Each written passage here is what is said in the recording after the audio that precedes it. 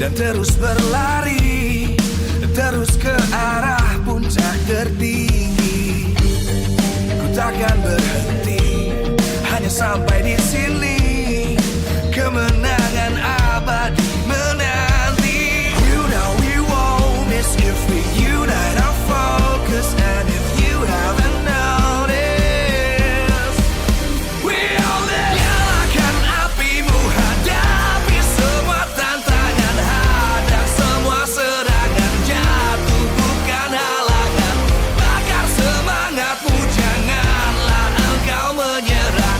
Kita akan buat sejarah. We all this, we won't miss. We all this, we won't miss. Saatnya beraksi, jalani ambisi. Aku kan menyawakan hari ini. You know we won't miss if we unite our focus. And if you haven't noticed, we all live. Nyalakan apimu, hadapi semua tantangan, hadang semua serangan, jatuh bukan halangan. Bakar semangatmu, janganlah engkau menyerah. Kita akan buat sejarah.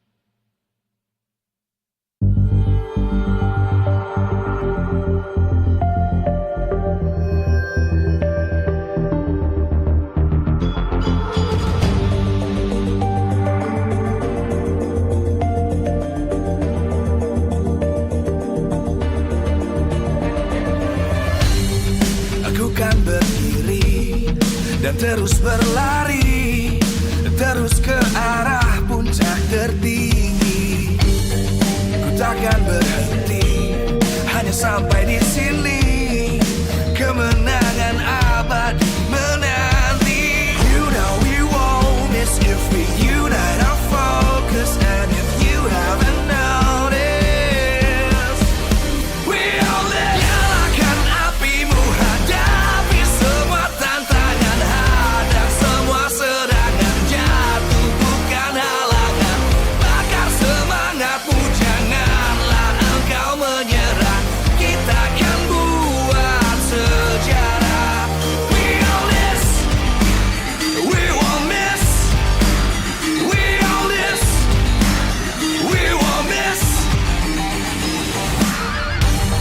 Saatnya beraksi, jalani ambisi, aku kan menyawakan hari ini. You know we won't miss if we unite our focus. And if you haven't noticed, we only nyalakan apimu, hadapi semua tantangan, hadang semua serangan, jatuh bukan halangan, bakar semangatmu, janganlah engkau menyerah, kita akan buat sejarah.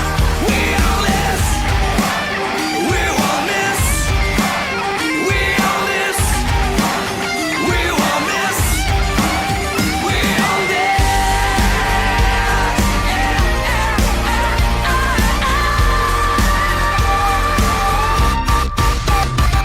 Nyalakan apimu, hadapi semua tantangan, hadang semua serangan, jatuh bukan halangan, bakar semangatmu, janganlah engkau menyerah, kita akan buat sejarah. We all this.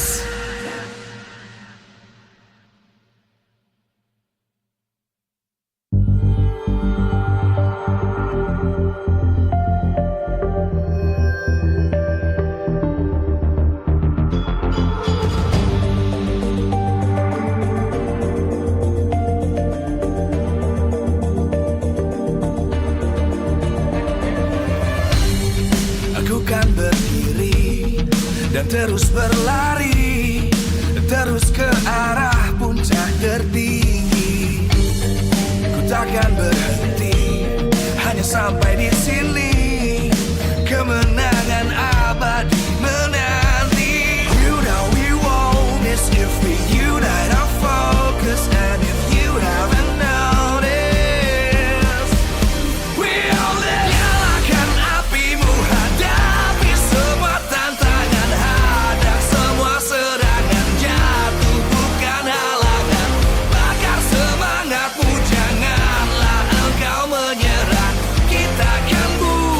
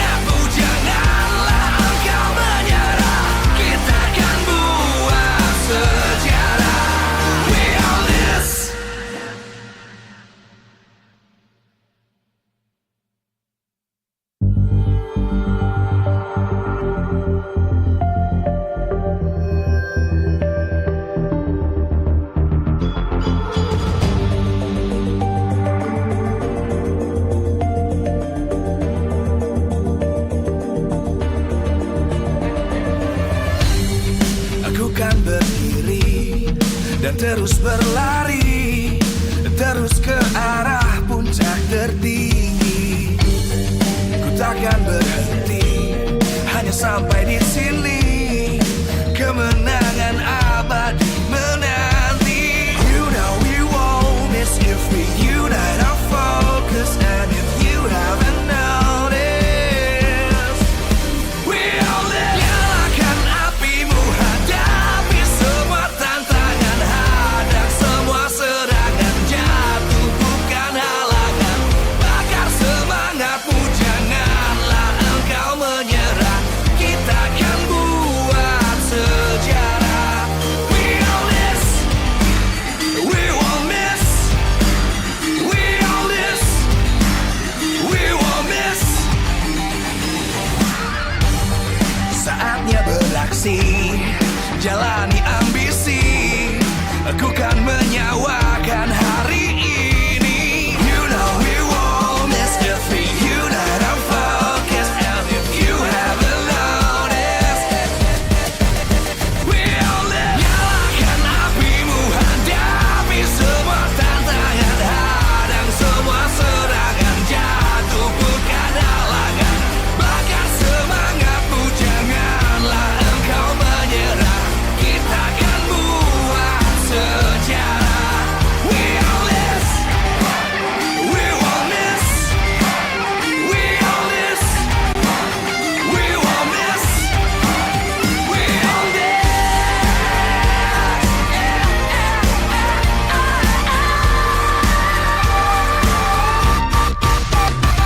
Nyalakan apimu, hadapi semua tantangan, hadang semua serangan, jatuh bukan halangan. Bakar semangatmu, janganlah engkau menyerah.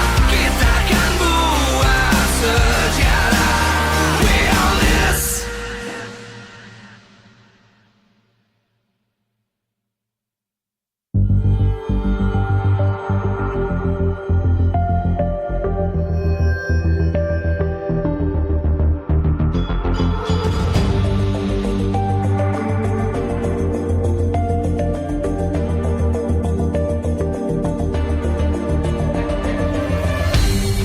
Aku kan berdiri dan terus berlari, terus ke arah puncak tertinggi.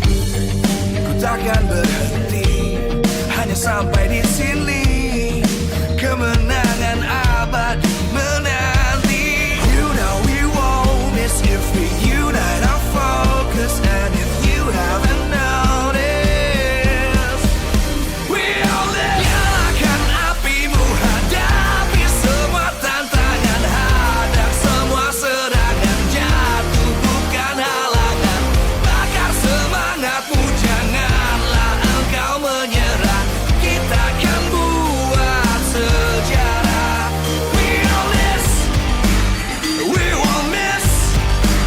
We all this, we won't miss. Saatnya beraksi, jalani ambisi. Aku kan menyawakan hari ini. You know we won't miss if we unite our focus. And if you haven't noticed, we all live. Nyalakan apimu, hadapi semua tantangan, hadang semua serangan, jatuh bukan halangan. Bakar semangatmu, janganlah engkau menyerah. Kita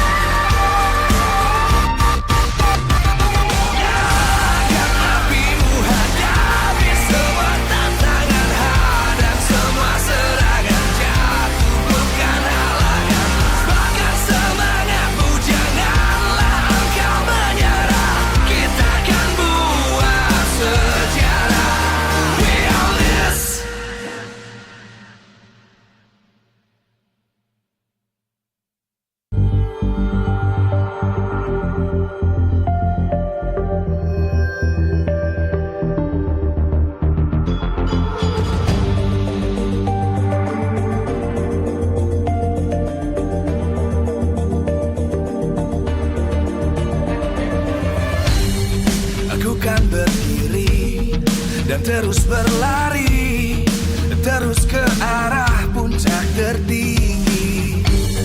Ku takkan berhenti, hanya sampai di sini. Kemenangan abadi menanti. You know we won't miss if we unite our focus. And if you haven't noticed, we all live. Nyalakan apimu, hadapi semua tantangan, hadang semua serangan, jatuh bukan halangan. Bakar semangatmu, janganlah engkau menyerah. Kita akan buat sejarah. We all this, we won't miss. We all this, we won't miss. Saatnya beraksi, jalani ambisi. Aku kan menyawakan hari ini. You know we won't miss if we unite our focus. And if you haven't noticed, we all live. Nyalakan apimu, hadapi semua tantangan, hadang semua serangan, jatuh bukan halangan. Bakar semangatmu, janganlah engkau menyerah. Kita akan buat sejarah. We all this, we won't miss. We all this, we won't miss. We all this.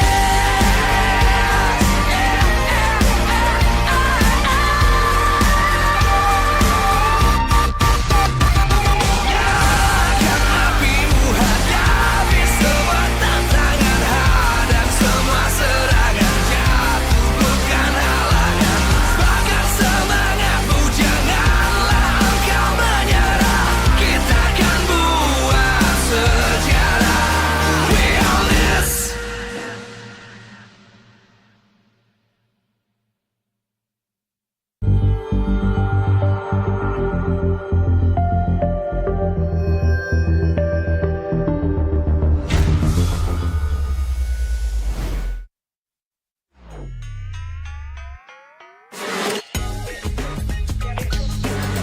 Demi apa?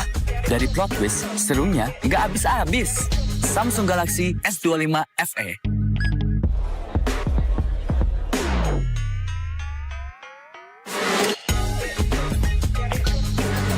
Demi apa?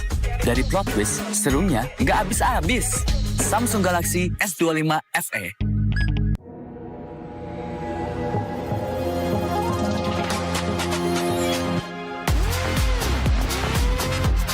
Demi apa? Konten low light bisa jadi so bright. Samsung Galaxy S25 FE.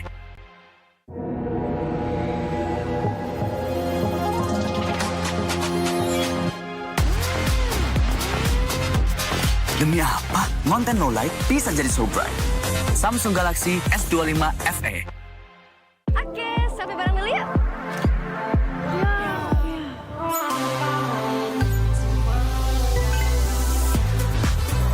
Demi apa? Selfie jadi bebas fotobom. Samsung Galaxy S25 FE. Oke, sampai bareng dulu yuk.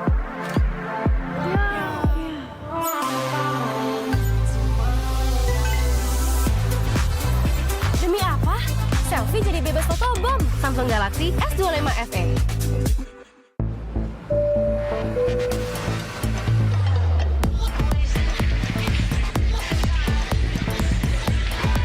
Demi apa? Gaming seharian jadi makin fun. Samsung Galaxy S25 FE.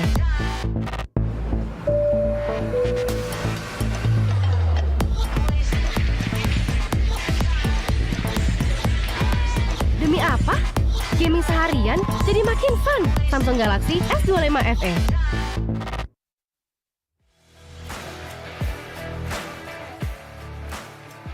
Well, hello Indonesia, selamat siang dan selamat datang di Samsung Galaxy S25 FE Fun Match. Wow. Kita ada di hari yang luar biasa, karena di hari adalah hari Grand Final juga dari MPL Indonesia Season 16. Yang pastinya Fun Match kali ini dipersembahkan oleh official turnamen smartphone Samsung Galaxy. Dan teman-teman semuanya, Fun Match kali ini bakal seru banget. Karena kalian gak hanya bisa menyaksikan aja, tapi juga bisa ikut serta nih yo. Demi apa? Gaming pakai Samsung Galaxy S25 series dan Samsung Galaxy terbaru. Oh my god, Samsung Galaxy 25 FE benar worth it. Performanya nggak kalah keren teman-teman. Dengan harga yang menurut gue tuh ramah banget di kantong. Oh, dan demi apa? Bisa mabar no limit, bisa no overheat. Berkat sistem vapor chamber yang lebih besar dengan baterai 4900 mAh yang dilengkapi dengan super fast charging 45 watt, bikin gaming tahan seharian. Terus prosesornya juga udah improve, bikin gak nge-lag. Pokoknya gaming pakai Galaxy S25 FE ini beneran worth it. Worth it banget ya Dit ya. Ya. Dan tentu saja karena ini grand final. Ya. Tentu saja kita nggak main seharian dong. Betul. Nanti ONIC sama AE nggak main tuh nontonin kita kan. Ya. Tapi kita akan main one game to decide all. Dan kita memang bakal bilang sama kalian bisa ikut serta. Tapi masing-masing tim akan ada yang ngelit nih. Kira-kira siapa ya yang bakal ngelit mereka ya? Wow, menarik nih ya. So, tanpa berlama-lama kita akan segera panggilkan dari sudut merah dengan rank mitik perbatasan. Berat, gak berat-berat banget, tapi juga gak ringan. Karena yang tipis dan ringan itu ya Galaxy S25 FE, nyaman dipakai gaming seharian dan gampang dibawa kemana-mana. Gak ganjel di kantong celana. Dan daripada kita promosi terus, langsung saja kita panggilkan Diko! 10 kali bermain, 10 kali WO. Wah. Diko sudah hadir ke dalam stage kita. Dan tentu saja, iklan lu boleh juga tuh gue denger tadi ya. Cakep ya. Yoi, tapi tenang karena dari sudut biru sedang membuktikan diri sebagai worth it dirinya bermain Mobile Legends. Karena yang benar worth it ada di Samsung Galaxy 25 FE. Ini dia, Mas Kendi. Oh, bermain 10 kali, 5 kali menang, 5 kali tidak tahu kemana. Inilah dia Mas Kendi yang sudah hadir dari sudut biru. Candy mah Betul permen, sekali. Dit. Oh, Bukan Mas Candy, Candy. Oh, Candy. Sama aja. Iya, ingat omongan tuh nggak bisa diedit. Tapi kalau butuh yang bisa ngedit foto lebih estetik, Samsung Galaxy S25 FE jawabannya bro. Karena didukung fitur generatif edit dari Galaxy AI. Kita bisa hapus objek mengganggu, ubah ukuran, dan bikin gambar objek yang lucu dan estetik yang bisa bikin konten sesuai kreativitas kalian semua. wow, luar biasa ya pasti ya Gemini ini ya. Tapi yang pasti kita ngobrol-ngobrol dulu Boleh. sama Boleh banget. kedua petinju kah? Salah. Oh salah. Petarung. Petarung ya. Oke. Ya akan bertanding juga sebagai leader dari kedua tim nih ya. Benar. Dari tim merah juga dari tim biru nih. Gimana kabar kalian berdua? Mantap. Baik, Sangat baik. Sangat baik. Sangat Mas baik. Candy masih sibuk ya sepertinya nih ya. Lumayan ya. Alhamdulillah ya. Alhamdulillah. Diko gimana? Aman, sibuk Aman juga. ya? Sibuk juga ya. Ini kan kita ada di fun match nih Diko dan juga Mas Candy nih. Kira-kira kalian udah berlatih belum sehari sebelum gitu? Kita nontonin MPL terus ya pokoknya ya. Kita nontonin MPL tapi kayaknya kita nggak perlu latihan lah. Udah jago kita. Woi. Nice. Cocok. Yalah. Apa itu? Oke, udah pada jago ternyata Dit. Cuman kan teman-teman di sini yang bakal kalian pilih nih, Diko dan juga Mas Candy. Coba lebih marketing diri dong. Lu Iya. harus masuk tim gua. Oh. Ah. Ya simpel aja sih. Ya kalau mau menang join sama gua aja udah. Wah, Ya. simple, Tahu lah padas. pick hero gua tuh pasti udah paling terbaik. Udah kayak kan Saper itu X-nya Sandy. Oh, Boleh ya? Benar. Itu Masuk, X dong. masuk. X Masuk, tapi masuk, tapi masuk. masuk. Boleh. Dari Diko, coba dari Diko silakan. Ya kalau nggak mau kalah jangan masuk sini. Oke, gitu aja. Lebih simpel lagi ya. Lebih simpel Lebih lagi. simpel lagi. sangat Oke. simple ya. Oke, menarik nih ya. Karena yang pasti teman-teman semua ya. Nanti Diko dan juga Sandy ini bakal jadi tim leader dari masing-masing timnya. Dan Nah. kita bakal mengundang nantinya untuk teman-teman yang sudah memenangkan Samsung Challenge. Kan dari tadi Mas Candy megangin celana mulu. Kenapa sih? Ada apa sih di celananya sih? Ini ada HP. Oke. Luar biasa. Padahal nggak kelihatan loh tadi. Iya. Tipis Mata banget gue soalnya. jeli soalnya. Gede kan. banget ya, kayak kantong Jeli. tebelnya apa tuh? Oh, Heeh. Samsung. Oh. Ini ada Samsung S25 Ultra. Kita Sa- pakai. Langsung tuh ya dipakai Langsung ya. banget. Saking tipisnya ya. Saking tipisnya nggak kerasa Jadi pengen soalnya. masukin ke kantong juga deh. Jangan dong. Oh nggak boleh ya? Jangan. Ya, Anda maling gitu namanya. Oh iya benar. Oke, dan kita sudah pastinya mempersiapkan juga untuk nantinya beberapa player yang akan menemani kedua tim leader dari masing-masing tim. So, tanpa berlama-lama kita langsung segera meng-invite untuk pemenang dari Samsung Challenge. Silakan untuk maju ke depan stage dan bergabung bersama kami. Silakan. Wih. Kita tadi dengar-dengar mereka ini dari Ya. Samsung Challenge dari hari pertama playoff, Mas. Oh langsung datang. Iya, dari Nginep di sini. Enggak tahu. Lebih ke enggak tahu. Pulang gak sih? Halo. Siapa? Gila. Tiba-tiba kedatangan Rine ini langsung. Rine. Bukan. Yes. Rine lagi di belakang. Rine main nama gua. Rine lagi di Bener belakang juga. stage. Bener, Sabar bener, ya. bener. Dan Ini, kita Mas, samping Mas Diko. Oke, samping Mas Diko silakan. Nah. Oh ya, kita agak Siapa maju Mas depan namanya, mungkin, Mas? Gio. Sorry. Rio. Nah ini Nah. ada Papulung. Kata-katanya hari ini, Pak. Ini tadi namanya siapa? Bio, Bio. Rio, Gio. Gio ada Wah. nih. Gio semua ya. Boyband. Kita keluarga Yo. Yo. Keluarga Yo. Marga Yo. Marga Yo. Oke, dan kembali akan kami invite Ya. untuk pemenang dari Samsung Challenge untuk bergabung ke atas stage bersama kedua tim leader yang sudah ada di bagian depan. Untuk pemenang dari Samsung Challenge silakan maju ke depan.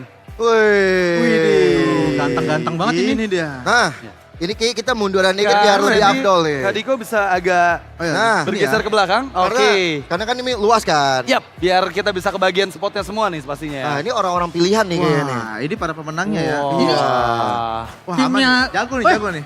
Gile. Ada Kairi gila. Itu Bentar, itu bentar, kayak bentar, orang bentar, bentar kira- Diko. Kairi belum pernah mulet ya seinget aku sih. Ini Apa? mulet Oh, soalnya di nih. King Kong itu. King Kong. King Kong, King Kong Oh, masuk, iya. King Kong Yang masuk. penting belah tengah, Banget. yang penting belah tengah. Ini King itu Kongnya kan, dua soalnya kan. Betul. Kalau dari Mas Cendi dia ada siapa nih? Ada Ini Rine ada satu. Rine, ada Brusco, ada Saikot. Ada siapa lagi tuh? Lengkap ya, siap buat M7 ya berarti ya? Siap banget. Siap banget. Oke teman-teman, karena udah berkumpul semuanya juga di sini, aku bakal menginformasikan juga untuk nanti rules-nya seperti apa. Karena Ya. ini adalah fun match, jadi kita nggak ngejar seberapa kompetitif kalian, tapi ada beberapa challenge yang nanti bakal kalian lakukan ya. Benar. Jadi rules-nya yang pertama, nanti kalian hanya bermain satu game saja dan akan dipandu langsung oleh game master kita, Gemini. Oke. Gemini. Paham ya? Jadi semua peraturan ada di tangan Gemini. Oke. Yang mulia Gemini. Yang mulia Gemini, Ya. Game Master kita ya.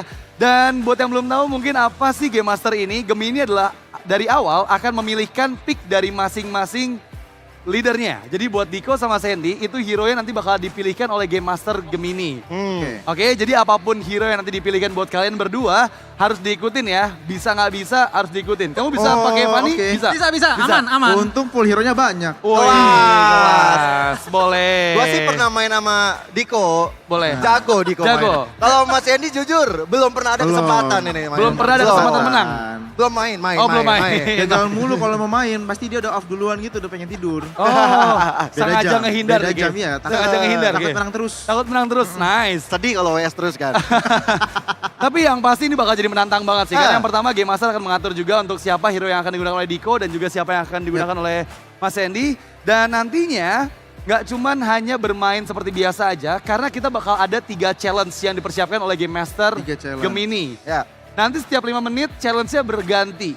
Jadi kita bakal nanya ke Gemini di 5 menit pertama, menit 5 sampai 10, dan menit 10 sampai 15. Itu Nah. semuanya challenge-nya berbeda dengan objektif yang berbeda juga. Betul. Semua diatur oleh Game Master kita Gemini. Ya, dan setiap 5 menit tersebut, 5 menit pertama poinnya 1. Oke. 5 menit kedua poinnya 2. Hmm. 5 menit ketiga itu poinnya 3. Oke. Jadi teman-teman kumpulkan poinnya sebanyak-banyaknya, bukan masalah di turretnya. Iya. Nah, Oke, dan nanti dari poin inilah kita bakal tahu untuk siapa yang menjadi MVP of the game. Oke, jadi akan ada satu pemenang harusnya nanti bakal mempunyai poin paling tinggi. Udah paham teman-teman semuanya? Paham? Paham. Paham. Oke. Oke, mantap. paham ya? Kalau nggak paham nanti tanya sama tim leadernya ya. Sama Diko sama Mas Yendi ya. Harus paham mereka ini. Oke, dan untuk kali ini kita akan mempersiapkan juga untuk kedua tim mempersiapkan diri di belakang. Oke. Untuk di Silakan. desk yang sudah dipersiapkan juga, jadi kalian semua Monggo. udah bisa mencoba kenyamanan secara langsung se-worth it apa sih bermain Mobile Legends di Samsung Galaxy S25 FE ini ya. Karena nanti setelah mereka bersiap yuk, aku kayaknya udah gak sabar buat ngobrol sama Game Master kita Gemini sih. Buat Udah cari mau tahu. ngobrol? Aku ngobrol dong, karena kan sekarang bisa ngobrol sama Game Master kita Gemini. Wow, ini cocok sama aku yang suka kesepian ya. Waduh. Jadi ngobrol bisa sama Gemini kalau gitu. Wah bisa sleep talk kayaknya sama Gemini ya. Sleep call sama Gemini. Nice. Nice. Tapi ya aku udah gak sabar juga sih untuk Ya. cari tahu kira-kira nanti hero apa yang akan digunakan oleh Diko dan juga oleh Sandy. Dan kita akan segera nanya langsung sama Game Master Gemini. Dan kita Boleh. akan mulai nih ya. Boleh. Untuk ngobrol langsung bersama Gemini. Boleh. Gua support sistem yang baik nih buat lu, Dit. Oke, tolong pegangin ya. Nah, Game Master Gemini, tolong pilihkan satu hero yang akan digunakan oleh Diko. Kalau hero yang Gemini pilih untuk Diko adalah Alucard. Alu- Oke Diko, semoga timmu menang. Wow, dipilihin Alucard ya, menarik nih ya. Oke. Diko, nanti kamu pakai Alucard ya, Nak? Kata Gemini begitu. Kayaknya hero pegangan sih, kayaknya hero pegangan Iya. ya. Jadi aman aja buat Diko ya. Gak afdal kalau misalnya Diko doang.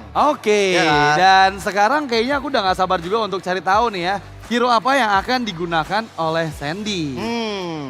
Kira-kira apa nih? Apa ya? Kena juga nih. Oke, dan kali ini aku akan coba nanya lagi ke Game Master kita. Gas. Game Master Gemini, tolong pilihkan satu hero yang akan digunakan oleh Sandy. Oke kalau gitu, Cendi siap ya? Akan Gemini pilihkan hero-nya. Hero yang Gemini pilih untuk Cendi mainkan adalah hero Mia. Mia. Main marksman, Oke. main Mia. Aku pascol kah? Iya. Bukan ya? Bukan ya? Ini Mia ya, oke. Oke. Nah, itu adalah challenge yang dilakukan oleh kedua tim leader. Betul. Nanti di gamenya ada di 5 menit pertama Oke. akan ada challenge lagi, di menit ke-10 ada challenge lagi, dan di menit 15 ada challenge lagi. Betul sekali. Jadi nanti akan ada 3 challenge yang tadi sesuai time frame ya. Di menit 0 sampai menit ke-5 itu akan ada satu challenge pertama.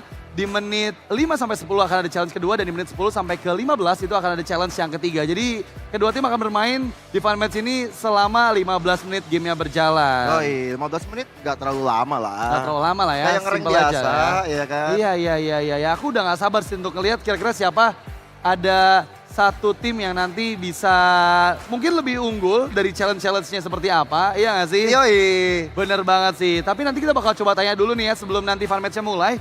Untuk Game Master ini bakal ngasih challenge apa ke kedua tim ini. Karena kita bakal cari tahu sebelum nanti masuk dalam in-game-nya. Jujur gue penasaran sih, Gemini ini mau jadi GM yang baik atau enggak ya? Waduh. Buat tim yang bertanding. Tapi ini menarik sih, karena sekarang kan udah semakin pintar lagi kan pastinya. Untuk nanyain apapun juga bisa kan. Ya. Nanti kita bakal cek coba ya apa aja yang bisa dilakukan sama Gemini nih. Gemini, kapan Radit punya jodoh? Aduh, udah gak perlu dijawab itu, udah gak perlu dijawab ya. Sorry. Bener banget nih ya, dan aku udah gak sabar juga untuk cari tahu apa challenge pertama yang akan diberikan oleh Game Master kita Gemini di 5 menit awal. Iya, karena dengar-dengar sekarang udah grafik nih mereka nih. Wah, udah nge-pick Alucard, udah nge-pick Mia nih Mas Cendi ya. Iya sih, udah siap. Mia. Pakai Mia. Pakai Mia. Mantap Oke. sekali. Kita Ini bakal segera cari tahu challenge-nya apa. Ya. Yo tadi mic-nya. Oke, Ada. Kamu udah mau challenge sekarang? Udah mau challenge sekarang. Kamu semangat banget udah mau challenge sekarang kamu? Iya dong. Oke, kalau gitu langsung Oke. aja kamu tanyakan Radit. Oke, Game Master Gemini, tolong berikan challenge game Mobile Legends Bang Bang di dalam 5 menit pertama. Wah seru banget. Kalau gitu, ini dia challenge di 5 menit pertama. Namanya Rich Guy, di mana hero yang memiliki gol tertinggi ialah pemenangnya. Oke, jadi siapa player yang memiliki gol Gol tertinggi. terbanyak selama 5 menit awal itu akan dapat 1 poin. 1 poin. Oke. Oke. Sudah siap teman-teman? Dapetin gol tertinggi? Jadi orang paling kaya Slam of Down udah siap? Harusnya udah pada Mantap. siap sih ya. Ini yang timnya Mas Yendi serius banget nih. Iya. Mode manyun semua ya? Izin serius. Izin serius. Oke. Mas Cendi dengan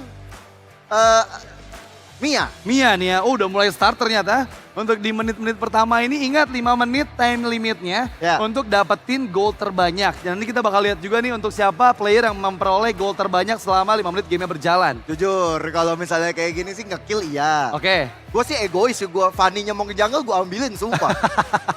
Gue jadi Mas Cendi gue ambilin semuanya. Meskipun temen juga bakal diambil ya. Cuek. Lah Mas Cendi lah. Kenanya sama Diko. Iya. Terlalu terburu-buru personal kayaknya Diko nih. Kayaknya Dilihat-lihat personal nih. sih, cari yang Mia langsung dikejar habis-habisan sama Diko. Dan ini masalahnya berpengaruh juga buat gold dari Diko loh. Udah dapetin poin kill pertama harusnya ngebuat tambahan 200 gold ini dipegang. Dan kita bakal lihat siapa nantinya salah satu player yang memiliki gol terbanyak ya. Karena ingat 5 menit pertama challenge-nya dari Game Master Gemini itu siapa yang memiliki gol terbanyak. Diko, dapetin 1 poin kill, farming aman. Oke. Ya kan? Terus bentar lagi mau rotasi. Oke. Farming pattern ini kayak Kairi gitu loh. Waduh. Oh enggak, sorry kayak Yatsuki. Kayak Yatsuki? Yatsuki. Kenapa kayak Yatsuki? Gak apa-apa. Gak apa-apa? Go. Iya lagi. Oke. Tapi kita lihat dari Sandy. Sekarang dia masih fokus untuk ngambil Scavenger Crab dulu nih.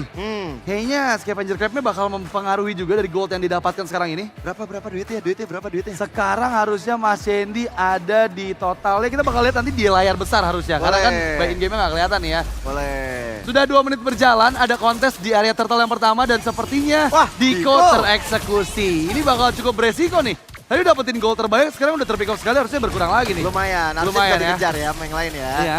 Cuman masalahnya nih, Mas Cendi belum ikut perang terlalu gimana-gimana banget nih. Iya. Ini yang ya tipikal Mia lah ya. Kan kadang dipilihkan juga kan oleh Game Master kita Gemini untuk bermain Mia. Jadi ya 5 menit awal udah pasti bakal susah juga untuk dapetin farming pattern-nya nih. Mana inspire-nya cooldown ya kan. Ayo semangat. Ayo, tapi terlihat ya mode fokus dari Mas Sandy nih ya. Jiwa-jiwa pro playernya sudah sepertinya keluar di game kali ini. Oh ya, ini lihat mainnya smooth banget pakai Samsung Galaxy S25 FE bro. Udah pasti lah, udah jelas lah itu yo. Lu langsung iri dengki gitu pengen main loh di sini. Iya loh, device yang worth it banget untuk dipakai gaming seharian. Wahyu dan juga Mas Cendi saling bahu-membahu nih dilihat-lihat. Tapi ada trio di atas yang akhir ya. Iya. Membuat dari Wahyu dan juga Mas Cendi. Mahabu kebayang gitu. Ya, tapi Fanny dari Jason juga come in dengan hard guard yang sekarang mengisi dalam tubuhnya. Mencoba untuk mendapatkan poin kill kelima, tapi nggak mudah ya. Diko datang, Diko! datang! Membawa Nice! masalah besar. Oke, ini udah di menit yang keempat, berarti tinggal sisa 1 menit lagi.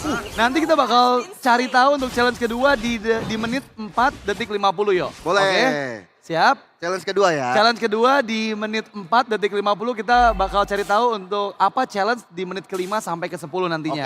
Oke? Jadi 4.50. Oke, kita bakal cari tahu lagi nih ya untuk siapa kira-kira yang dapetin gol terbanyak. Harusnya nanti dari produser bisa ngeliat sih nantinya siapa. Ngeri kali Mas Cendi double kill gitu ya. Oke. Bahaya. Tapi kali ini memang terlihat tim Sandy ini leading banget nih yo dari segi gold yang mereka dapatkan yo. Ya, ingat Mas Cendi, Diko. Ayo coba menangin Gota dulu dong. Ini loh, saya suka loh omongan-omongan seperti ini. Oke, Sepertinya 4 menit 50 detik. kita akan nanya lagi ke Game Master kita untuk di challenge yang kedua. Dan Game Master Gemini, tolong berikan challenge untuk di menit ke-5 sampai menit ke-10 di Mobile Legends ini. Gimana?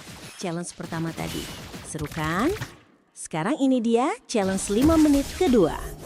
Siapa yang berhasil mendapatkan Lord tanpa retribution? Oke, siapa yang berhasil mendapatkan Lord tanpa retribution? Lord masih lama sih. Iya. Ini harusnya bakal muncul Lord mungkin di menit ke-8 kalau turtle yang sekarang nggak diambil. Ya. Oke, kita bakal lihat nih ya. Untuk siapa? Wah, kita sudah punya jawaban atas kemenangan di challenge pertama. Oke. Challenge pertama yang mendapatkan gol paling banyak. Selamat kepada Nunu Uye. Wow. Dengan total gold selama 5 menit 3.300. Luar biasa. Wow. Mana Nunu Uye, yang mana Nunu Uye? Ini temannya Mas Cendi nih. Nunu mana ya Nunu? Yang pakai Parsya.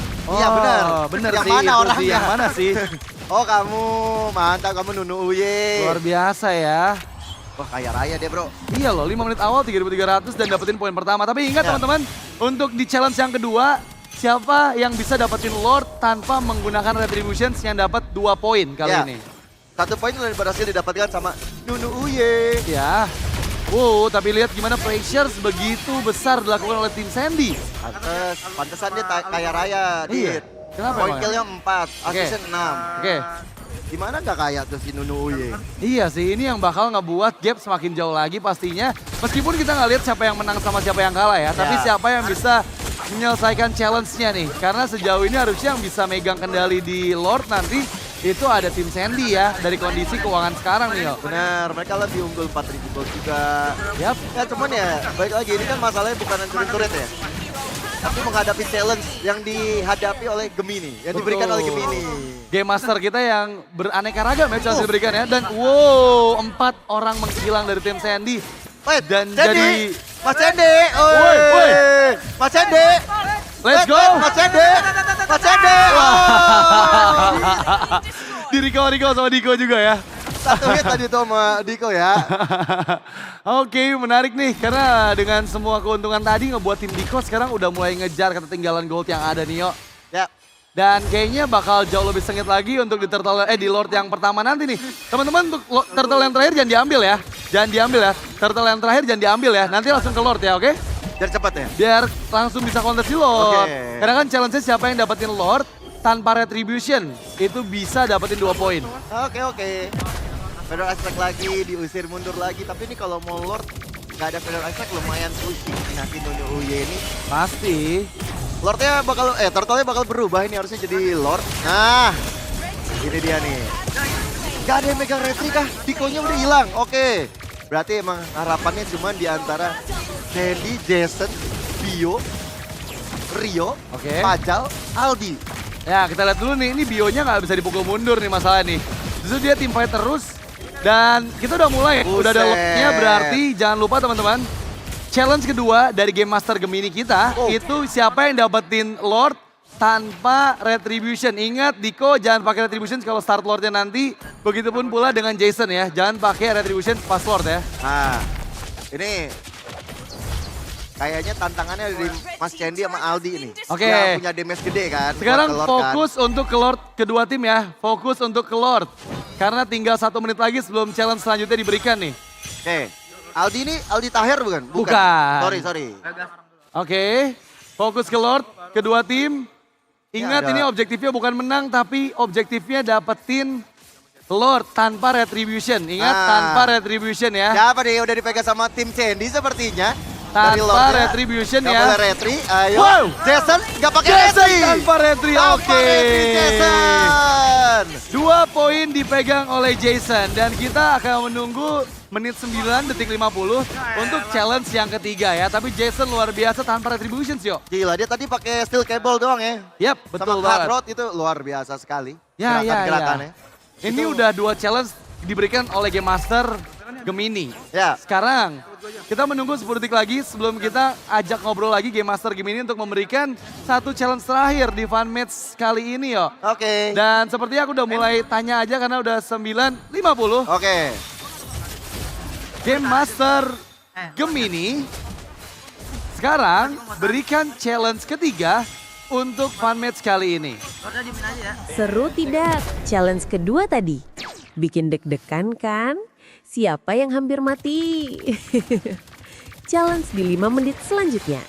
The Real Hero. Siapa yang berhasil mendapatkan kill terbanyak? Ia akan mendapatkan poin selanjutnya. Oke. Jadi siapa yang akan mendapatkan poin kill terbanyak ya kali ini ya? Ya, poin kill terbanyak sejauh ini sih jauh mata memandang Nunu Uye ya masih paling tinggi dengan Oke. 7. Sama-sama Bio juga. Kalau Oke. dari tim Diko itu ada Aldi. Aldi kamu masih bisa mengejar Aldi. Kamu bisa mengejar walaupun kondisi kamu lagi kalah ya, tapi nggak masalah. Masih ada kesempatan. Iritel makin late game dia makin sakit. Oke. Iritel makin late game dia ikut war makin senang apalagi pakai sprint. Oke. Harapannya di Aldi. Ya, ingat teman-teman challenge ketiga di menit 10 sampai 15. Siapapun player yang mendapatkan poin kill paling banyak akan mendapatkan 3 poin dari Fun Match kali ini. Jadi Ya. make sure ya poin killnya Harus diperhatikan juga Diko, untuk siapa Diko. yang balikannya. Tapi Diko, wow. Oh. Instant execute tadi Gio. Iya. Tapi nih, gue pengen penasaran sama Aldi, tapi ternyata Jason lebih berbahaya nih. Mas Sandy, double kill, triple kill. Wow. Maniak Mas Sandy, gak boleh Mas Sandy. Gak boleh. Hebat. Wah tapi Mas Sandy bisa nyusul nih, 7 poin kill. Ya, tapi Gio jangan lupa 8. ya, masih ada 3 menit setengah detik 3,5 menit lagi. Ya. Untuk kedua tim memperebutkan poin kill terbanyak. Karena ingat nantinya yang mendapatkan total poin kill paling banyak dapat 3 poin dari fun match kali ini. Kalau gue sih gak bakal gue push ya. Gue mau nyari kill yang banyak dulu nih, masih banyak waktunya. Iyalah. Ya gak sih? Balik. Aku kalau pakai Angela juga udah pasti bikinnya BOD ini. BOD. Iya, BOD pakai Angela pakai BOD. biar dapetin poin kill. Iya kan? Angela pakai BOD. Cakep. Ya ampun Dede. Oke. Tapi terlihat 3 menit lagi harusnya challenge terakhir ini berakhir. Jangan di end ya teman-teman ya, sampai menit 15 ya. Jangan di end, sampai menit 15 Diko, nih. sekaratul mau. Diko ya. Dio ini 8, Nuno 7, Mas Sandy 7. Nih, pertarungannya sangat di timnya Sandy nih. Tadi 2 poin udah 7? dapetin sama tim Sandy kan? 7. 7. M7. Benar. 7 itu menuju juara soalnya kan. 7 juta subscriber juga MPL Indonesia. Luar ya. biasa. Oke. Kita lihat sekarang, wow masih ada poin kill yang digantongin. Yap, dan sekarang 2 menit lagi. Oke. Teman-teman yang lagi nonton di sini, kita mau kasih informasi yang sangat-sangat menarik nih buat teman-teman nih. Apa tuh yuk? Karena kita bakal bagi-bagi handphone setelah match ini. Wah, Wey. buat semua yang nonton sekarang. Buat semua yang di paling depan sampai paling belakang nih, kita bagiin. Oke, jadi Tapi ada term and condition. betul. Ya Jadi dong. nanti akan ada device dari Samsung Galaxy yang bisa kalian dapatkan nih yang udah datang ke match grand final hari ini. Pastinya kita apresiasi juga ya. Luar biasa. Terima Oke. kasih. Yap, dan Oke. kita balik lagi untuk ngelihat gimana menit 13 sudah terlewati. Ya. Sekarang tinggal 1 menit lagi dan so far 8 poin kill dipegang oleh Bio dan juga oleh Sandy. Bio 9. Bio 9? Oh iya udah 9 ya sekarang ya. Beda 1 nih sama Mas Sandy. Mas Chen, mau dikasih poinnya apa gimana Mas Chen? Mau ngasih poinnya ke Bio atau gimana Mas Chen? Kita sih nahan diri ya, biar dapat poin. Kelas. Nice. Kompe banget ya. Kompe. Ini Gio, panas, Gio, bro. lihat nih. Apa, coba. Guys, baris. Baris, disuruh baris. Disuruh baris. Baris, recall. Bio gak solid. Parah Bio. Tapi Ya. Bio nih udah mau tumbang sepertinya. Oh enggak deng, ada hard guard soalnya dia selamat. Bio galak banget. Tershutdown Bio, tapi poinnya udah 9. Mas Sandy bisa ngejar, Nunu Uye bisa ngejar. Oke. Setengah menit lagi, tapi Diko membalaskan dengan 2-3 bahkan yang hilang dari tim Sandy. Sekarang lihat gimana Nunu. Dikejar oleh Diko. 1v1. Nunu Uye. Jangan serius-serius sama bang. Tapi nih Bio sama Sandy poin killnya sama sih. Sama-sama 9 ya. Gile. Sengit nih. Tapi detik-detik terakhir dua-duanya ini Dit. Iya, tapi masa sekarang udah habis time limitnya di 3, 2, 1. 1. Selesai. Yeay. Wow, luar biasa nih ya. 3 challenge dari Game Master Gemini sudah dilakukan. Dan poin so far harusnya dipegang sama teman-teman dari tim Sandy nih ya. Jujur kalau by KDA ya, Iya, Bio megang karena 9 kill 10 assist. oke. Mas Sandy 9 kill 6 assist. Oke. Kalau dijumlah kan banyakan Bio. Yo. Tapi kan tadi Gemini bilangnya killnya doang. Iya. Gimana nih enaknya nih? Oke, menarik nih ya. Ntar coba kita ajak ngobrol dulu kali ya teman-teman di Lu belakang lihat ini tuh, ya. mukanya Bio dah, aku bang. Aku mau.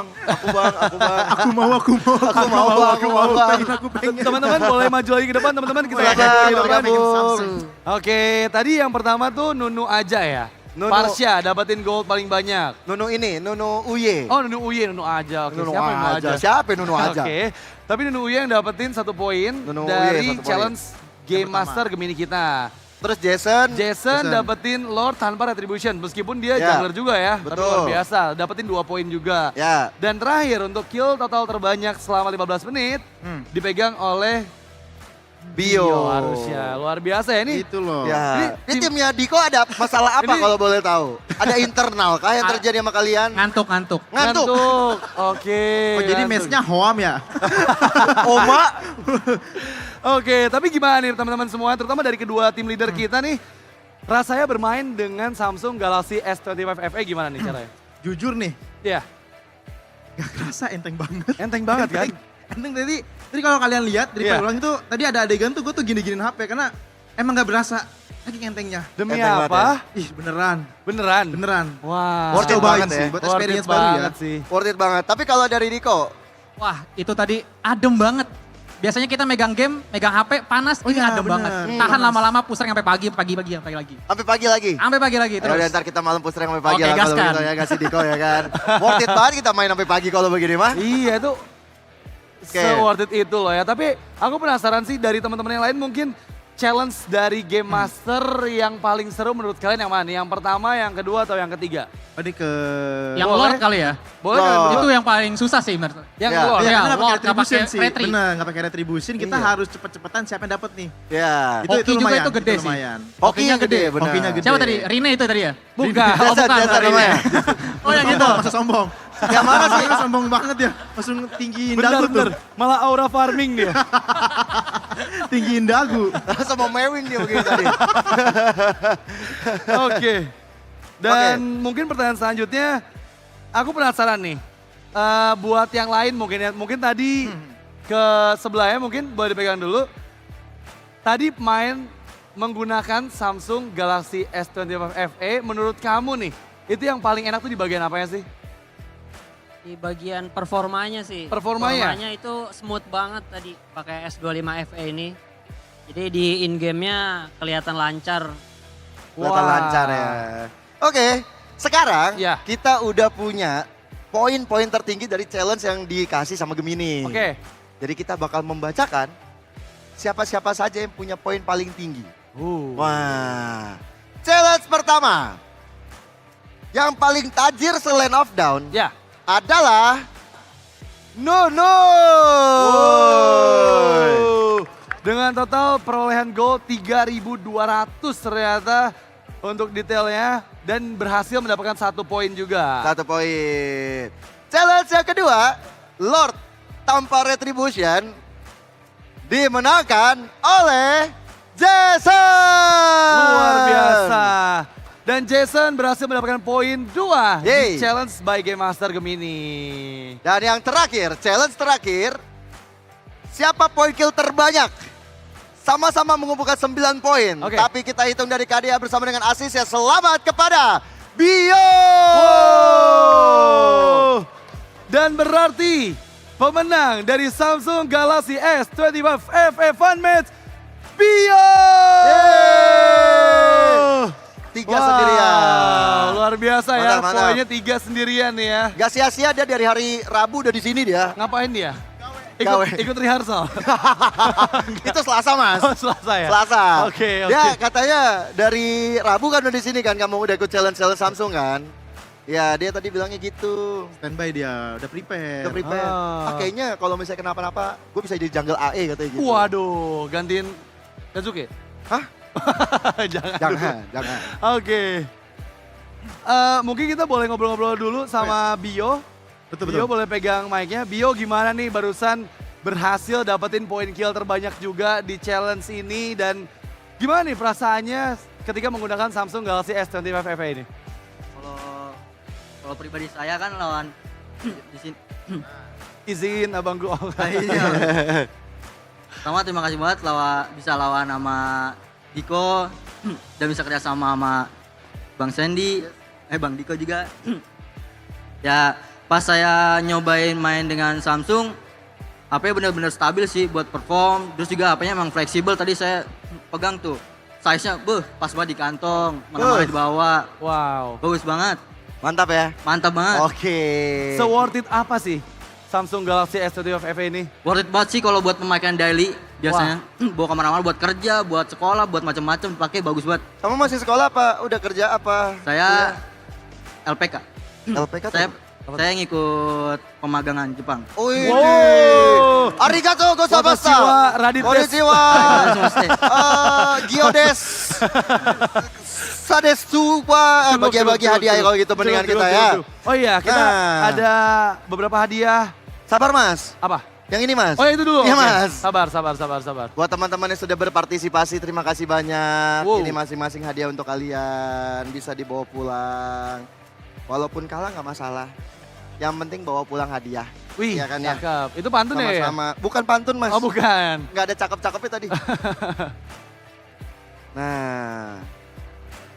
Ini Mas. Nah, ini buat saya. Bukan buat semuanya dong di sini. Sama-sama Mas ya. Makasih. Oke. Nah, buat teman-teman yang sudah bertarung tadi, terima kasih sudah bisa kembali lagi ke tempatnya masing-masing. Kecuali Diko dan juga Mas Sandy. Oh kecuali aku sama Diko. Kecuali.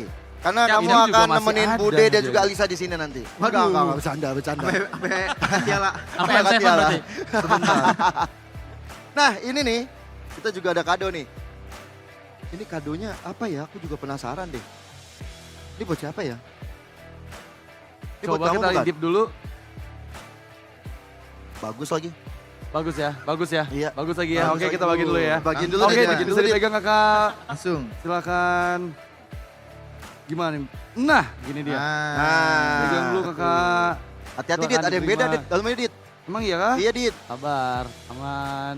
Akan dipegang ya kakak ya. Nah, GG itu Ini dia. juga buat Mas Sandy. Terima kasih MPL juga Samsung. Oke, tapi karena yang poinnya paling banyak, Iya, tentu saja akan mendapatkan hadiah yang lebih spesial. betul. Ya kan?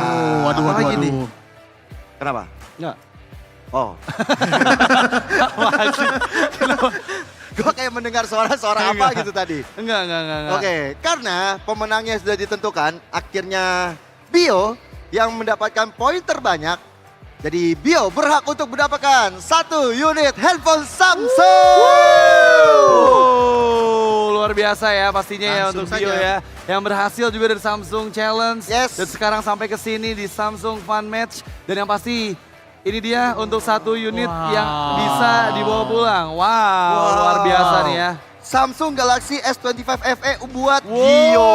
Salah. Bio. Gagio. Beda. Bio. Lain. Bio. Sama, Io-nya sama. Sama Iyo-nya Mantap sama. sekali Bio. Mungkin Terima bisa kasih. berfoto bersama dulu sama Kak Oh iya, Sandy, boleh, sama boleh, Kak boleh, Diko boleh. mungkin Ayo, di ayo. bagian tengah. Boleh. Kamu di tengah Bio. Nah, Pulang kita langsung geser push rank dulu nih. Kelas.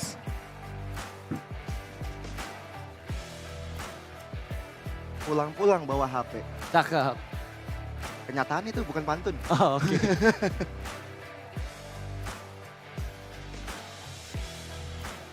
Oke, terima kasih banyak. Pasti untuk dia juga selamat. Bio, Dan congrats ya.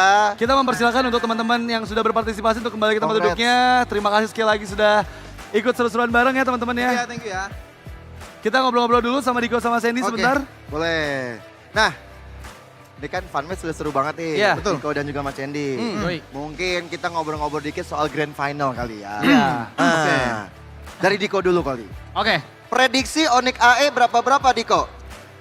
prediksinya Ya, secara logika ONIC. secara logika. Ayo. Jangan dipikirkan pakai logika. Jangan dipikir pakai logika. Ayo. Nyambungnya ke sana. Tapi kalau secara hati, kalau di black isinya keluarga di sini. Wah, Woi. El Familia. Berat, Kirain di Black berat. War Kodelwin. Gede Kaget, sih. iya, Gede sih. Lu orang mau gitu. Sorry. Ngomelin ntar. Iya. AE, Alter Ego. berapa? Kalau ngelihat dari gameplay, Ya. ONIC pasti kuat. Alter Ego draftnya unik-unik banget. Nggak ada yang bisa dipakai sama ONIC. Oke. Ya, hero-nya beda-beda. Nggak bakal bisa, variatif kayak Alter Ego. Prediksi gue tipis 4-3 deh. 4-3. Oke, menarik kita ke Sandy. Gimana ngelihat match grand final Onyx versus Alter Ego dan kira-kira prediksinya berapa? Jujur deh, kalau kita semua tuh setuju bahwa memang ONIC kuat. Ya. Tapi kita juga semua setuju, kita pengen lihat Alter Ego menang. Wow. Yup. Setuju. Gitu. Wow. Setuju. Kita pengen lihat Kodelwin diangkat. Kodelwin yang diangkat tapi bukan piala. Boleh. Kalau prediksi sih, kalau menurut Seper ya, Oh, Seper. Enggak. Kalau menurut gua harusnya sih karena ini BO 7, Ya. 4-2. 4-2. Untuk Alter Ego. Alter Ego. Oke. Luar biasa. Luar biasa ya Kak Diko sama Kak Cendi. Sekali lagi terima kasih banyak. Thank you Diko. Terima kasih sekali lagi. Terima kasih, thank you banget. Thank you sekali lagi. Sampai ketemu lagi di kesempatan lainnya pastinya. Silakan kembali ke tempat duduknya Kak Diko sama Kak Sandy. Thank you. Wow, seru banget nih ya barusan nih ya. Ya, Dan yuk, ini kan udah selesai tadi kita bagi-bagi juga untuk Betul. teman-teman semua yang berpartisipasi di Samsung Galaxy S25 FE Fun Match ini. Dan sekarang waktunya buat kalian semua nih ya, karena ada redeem code Ya. yang bisa kalian dapatkan. Di mana nanti akan kita tunjukkan juga di LED yang ada di bagian belakang kita. Jadi make sure teman-teman semuanya ini cuman singkat aja. Jadi kalau bisa difoto dulu biar kalian semua bisa dapetin redeem code-nya. alright. Nih ya, langsung keluarin handphone kalian sekarang. Angkat tinggi-tinggi karena QR code-nya akan segera kita munculkan sekarang juga. Ini Silakan dia. teman-teman untuk dapatkan redeem code-nya. Ini dia beberapa redeem code yang bisa kalian dapatkan. Ini kalau pakai Samsung Galaxy S25 FE sih udah bisa di zoom sampai deket banget sih yo. Sampai bulan juga bisa di zoom. Sampai bulan ya. Makanan. Iya. Dan itu banyak banget redeem code-nya, sumpah. Iya lo banyak banget loh. Gokil. Nah itu kalian bisa langsung dapetin ya. Untuk redeem code-nya. Ya. Semoga beruntung. Semoga beruntung ya. Jangan lupa di capture dulu untuk redeem code-nya. Nanti kalian siapa tahu bisa dapetin lebih dari satu mungkin. Siapa Amin. tahu ya kan? Amin. Iya kan? Siapa tahu bisa Amin. dapetin lebih banyak lagi redeem code yang memang dipersiapkan juga oleh Samsung Galaxy S25 FE. Jatuhnya maruk ya. Gak Ngambilnya apa-apa, banyak gak apa-apa. Dan sekarang waktu yang kalian tunggu-tunggu, kita mau membagikan device Samsung Galaxy buat para penonton yang udah hadir. Yes. Ini dia nih. Jadi caranya gampang banget teman-teman semuanya, siapkan device kalian. Nanti kalian buka browser kalian dan cari apapun pertanyaan yang kita berikan ya. Yoi. Udah Oke, siap? Udah siap semuanya? teman-teman di Buka depan browser. semuanya. Nanti yang sudah tahu jawabannya bisa angkat tangan dan jangan pegang lagi handphonenya ya. Jadi udah siap dengan jawaban dari pertanyaan yang kita berikan, oke? Oke. Udah siap ya? Siap searching ya, siap searching ya. Diketik ya teman-teman, jangan pakai voice, diketik. Diketik ya, jangan Diketik. pakai voice, diketik, oke? Yes. Pertanyaannya adalah berapa kapasitas baterai Samsung Galaxy S25 FE? Ah. Searching sekarang juga yang udah tahu di Itu depan, tuh. di depan satu. Sini, kamu. Boleh ke Kamu, depan, ya, ke depan, kamu. boleh. Sini kamu. Sini kamu. Hei kamu. Iya kamu. Sini mas, ayo mas. Ayo naik ke saya mas, ayo mas. Saya tuntun mas, ke jalan yang benar. Ayo mas. Ini ya, jalan. Salah sih dituntun sama jalannya. Halo mas, dengan namanya siapa? Bentar, kita ambil mic dulu buat mas ya. Silakan dipegang. Siapa namanya mas? Mas Hari, apakah ini adalah hari keberuntunganmu Mas Hari? Semoga. Pertanyaannya tadi adalah berapa kapasitas baterai Samsung S25 FE? Bentar dulu, kita lihat dulu Mana handphonenya. coba? Udah ini belum? Mana coba searchingnya? Wah sampai typo-typo Oke, loh. sudah benar berarti ya. Sudah benar berarti ya. Wah selamat Sudah kepada di-searching ya? Mas Hari. Ternyata jawabannya benar. Luar biasa Ore. sekali, selamat sekali lagi untuk satu device Samsung Galaxy yang Ore. didapatkan. Untuk Masnya silahkan dipegang, kita berfoto bersama dulu. Coba dapat apa itu Mas dalamnya Mas? Kasih tahu dulu penonton biar pada iri. Wow, luar biasa nih ya. Bisa lihat ke Keluarin. kamera, Mas Hari? Oke, Oke, gak usah. Itu Oke. kan namanya juga rahasia biar pada iri nanti. Oke, kita foto dulu Mas. Oke, kita foto ke kamera sana ya. Sudah? Oke, terima Alright. kasih banyak sekali Mas lagi. Hari, Mic-nya terima bisa kasih aku banyak. pegang juga. Terima kasih Mas, mic-nya biar saya pegang. Oke, terima Mantap kasih. sekali. Wow. Harinya hari yang indah ya untuk Mas Hari ya. Luar Betul. biasa ya. Alright. Wah ini ternyata udah selesai juga Dit kita ya. Betul, Udah panjang ya. nemenin teman-teman semua yang ada di sini. Kita Iya. udah senang banget. Pastinya. Udah bisa fun match juga sama Diko, sama Mas Cendi. Kita bisa bagi-bagi hadiah dan nantinya kita akan menemani kalian juga di festival. Ya. Dan juga di sini sama teman-teman kita yang bertugas karena nanti akan ada babak grand final Dit. Betul sekali. Dan yang pasti Di hari ini juga kita bakal menyaksikan ya untuk apakah sejarah baru terukir atau dominasi yang akan kembali dilakukan oleh ONIC. Yes.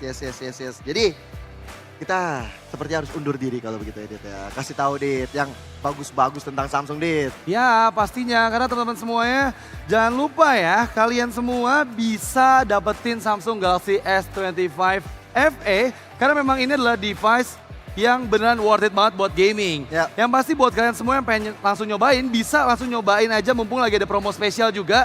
Khusus penonton MPL bisa dapat travel adaptor 25 watt gratis untuk pembelian di samsung.com/id.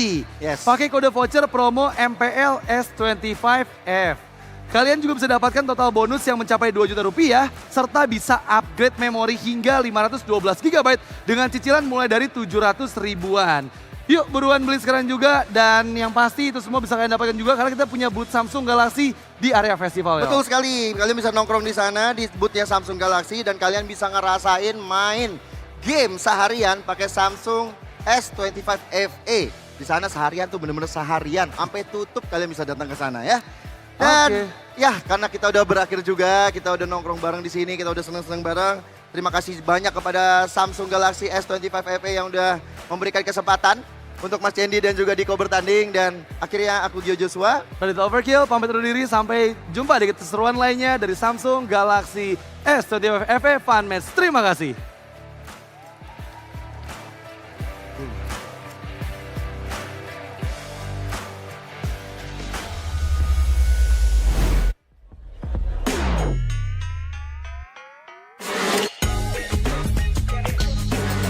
Demi apa? Dari plot twist, serunya nggak habis-habis. Samsung Galaxy S25 FE.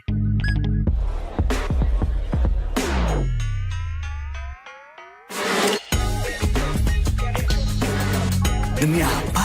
Dari plot twist, serunya nggak habis-habis. Samsung Galaxy S25 FE. Demi apa? Dari plot twist, serunya nggak habis-habis. Samsung Galaxy S25 FE.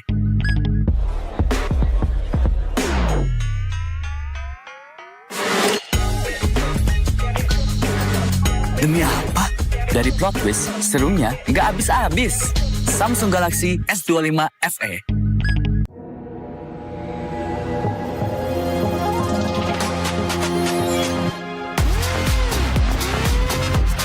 Demi apa? Konten no light bisa jadi so bright. Samsung Galaxy S25 FE.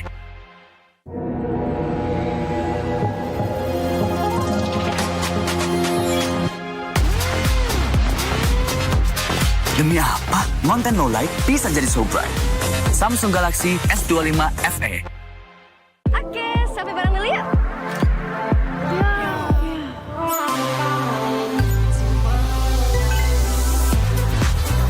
Demi apa? Selfie jadi bebas fotobom. Samsung Galaxy S25 FE. Oke, sampai barang dulu ya.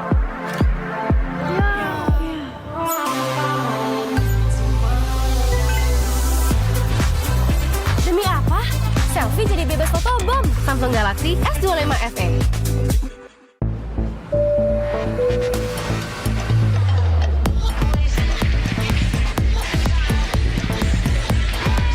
Demi apa? Gaming seharian jadi makin fun. Samsung Galaxy S25 FE.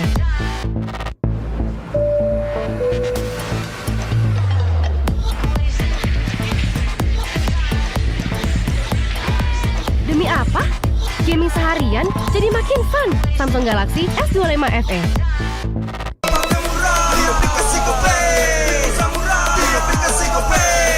Walau yang lain terus berubah, Gope konsisten, kasihnya pasti murah. Tagihan murah, di aplikasi Gope, gratis transfer 100 kali per bulan. Download aplikasi Gope baru, nggak pakai lama. Dompet andalan gamers banyak damage-nya.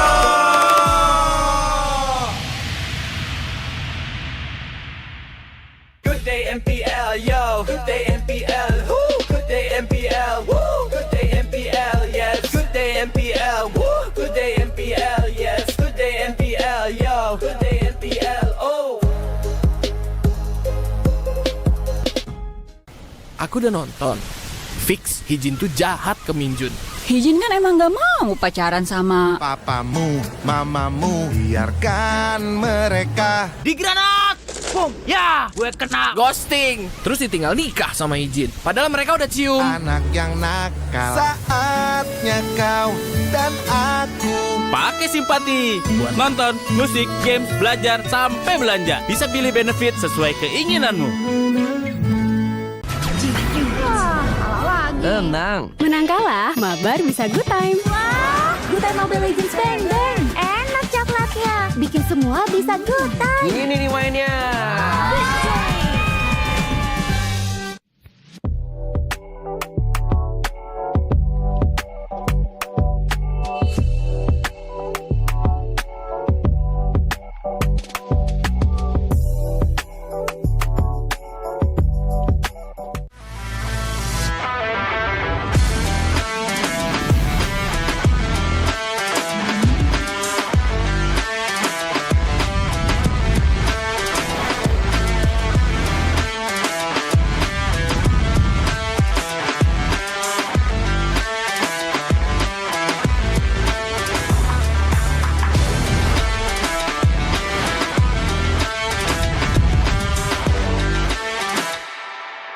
Ini kesempatan terakhir kalian. Laksanakan. Saya Ayu. Kelihatan. Itu teman kamu siapa namanya? Orangnya ada loh bang ini. Oma dan opa sekalian, kita kedatangan keluarga baru nih. Nggak mungkin lah aku nyaman jadi kakek-kakek. Kacau. Kenapa? Kuping lo kacau, Acem. Luar biasa. Kalau kalian gagal, penyamaran kalian terbongkar, bukan hanya karir kalian yang selesai. Menyalap pantiku.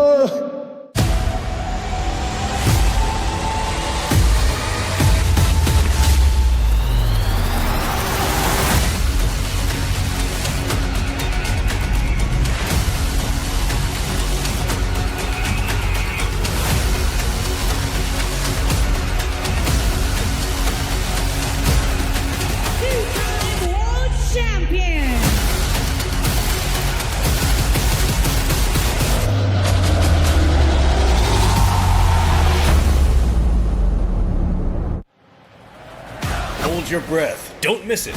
Follow me to the M7 World Championship in the MPL Arena XO Hall for the M7 Swiss stage and the first round of the knockout stage, starting from January 10th to 18th. Grab your seats early, because tickets for the Swiss stage start at just 50,000 rupiah, with a 20% early bird discount starting from November 2nd. Every ticket comes with a limited edition M7 premium chest, redeemable exclusively at the venue. These chests are guaranteed to contain permanent M1 to M5 items, ranging from exclusive prime skins, recall effects, and battle emotes, waiting to be unlocked. So come early, don't miss the games, because for the M7 Swiss stage, matches will be on a rolling schedule, and the matches can progress very quickly. Stage 2, the knockout stage to the grand final.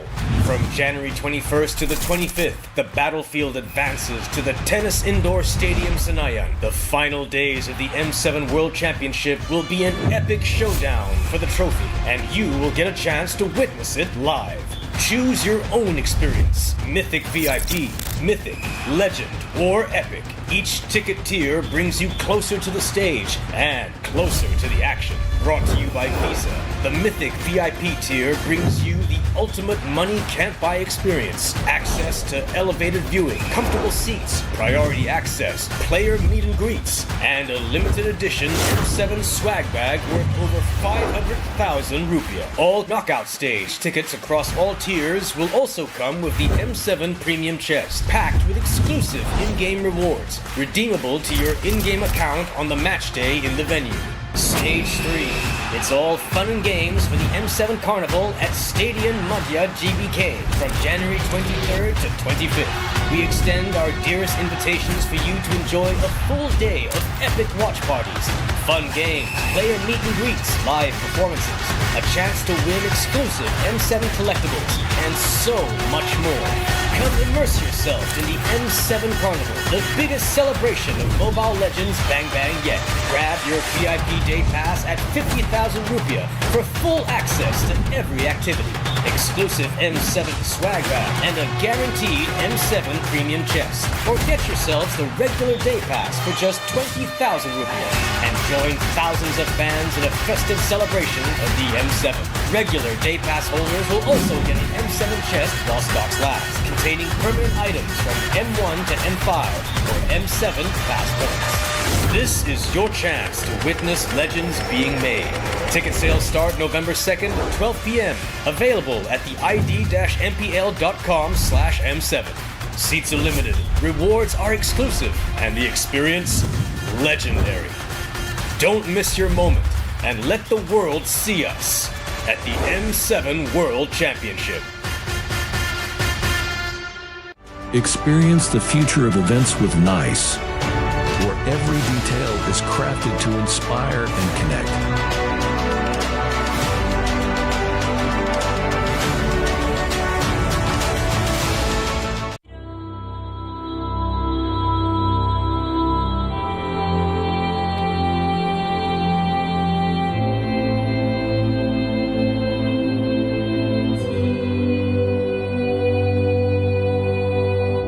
In the heart of the archipelago lies the story of Nusantara, a discovery of a great nation, rich in culture, history, and boundless possibilities. Concepted with the grand vision of becoming the epicenter of impactful activities. A masterpiece that inspired by our history, where great kingdoms ruled our nation, commemorating wonders across generations. Embark on a journey to discover a place of billion opportunities, crafted thoroughly to relive the greatness of Nusantara.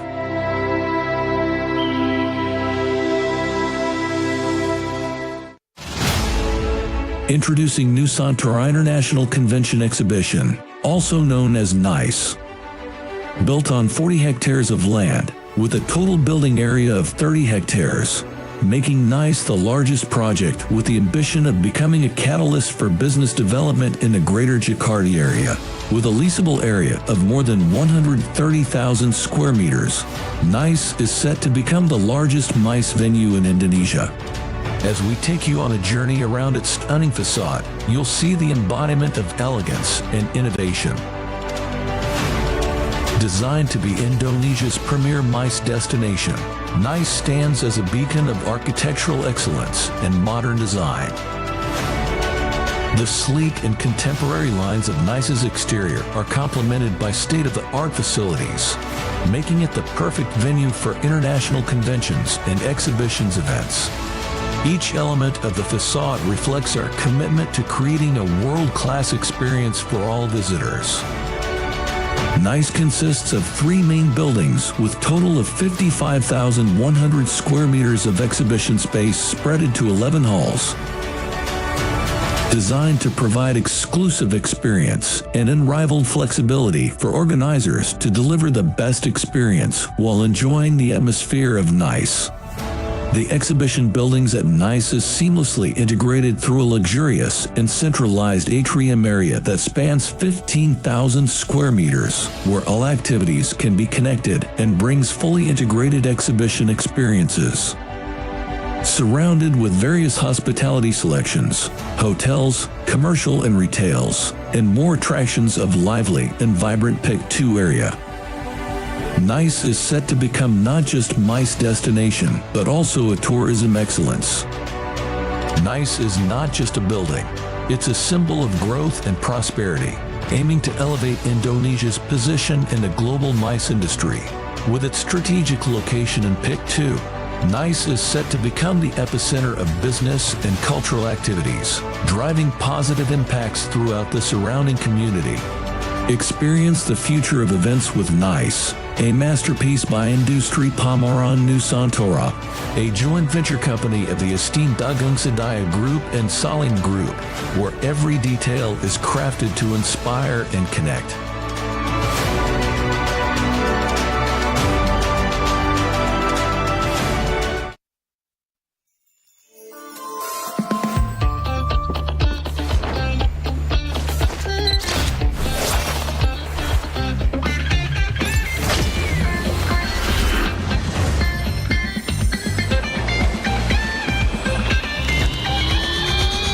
Selamat datang di 11-11.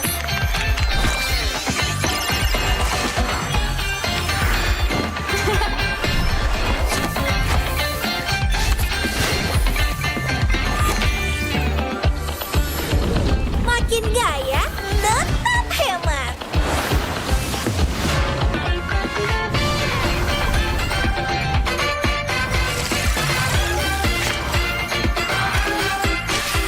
Untung besar di Mega Draw.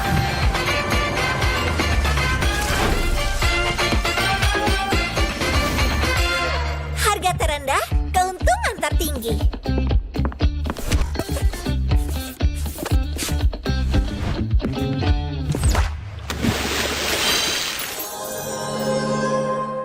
Ayah, navigator itu apa sih? Navigator bertugas menjaga cahaya pemandu di seluruh Nexus. Ini adalah tanggung jawab berat yang harus kita emban bersama.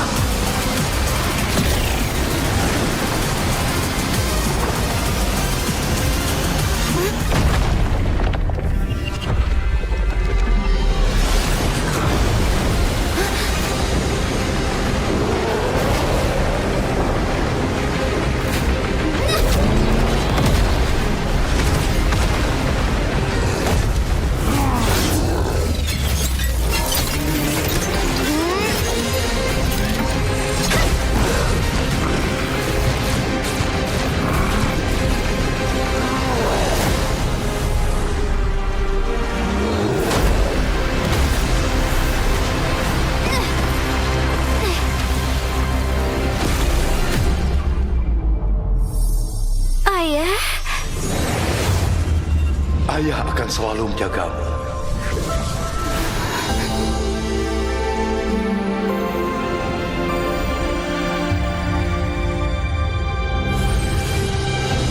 target dikonfirmasi.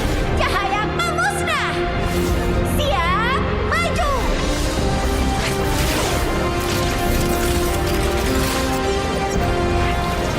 Demi semua Layla di dimensi lain.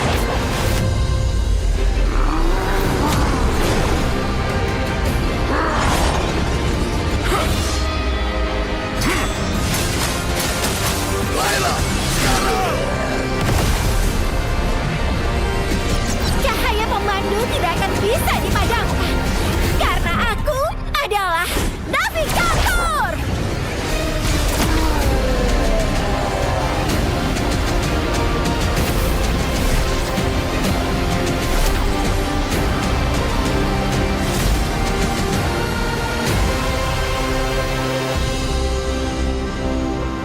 Aku akan jadi navigator terhebat sepanjang masa. Kamu pasti bisa. Kupikir semuanya sudah berakhir. Sampai kehampaan berbisik padaku.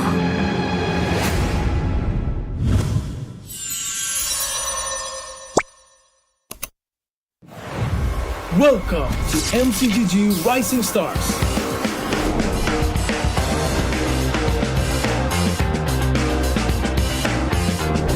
From September 12th to October 19th, take part in the regional contest, open to all players. Step up and prove your strength.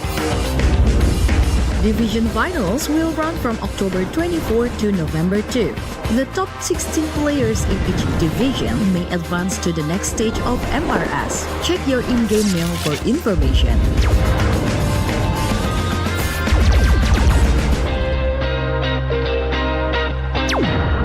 The S3 Finals group stage kicks off from November 8 to November 9. The top 6 players from each group will qualify for the S3 Finals semifinals. The semi-finals will be held on November 15. The highly anticipated grand final arrives on November 16. The champion will earn a direct qualifications for the first MCDG World Championship. The battle is on and the world is watching.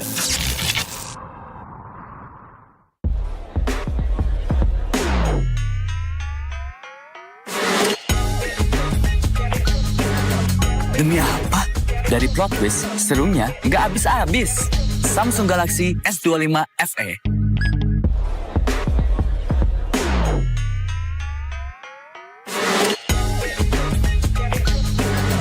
Demi apa?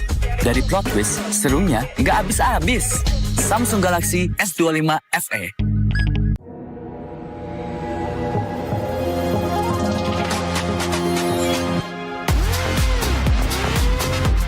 Demi apa? Konten no light bisa jadi so bright. Samsung Galaxy S25 FE.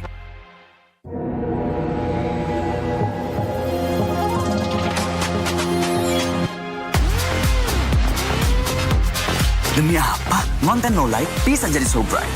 Samsung Galaxy S25 FE. Oke, sampai barang dulu ya.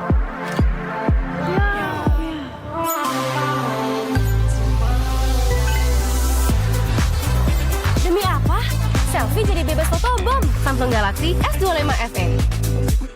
Oke, sampai barang dulu ya.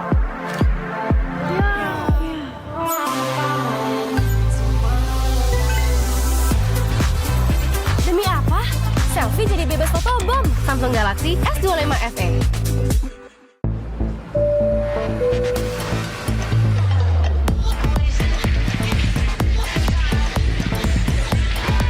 Demi apa? Gaming seharian jadi makin fun. Samsung Galaxy S25 FE.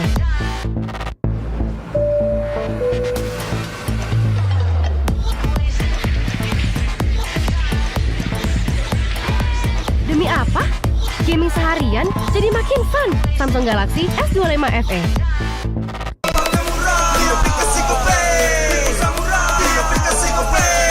Walau yang lain terus berubah, GoPay konsisten, kasih yang pasti murah. Bayar tagihan murah di aplikasi GoPay, gratis transfer 100 kali per bulan. Download aplikasi GoPay baru, nggak pakai lama. Dompet andalan gamers banyak damage-nya.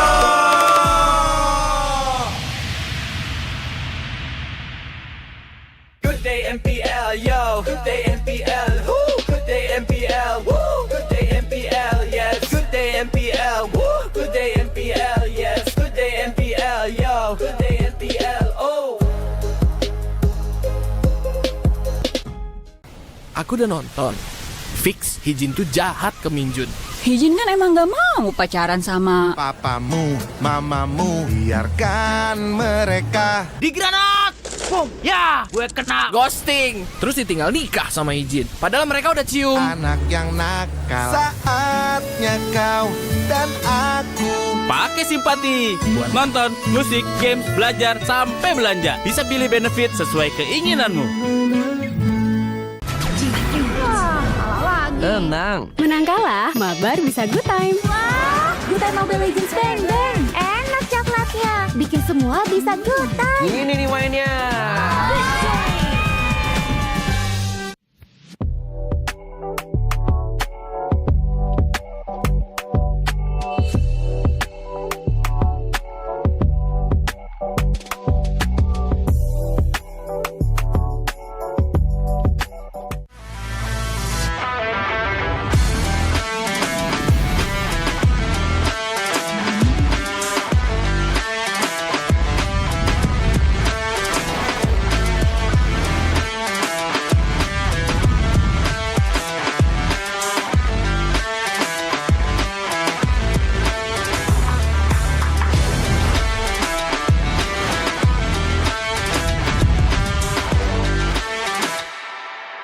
Ini kesempatan terakhir kalian. Laksanakan. Saya Ayu. Kelihatan. Itu teman kamu siapa namanya? Orangnya ada loh bang ini. Oma dan opa sekalian, kita kedatangan keluarga baru nih. Mungkin lakunya sama jadi kakek-kakek. Kacau. Kenapa? Kuping lo kacau, Acim. Luar biasa. Kalau kalian gagal, penyamaran kalian terbongkar, bukan hanya karir kalian yang selesai. Menyala pantiku.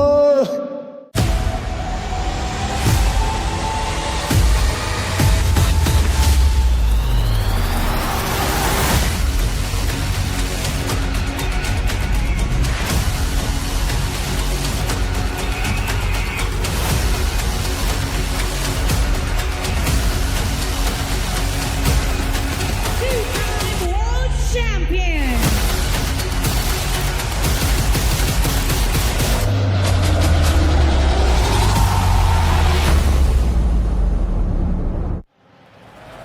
Hold your breath. Don't miss it. Follow me to the M7 World Championship in the MPL Arena XO Hall for the M7 Swiss stage and the first round of the knockout stage, starting from January 10th to 18th.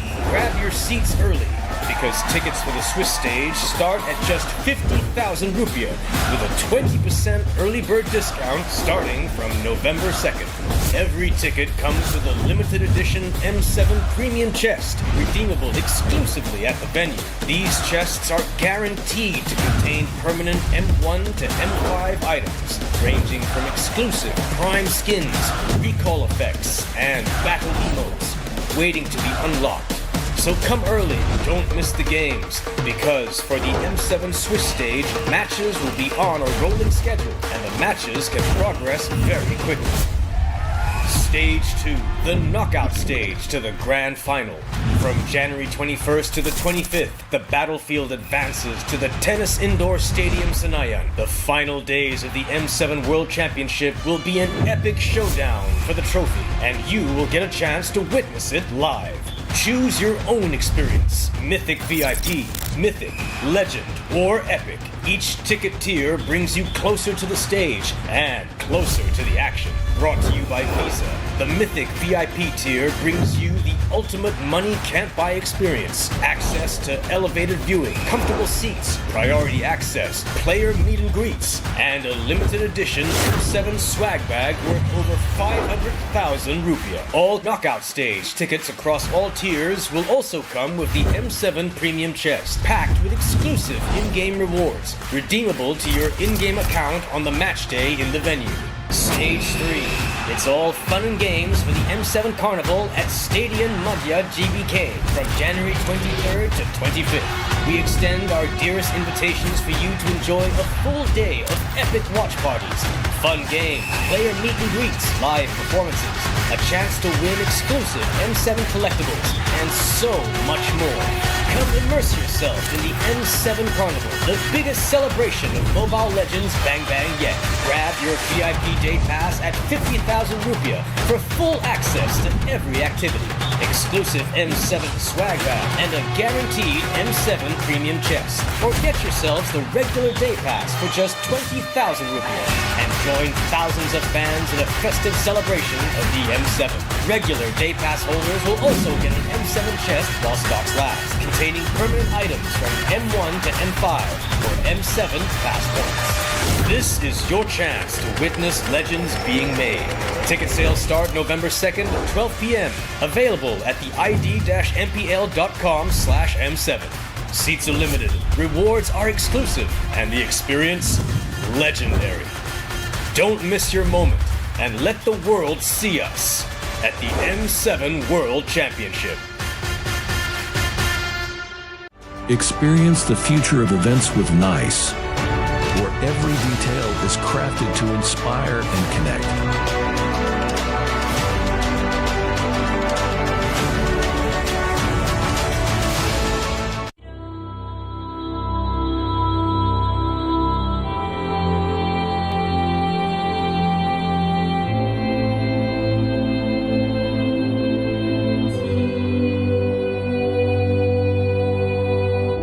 In the heart of the archipelago lies the story of Nusantara, a discovery of a great nation, rich in culture, history, and boundless possibilities.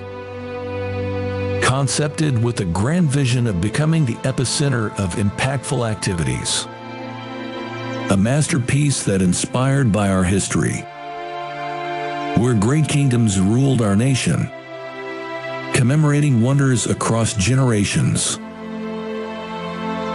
Embark on a journey to discover a place of billion opportunities, crafted thoroughly to relive the greatness of Nusantara.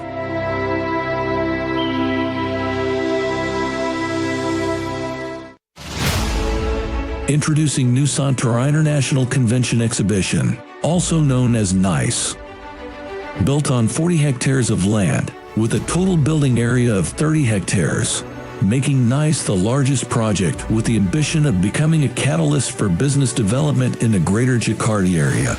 With a leasable area of more than 130,000 square meters, NICE is set to become the largest MICE venue in Indonesia. As we take you on a journey around its stunning facade, you'll see the embodiment of elegance and innovation. Designed to be Indonesia's premier MICE destination, NICE stands as a beacon of architectural excellence and modern design. The sleek and contemporary lines of NICE's exterior are complemented by state-of-the-art facilities, making it the perfect venue for international conventions and exhibitions events.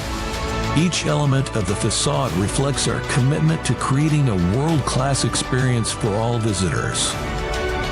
NICE consists of 3 main buildings with total of 55,100 square meters of exhibition space spread into 11 halls. Designed to provide exclusive experience and unrivaled flexibility for organizers to deliver the best experience while enjoying the atmosphere of NICE. The exhibition buildings at NICE is seamlessly integrated through a luxurious and centralized atrium area that spans 15,000 square meters, where all activities can be connected and brings fully integrated exhibition experiences. Surrounded with various hospitality selections, hotels, commercial and retails, and more attractions of lively and vibrant PEC 2 area. NICE is set to become not just MICE destination, but also a tourism excellence. NICE is not just a building, it's a symbol of growth and prosperity, aiming to elevate Indonesia's position in the global MICE industry. With its strategic location in PEC 2, NICE is set to become the epicenter of business and cultural activities, driving positive impacts throughout the surrounding community. Experience the future of events with NICE, a masterpiece by Industri Pameran Nusantara, a joint venture company of the esteemed Dagang Sedaya Group and Salim Group, where every detail is crafted to inspire and connect.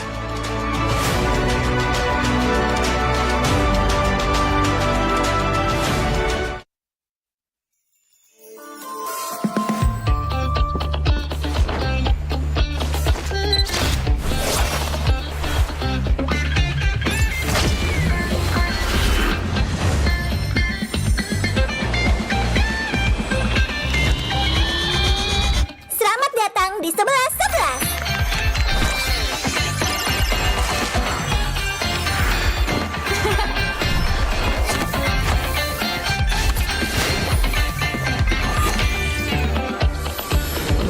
Makin gaya, tetap hemat.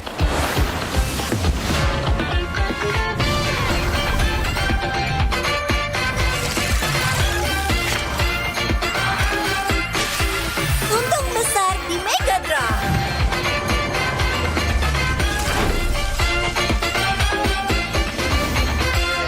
Harga terendah, keuntungan tertinggi.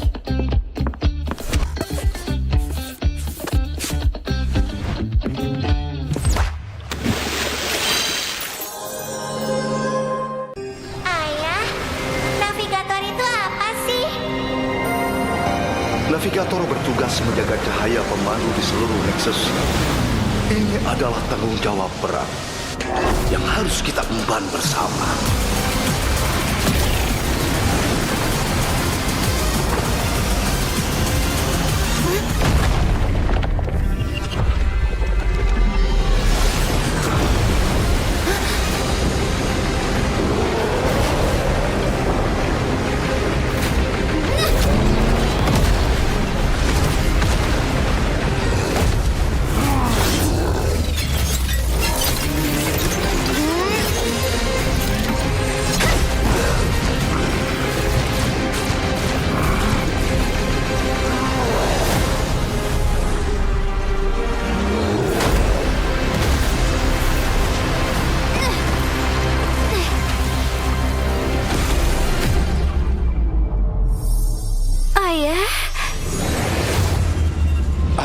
akan selalu menjagamu.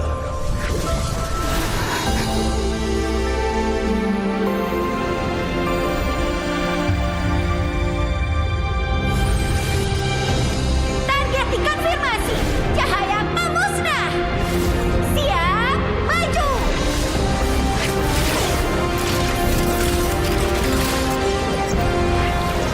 Demi semua wanita di dimensi lain.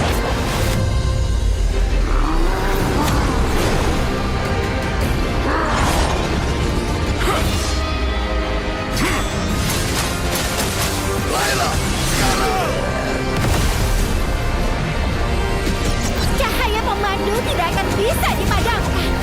Karena aku adalah navigator.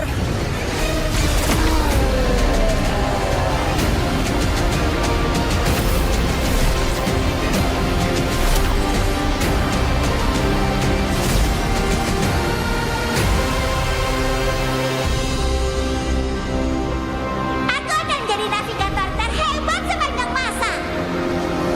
Kamu pasti bisa. Kupikir semuanya sudah berakhir.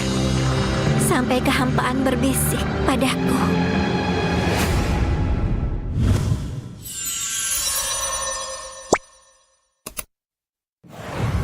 Welcome to MCGG Rising Stars.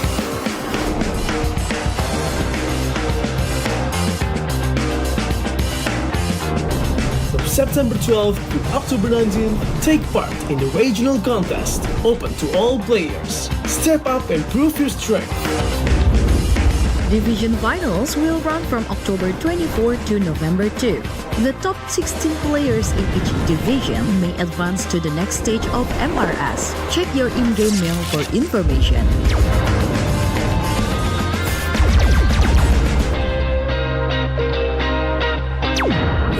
The S3 Finals group stage kicks off from November 8 to November 9. The top 6 players from each group will qualify for the S3 Finals semifinals. The semi-finals will be held on November 15. The highly anticipated grand final arrives on November 16. The champion will earn a direct qualification for the first MCGG World Championship. The battle is on and the world is watching.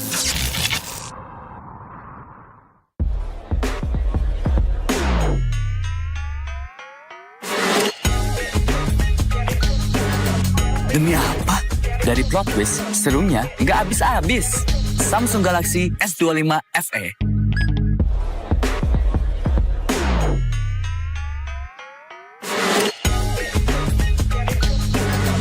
Demi apa? Dari plot twist, serunya nggak habis-habis. Samsung Galaxy S25 FE.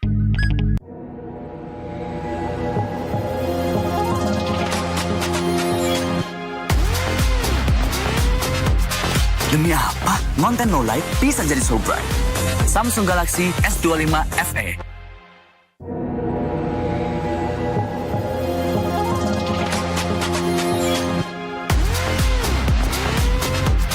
Demi apa? Konten low light bisa jadi so bright. Samsung Galaxy S25 FE. Oke, sampai barang ngeliat.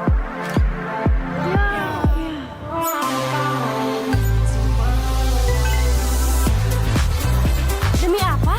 Selfie jadi bebas fotobom. Samsung Galaxy S25 FE. Oke, sampai barang ngeliat.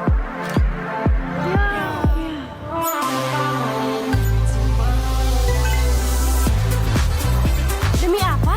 Selfie jadi bebas fotobom. Samsung Galaxy S25 FE.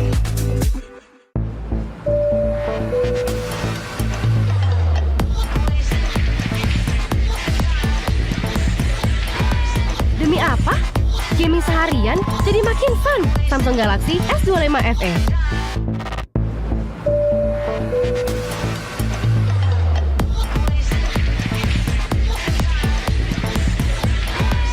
Demi apa? Gaming seharian jadi makin fun. Samsung Galaxy S25 FE.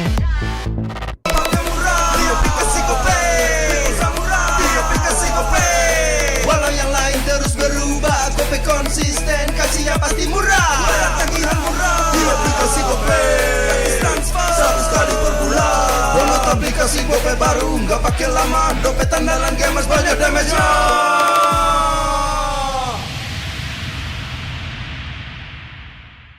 day MPL, yo. Good day MPL, woo. Good day MPL, woo. Good day MPL, yes. Good day MPL, woo. Good day MPL, yes. Good day MPL, yo. Good day MPL, oh. Aku udah nonton. Fix, Hijin tuh jahat ke Minjun. Hijin kan emang gak mau pacaran sama Papamu, mamamu, biarkan mereka. Di granat!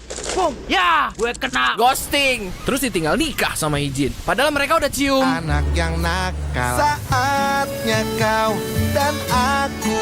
Pakai simpati buat nonton, musik, games, belajar, sampai belanja. Bisa pilih benefit sesuai keinginanmu. Tenang. Menang kalah, mabar bisa good time. Wah, good time Mobile Legends bang bang. Enak coklatnya, bikin semua bisa good time. Ini nih mainnya.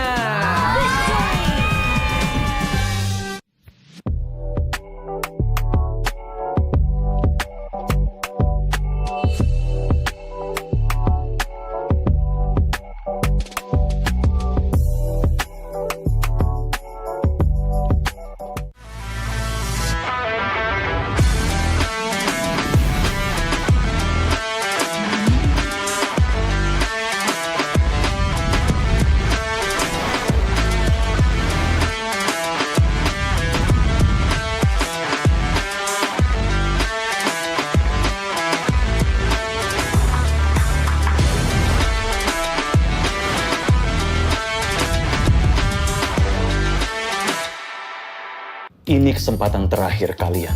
Laksanakan. Saya Ayu. Kelihatan. Itu teman kamu siapa namanya? Orangnya ada loh bang ini. Oma dan opa sekalian, kita kedatangan keluarga baru nih. Gak mungkin lah aku nyaman jadi kakek-kakek. Kacau. Kenapa? Kuping lo kacau, Acim. Luar biasa. Kalau kalian gagal, penyamaran kalian terbongkar, bukan hanya karir kalian yang selesai. Menyalep pantiku.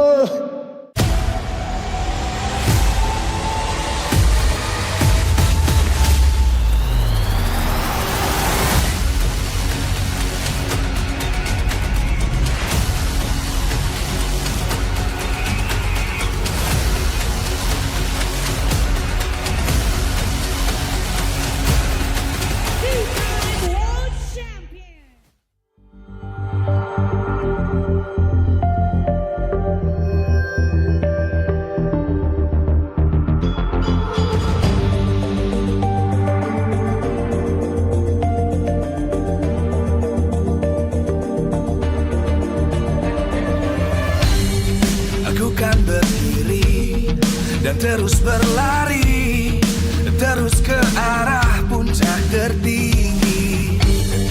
Ku takkan berhenti, hanya sampai di sini. Kemenangan abadi menanti. You know we won't miss if we unite our focus. And if you haven't noticed, we all live. Nyalakan apimu, hadapi semua tantangan, hadang semua serangan, jatuh bukan halangan. Bakar semangatmu, janganlah engkau menyerah. Kita akan buat sejarah. We all this, we won't miss. We all this, we won't miss. Saatnya beraksi, jalani ambisi. Aku kan menyawakan hari ini. You know we won't miss if we unite our focus. And if you haven't noticed, we all live. Nyalakan apimu, hadapi semua tantangan, hadang semua serangan, jatuh bukan halangan. Bakar semangatmu, janganlah engkau menyerah. Kita akan buat sejarah.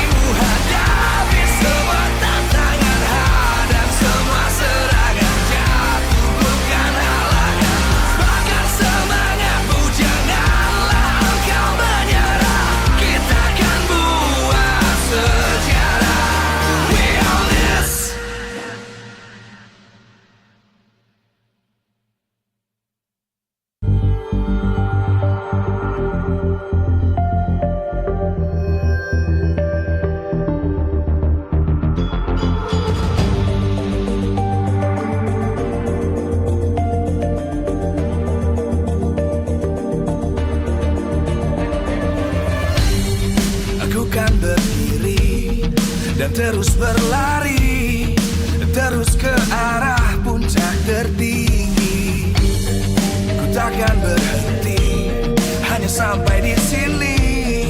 Kemenangan abadi menanti. You know we won't miss if we unite our focus. And if you haven't noticed, we all live. Nyalakan apimu, hadapi semua tantangan, hadang semua serangan, jatuh bukan halangan. Bakar semangatmu, janganlah engkau menyerah. Kita akan buat sejarah. We all this, we won't miss.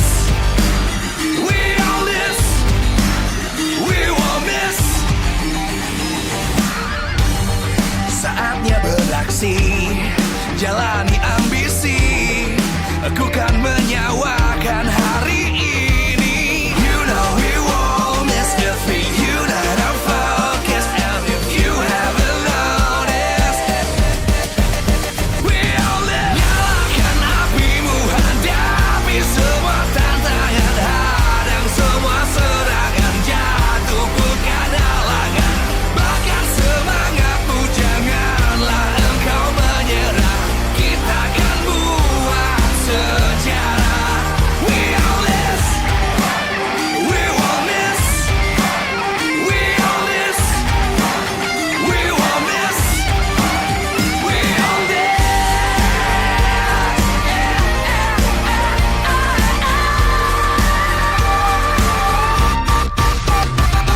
Nyalakan apimu, hadapi semua tantangan, hadang semua serangan.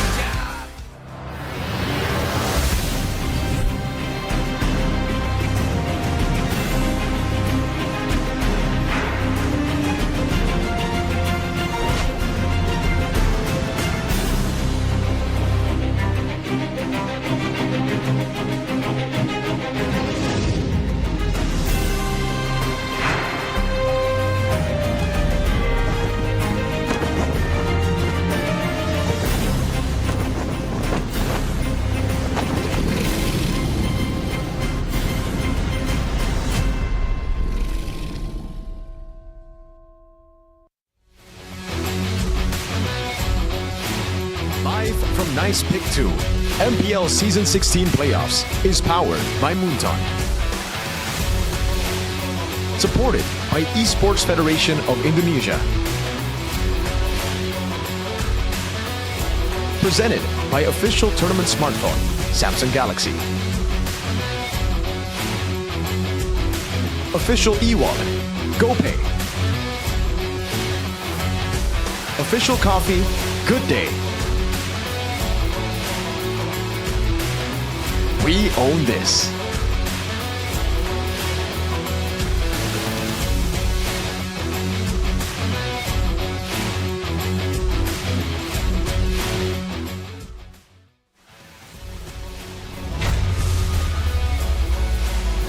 All roads have led to this moment. 9 weeks of sweat, blood, and tears, of struggle, of sacrifice. The defending champions, ONIC, have made it clear from the very beginning that the trophy, the throne, belonged to them. But ONIC, as titans of the sky, have finally learned what it's like to bleed, pushed to the very edge, challenged by both VTR and Alter Ego. Will their divinity, when it matters the most, be tested again today? And herein lie hope for the people, for the familia, for Alter Ego. After a painstaking 5 years, finally getting a taste of the grand finals in the hopes of finding redemption for what they lost all those years ago. It is now time for the beginning of the end. For the grand finals of MPL ID Season 16, will the Alter Ego with the Alter Champs and the support be enough to claim this trophy as their own? Ladies and gentlemen, boys and girls, once again, welcome to the English panel for the MPL ID Season 16 Grand Finals. Back with me, Eterna, as your desk host. alongside with Sheffin as well as Arashi. But this time we have Coach Do as our guest panel. Welcome, Coach. Hello. It's an honor to be here. It's an honor to have you here once again. When was the last time you were on panel with us? Season 13. Season 13. It's been 3 seasons. Yes. Wow. 3 seasons Doesn't ago. feel like it. And it was in a similar situation as well, right? ONIC in the grand finals. Yes. Against EVOS that time. Against Evo. So the script has changed a little bit. This time it's going to be Alter Ego that's up against ONIC. But the story still remains the same. ONIC looks like really strong right now, challenged by Alter Ego. What are your thoughts over the course of the playoffs here?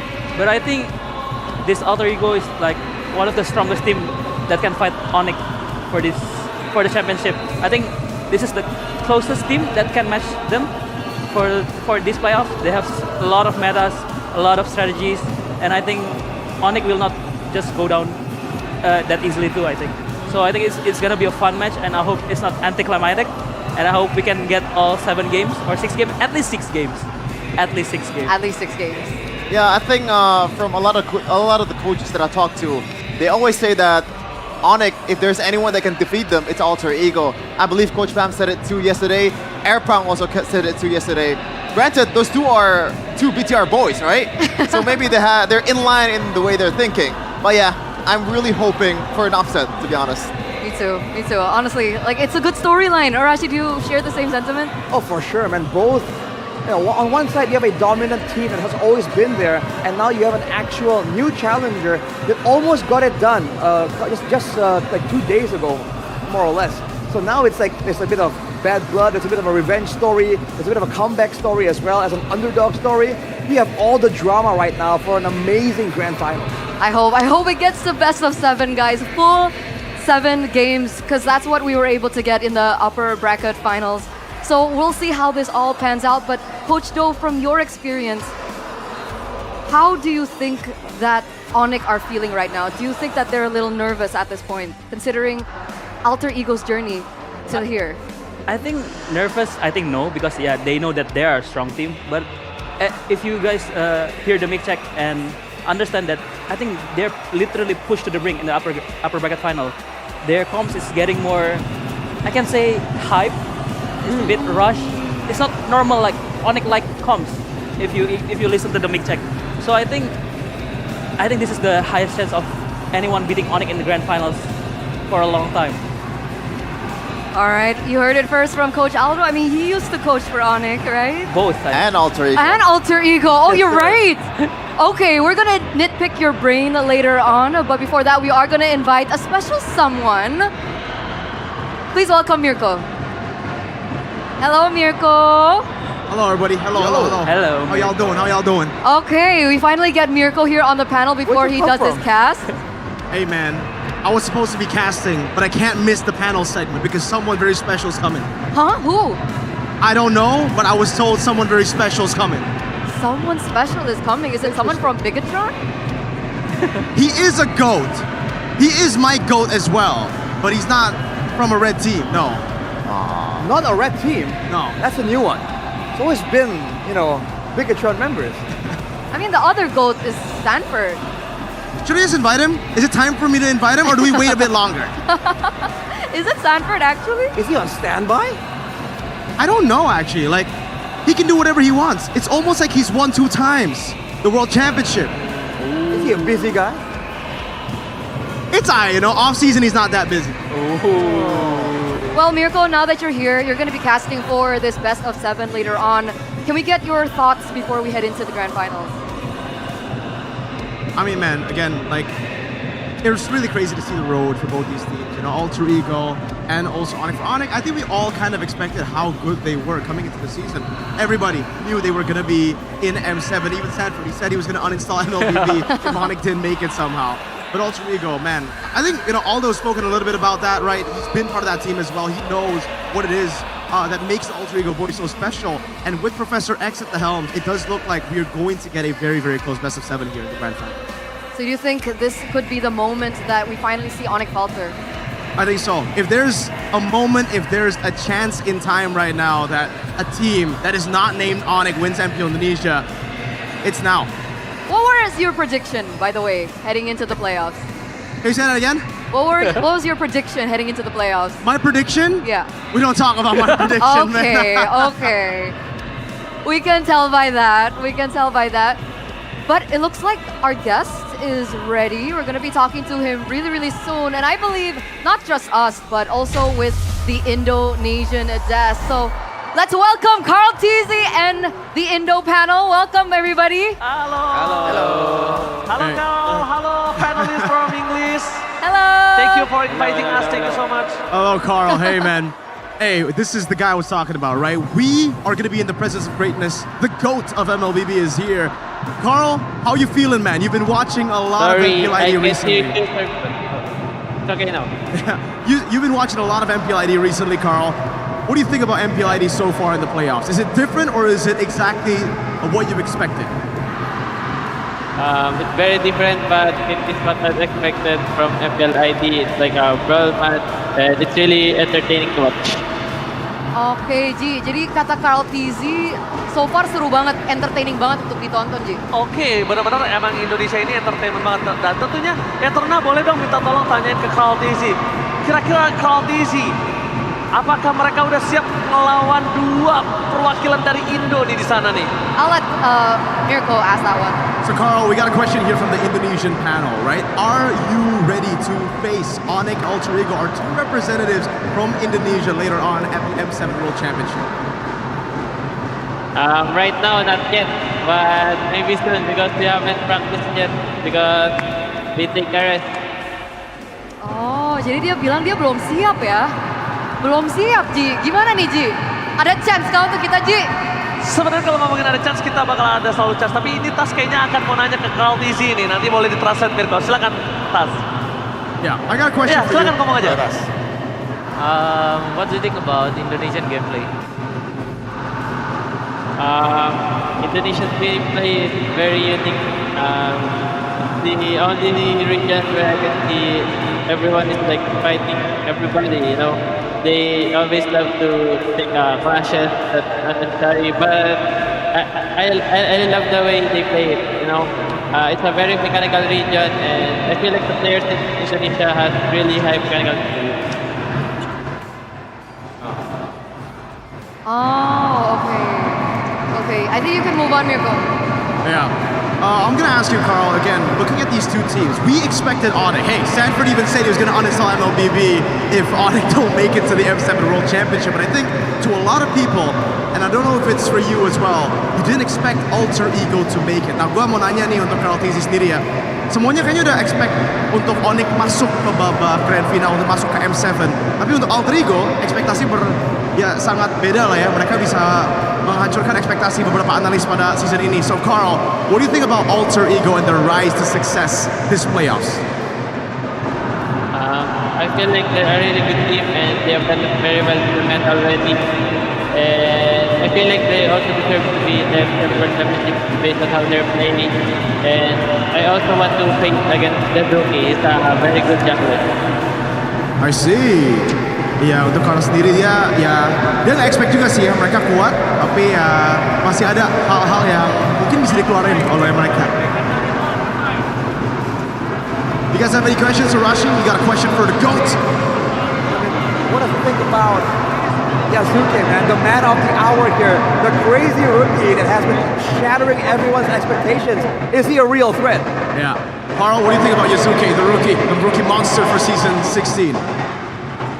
I feel like he's a really good jungler, but I didn't see much any other heroes except YSS. So I want to see more of him like another hero. Oke, jadi menurut Carl Tizzy, dia ngerasa udah jago ya, tapi dia pengen lihat lebih banyak lagi dari dia untuk hari ini, apalagi di Grand Finals. Now I want to ask the GOAT for some winning conditions. You know, you've been watching a lot of ONIC, a lot of Alter Ego. Hold on, wait, before that, Carl, I heard from a lot of viewers that you were laughing while watching MPL Indonesia in the first few days. Now, what do you think about the gameplay of the other Indonesian teams? Like, is it different to the grand finalists? Was it just kind of wacky for you?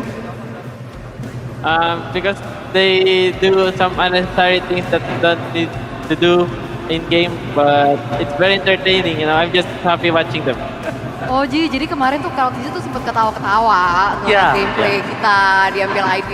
Katanya tuh gara-gara banyak banget momen atau kejadian yang terjadi yang menurut dia tuh nggak seharusnya terjadi gitu. Jadi menurut dia entertaining, makanya dia ketawa. Oke, memang kalau gue denger dia Kaltisi ketika stream ya, dia tuh kayak ngerasa oh banyak objektif yang bisa diambil padahal tapi kok kenapa nggak diambil? Nah kali ini gue juga pengen nanya ke arah ke Kaltisi ya, minta tolong untuk para panelis Inggris untuk ditranslate. Kaltisi, ya kan? Kita tahu Indonesia ini salah satu region yang besar, tapi apa sih permasalahan dari region Indonesia yang ngebuat Filipina ini selalu berada di atas dari region Indonesia? Alright, Carl, so what do you think is the reason as to why Indonesia hasn't been able to find success internationally? You know, we're a big region. We won at the M1 World Championship. We've always been competitive, even in scrims. But what's the difference between Indonesian players and Filipino players? What's the difference between the regions? Why can't we perform, in your opinion? In my opinion, because Philippines is much more disciplined team, unlike Indonesia. And I feel like that's the only reason that Indonesia hasn't been winning. Jadi ya secara simple disiplin Ji yang kita nggak punya Ji. Gimana nih? Oke, kita ngomongin disiplin ya. Boleh nggak sih dari playernya sendiri nih, Rachel dan juga Mirko. Tas, gimana menurut lo dengan tanggapan dari Kaltisi yang bilang kedisiplinan para player Indonesia memang harus lebih diperbaiki? Kalau gue sih lumayan setuju ya sama yang dia omongin ya. Karena kan gue cepat ngerasain juga dan emang yang jadi masalah di bagian disiplinnya sih. Karena rata-rata kita udah menang early tetap bakal kalah juga kita kan. Oke, jadi Rachel dikonfirmasi langsung Rachel bersama playernya. Okay, so even Taz agrees that we lack discipline. Well, I got another question for you. Nah, untuk Kaltisi sendiri nih, kan lu main bersama dengan player yang seluar biasa Sanford ya kan, XP laner yang bisa dibilang di Indonesia dari dulu tuh kekurangan kita XP lane yang selevel begitu. Nah, apa yang menjadi kayak perubahan lah dari Sanford sama perbandingan Sanford sama Lutfi sama Nino? So Carl, you have had the pleasure to play with someone as talented as Sanford in your team, you know, an XP laner who, I mean, he's for me the best XP laner of all time, but right now, we actually finally have some XP laners ourselves in Indonesia who I think have a chance to get to that level. Now, what differentiates Sanford from the XP laners that we have in Indonesia? I feel like Sanford right now is very experienced and I think Sanford's mechanical skill right now is on par with other Indonesian players too, and also he has a macro that is very high. So, jadi kalau dari Kaltisi sendiri dia bilang pengalaman yang menjadi kekuatan Sanford sekarang ya. Bukan cuma mekaniknya yang dulu mungkin di M4 mekanik, tapi sekarang udah dengan makronya, udah dengan disiplinnya dan dengan dia lebih mature pengalaman yang didapatkan dari beberapa international turnamen. Makanya dia bisa di atas dari XP lane kita. Ada follow up question gak Ji? Ada. Dia kan udah main dan ketemu region Indonesia dari dulu banget Mirko. Nah, kalau kita ngomongin makro dan mikro memang kita tahu ya kan pemain senior biasa lebih tinggi. Ada nggak satu nama player yang menurut Kaltisi ini orang jago banget sebenarnya di masa jayanya? Alright Carl, you've been playing for a long time man. We saw you go crazy at M2 all the way to today. Now you've faced a lot of Indonesian players. Now, which out of the very many Indonesian players you faced stands out? What name? Which name stands out? Indonesian player? Yeah, it could be just from MPL Indo. You could say Kyrie, you could say an import. Yeah. I feel like Kiboy. Kiboy. Why? Is there a reason? Why? Yeah. Why? Yeah, because I think he has a very, very high skilled player and he always gets me in scrims. Oh, jadi alasannya tuh karena dia merasa kalau misalkan mekanik Kiboy itu luar biasa banget dan ternyata di scrims Kiboy selalu menang lawan Kaltisi. Wow. Gimana Profesor? Bapak ada mau disampaikan? Nah, mungkin kalau aku bisa bilang apa perbandingan antara jungler PH dan juga jungler ID? Alright Carl, so what's the difference between the Indonesian junglers and the Filipino junglers? I feel like Filipino junglers play a lot of utility junglers, but in Indo they only play like Jason Shin and other assassin heroes. Oke, jadi menurut dia perbedaannya lebih ke PH, jungler-junglernya tuh lebih suka utility. Sedangkan kalau misalkan di Indonesia sekarang, seperti kita lihat, banyak pengguna YSS dan assassin-assassin lainnya. Nah itu faktanya juga sih anyway. Oke Profesor, ada tanggapan nggak Profesor? Kalau aku sih sendiri malah mau nanya sebenarnya dari banyaknya statement yang bahkan dari beberapa orang-orang Filipina juga sempat mention di Mirko, mungkin bisa ditanyakan kayak Baloy sempat bilang, bahkan banyak orang yang bilang katanya gameplay kayak Alter Ego yang chaotic begini, ini kan lumayan jadi counter PH. Itu bener nggak sih kalau dari sudut pandang Kartis itu gimana? Alright, Carl, got a question here, a follow-up question from KB.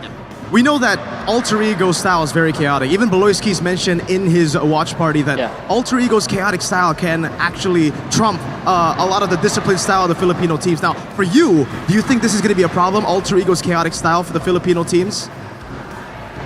I think yes, but for sure we're gonna respect it, especially in the drafting, and we're gonna be ready how to beat it. Menurut Carl Tizzy, iya bisa menjadi problem, tapi pastinya mereka akan respect gameplay yang chaotic tersebut dalam draft. Yes. Nah, kita bakal langsung pindah aja ya ke jungle. Karena tadi kita lihat Kairi dan juga Yasuke. Dua jungler yang luar biasa sekali. Nah, gue mau nanya nih untuk Carl Tizzy. Siapa jungler yang menurut Carl Tizzy punya advantage masuk ke grand final ini? Apakah Yasuke atau Kairi? So Carl, between the two junglers, who do you think will have the upper hand in the upcoming grand finals? I think it's still Kyrie because he has a lot of heroes and he's much more experienced than Yasuke. But I think Yasuke, when he gets his heroes, I think he can also pop off. Oke, menurut Carl Tizzy untuk next match-nya antara Kairi dan Yasuke, sepertinya Kairi masih punya edge ya, masih punya something di atas Yasuke. Alasannya karena hero pool dia yang begitu luas. Tapi kalau misalkan Yasuke itu bisa mendapatkan hero-hero comfort-nya atau hero-hero power-nya, dia akan bisa melevel Kairi atau bahkan bisa melampaui Kairi. Oke, Rachel, kalau gitu menurut Kartesi, draft siapa yang mungkin paling menarik dan menurut dia paling kuat untuk di grand final? Apakah draft yang sering dikeluarkan ONIC atau draft yang sering dikeluarkan oleh Alter Ego? Alright Carl, we've seen two different drafts here. From ONIC Comfort, from Alter Ego, we got some crazy stuff. So which drafts do you think will have the upper edge? Will it be Coach Zephyr and Alter Ego or Coach Adi with ONIC? I think it's much easier with Coach Adi, especially they already saw how Alter Ego play, but I don't know what Coach Zephyr is gonna bring out today. Menurut dia lebih gampang untuk draft-draftnya ONIC ya? Mungkin karena ONIC udah punya kesempatan juga untuk melihat pertandingan-pertandingan Alter Ego lebih lama. Tapi dia juga nggak yakin Coach Zephyr tuh akan ngeluarin hero apa lagi ya hari ini. So, I got a question again, Carl, Red. I want to see your power rankings. I want to see whether you think the power rankings that we have here is accurate or not. Jadi kita bakal menuju ke segmen berikutnya ya. Udah bahas jungler, udah bahas hero pool juga dengan draft. Nah, sekarang ada power ranking nih. Kita bakal lihat juga untuk Carl sendiri apakah dia setuju dengan power rankingnya. Karena kita bisa lihat banyak banget tim-tim yang udah masuk. Bahkan gue udah dengar dari coach, tim Myanmar bisa menjadi tim yang serem loh. So Carl, power rankings M7 World Championships by the GOATs, by you. Who do you think is the challenger? Who do you think makes it to watch list and underdog? So let's start with underdog first, Carl. Who makes it to your underdog for M7? My underdog for M7 is Team Spirit. Ooh. Team Spirit ya menurut dia ya. Okay, do you have a why? Why is Team Spirit your underdog? I feel like they just got unlucky on the EWC tournament and I feel like they can do more. Oke, menurut Carl Tizzy berarti Team Spirit sendiri cuma unlucky ya, nggak hoki aja, kurang hoki pas di EWC X MSC 2025. Oke, next question kita bakal tanya watchlist. Siapa yang bakal masuk ke watchlist dari Carl Tizzy? Carl, who will make it to your watchlist category for the M7 Power Rankings? I still feel like it's still ONIC ID. Wow. Bukan challenger ya? Yeah, not challenger ya, because we have one more segment where it's challenger. So why did you put? Oh, do you want to change that, or do you think you're still gonna put them at watch list? I feel like right now watch list. Okay, watch list. Any reason why that ONIC is on the watch list, not challenger? Because I feel like they're lacking in so many ways, and I didn't expect them to go like in game 5 or 7 like that. Ya. Oke, jadi menurut Carl Tizzy, kenapa dia taruh ONIC di watchlist bukan challenger itu karena dia agak kecewa ya dengan performa Ngeliat banyak ONIC. kekurangan. Betul, banyak kekurangan di playoff season 16. Oke, terakhir challenger.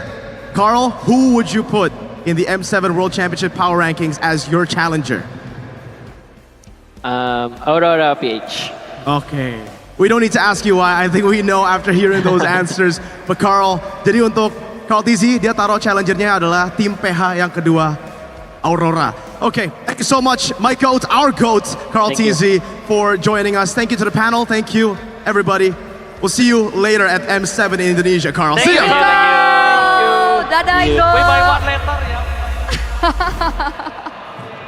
All right, that was a really fun discussion, but we have to say goodbye to Mirko right now. I just got here, 'Cause dude. He has to prepare for the grand finals. He has to prepare to cast. So He busy. just doesn't like me, man. Also Just that, doesn't also like- that, okay. also that. I'll yeah. go. See ya, man. See ya, man. See ya, Rashi. Absolutely. Yo, Aldo, my GOAT. This is my GOAT, Shevin. See ya. Eterna, TL are 9th place. Hey, at least we didn't come to the playoffs only Oh to my God. participate, right? Ooh. So, Is that a dig on me?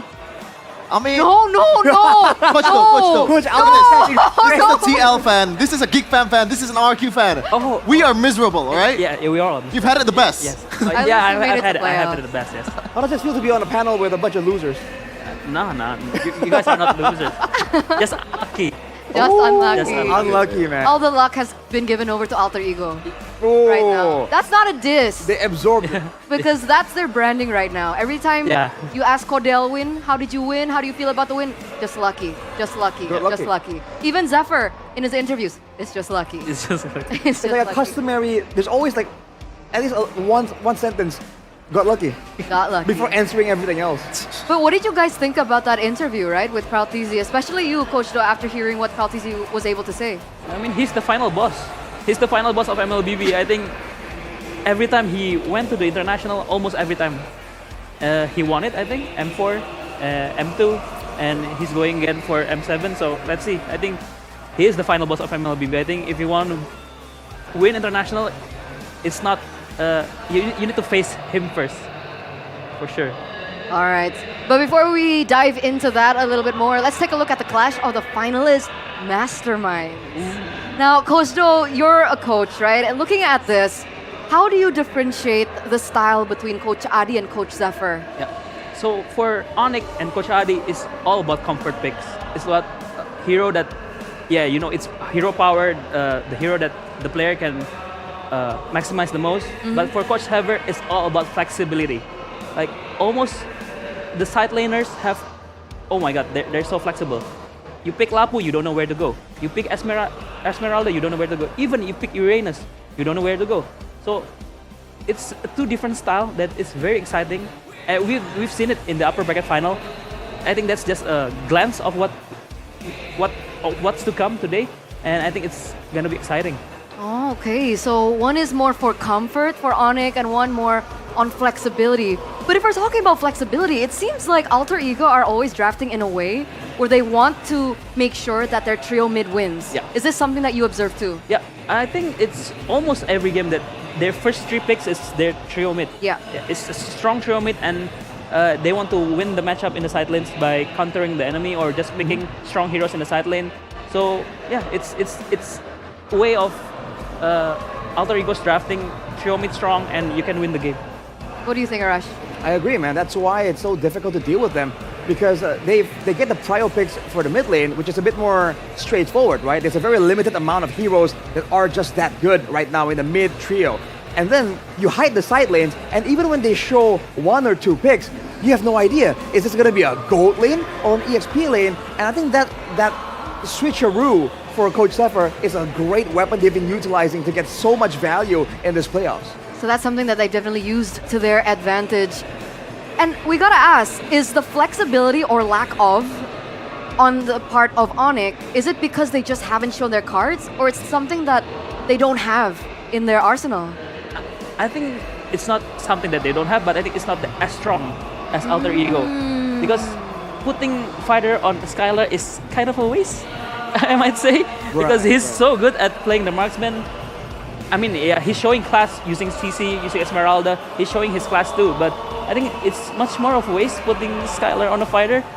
Oh man, but which makes me feel a bit more worried about ONIC, right? Because Coach Sever against EVOS, sure, Erlan, I think he's a bit more marksman-based than Skylar at this point, but when you apply that strategy of banning the Harith and also the Granger for Skylar, that makes me think, Alter Ego, do they have a solid chance against ONIC with that kind of playstyle? And knowing that over the part of the playoffs, ONIC has been drafting too many comfort picks in a way. This has been the style for ONIC ever since, I don't know, God knows how many seasons, right? It feels like they are too over-reliant on the mechanics of the players, and they get punished for it in these playoffs. What do you think about that, Coach? But I think today is different because Alter Ego yesterday he was only one with that hero, right? Harith, Alice, and Granger. If against ONIC, there are a lot of heroes that needs to ban. If Sun's heroes maybe will make them difficult, or maybe Keyboy heroes. So there's a lot of, you cannot target ban ONIC. What I can say is you cannot target ban ONIC. It's hard to target ban ONIC. I mean, I've been there before, and it's such a pain. It's such a pain in my head to draft against ONIC because you cannot target just one person because they're good players. They're great players, man. They're what, like 8 champions on the way to 8 on the way 8. Yeah, this on is the going to way be their 8th trophy. On the way 8. So yeah. If they win. Half of MPL history. Yep. You're right. Yeah, half. Yeah. So if we're talking about target bans, we saw that Jushin was a very targeted hero. I think we'll break that down a little bit further because the players seem to be ready. Ladies and gentlemen, please welcome the grand finals of MPL ID Season 16.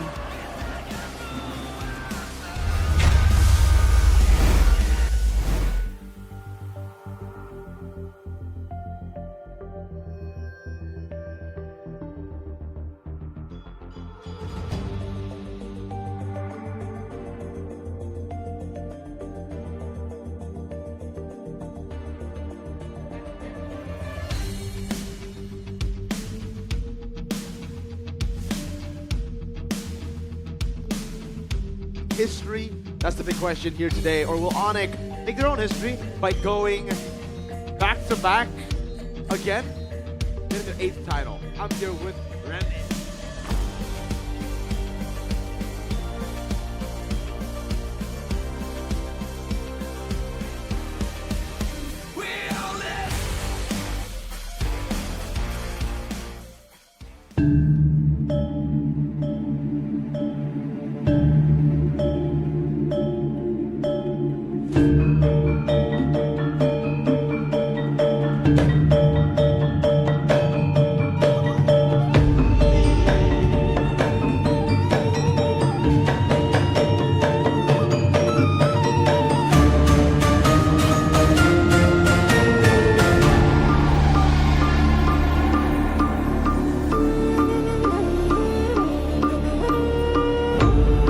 Tarung semesta pertama, kita pernah berjaya. Semua orang akui kitalah perwujudan dewata. Mendominasi semua pertempuran, bergelimang pujian dari kawan dan lawan. Kita tak pernah gentar siapapun yang menghadang. Sekeras apapun musuh berupaya, kita selalu jadi pemenang. Kita yakin tahta itu takkan pernah digoyahkan. Tapi kita terlena. Kita terlalu pongah abaikan para pendendam. Mereka bersiasat, kumpulkan kekuatan mencari kelemahan. Kejayaan kita terhenti. Penerus yang terpilih tak kunjung mampu kembalikan hegemoni. Kita makin akrab dengan kegagalan. Kita jadi terbiasa diremehkan.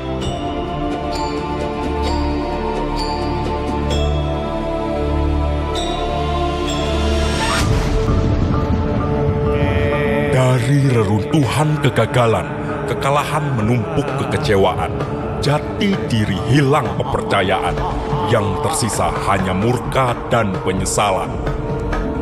Rahwana mendongak angkuh saksikan upaya kita. Tawanya makin mekar seiring duka kita kian lebar. Semua yang sudah dilakukan seakan percuma.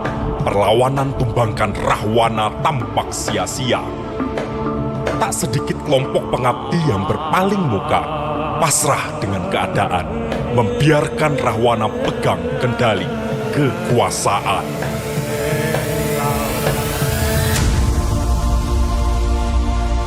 Namun, kita pantang menyerah. Kita terus mencoba walau terlunta-lunta.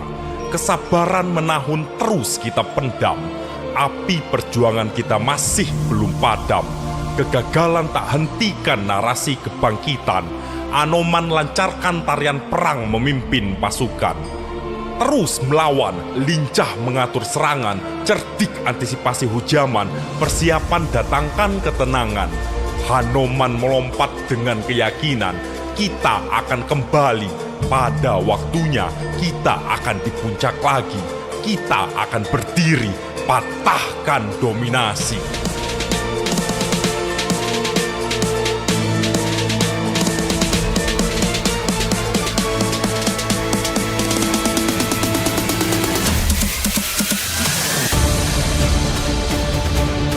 Sekali lagi, pertarungan semesta berkecamuk.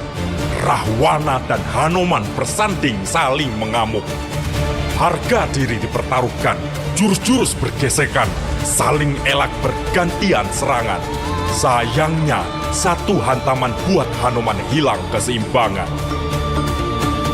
Apakah memang sudah suratan? Kekalahan kita adalah takdir tak terhindarkan.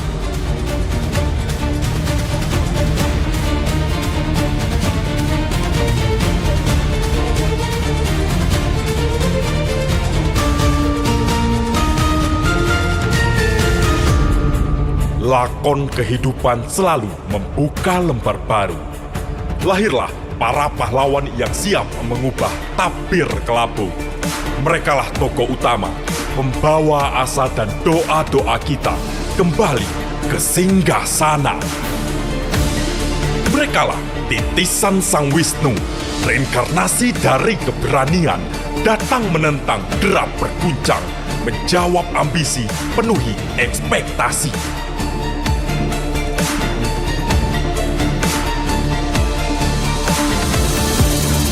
Tak gentar diremehkan, mereka buktikan bisa bersaing dan bertahan. Halangan tak jadi rintangan, kini mereka bersanding dengan lingkaran para pejuang.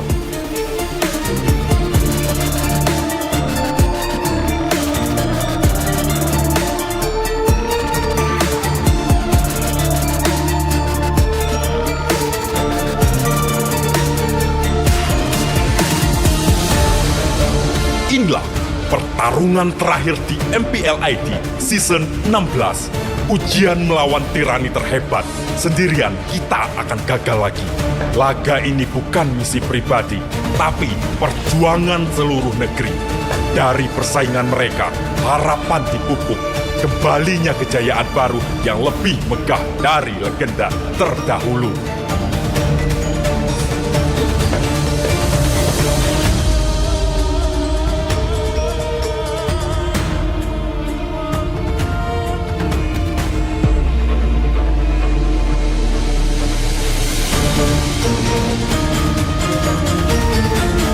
Dengan bersatu, tembok kegagalan runtuh. Dengan semangat, putus asa luruh. Karena harapan kita bangkit, optimisme yang hilang telah kita rakit. Pertarungan ini akan jadi awal pencarian jati diri sang juara yang kita kenal. Dunia menanti, jagat bersaksi. Inilah lahirnya era baru, para pahlawan yang lama dinantikan. Mereka yang akan rebut kembali kemenangan.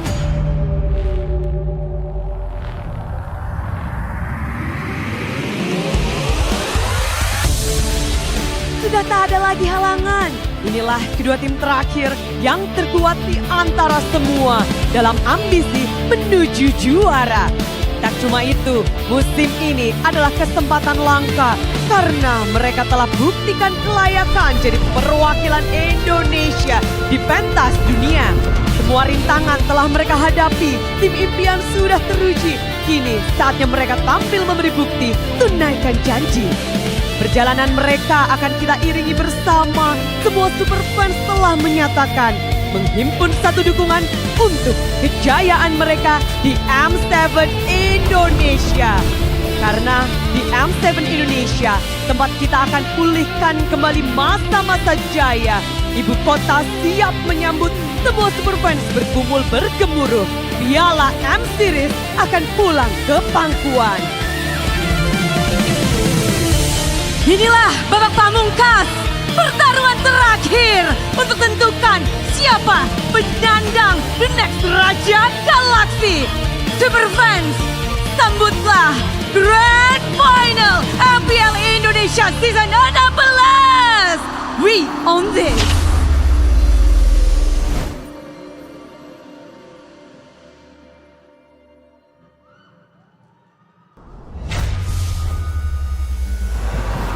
The crowd erupts here at the MPL Arena as everyone is anticipating the results of the next grand finals here between Alter Ego and ONIC. Boys, I gotta say, I got goosebumps watching that.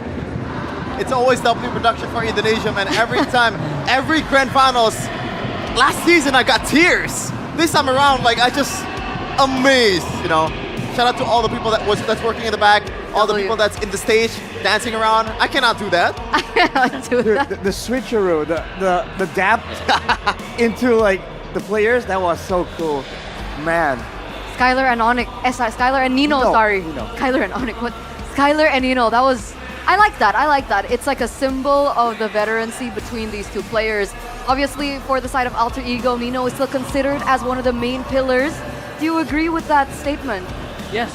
Nino is like the leader of the team now, I can say. He's, ever since his transition to the XP lane, he also takes on the mantle of being a captain in the team and also the role model of the team. So I think I feel so happy that he finally deserved his international tournament, his debut, and his first ever grand finals.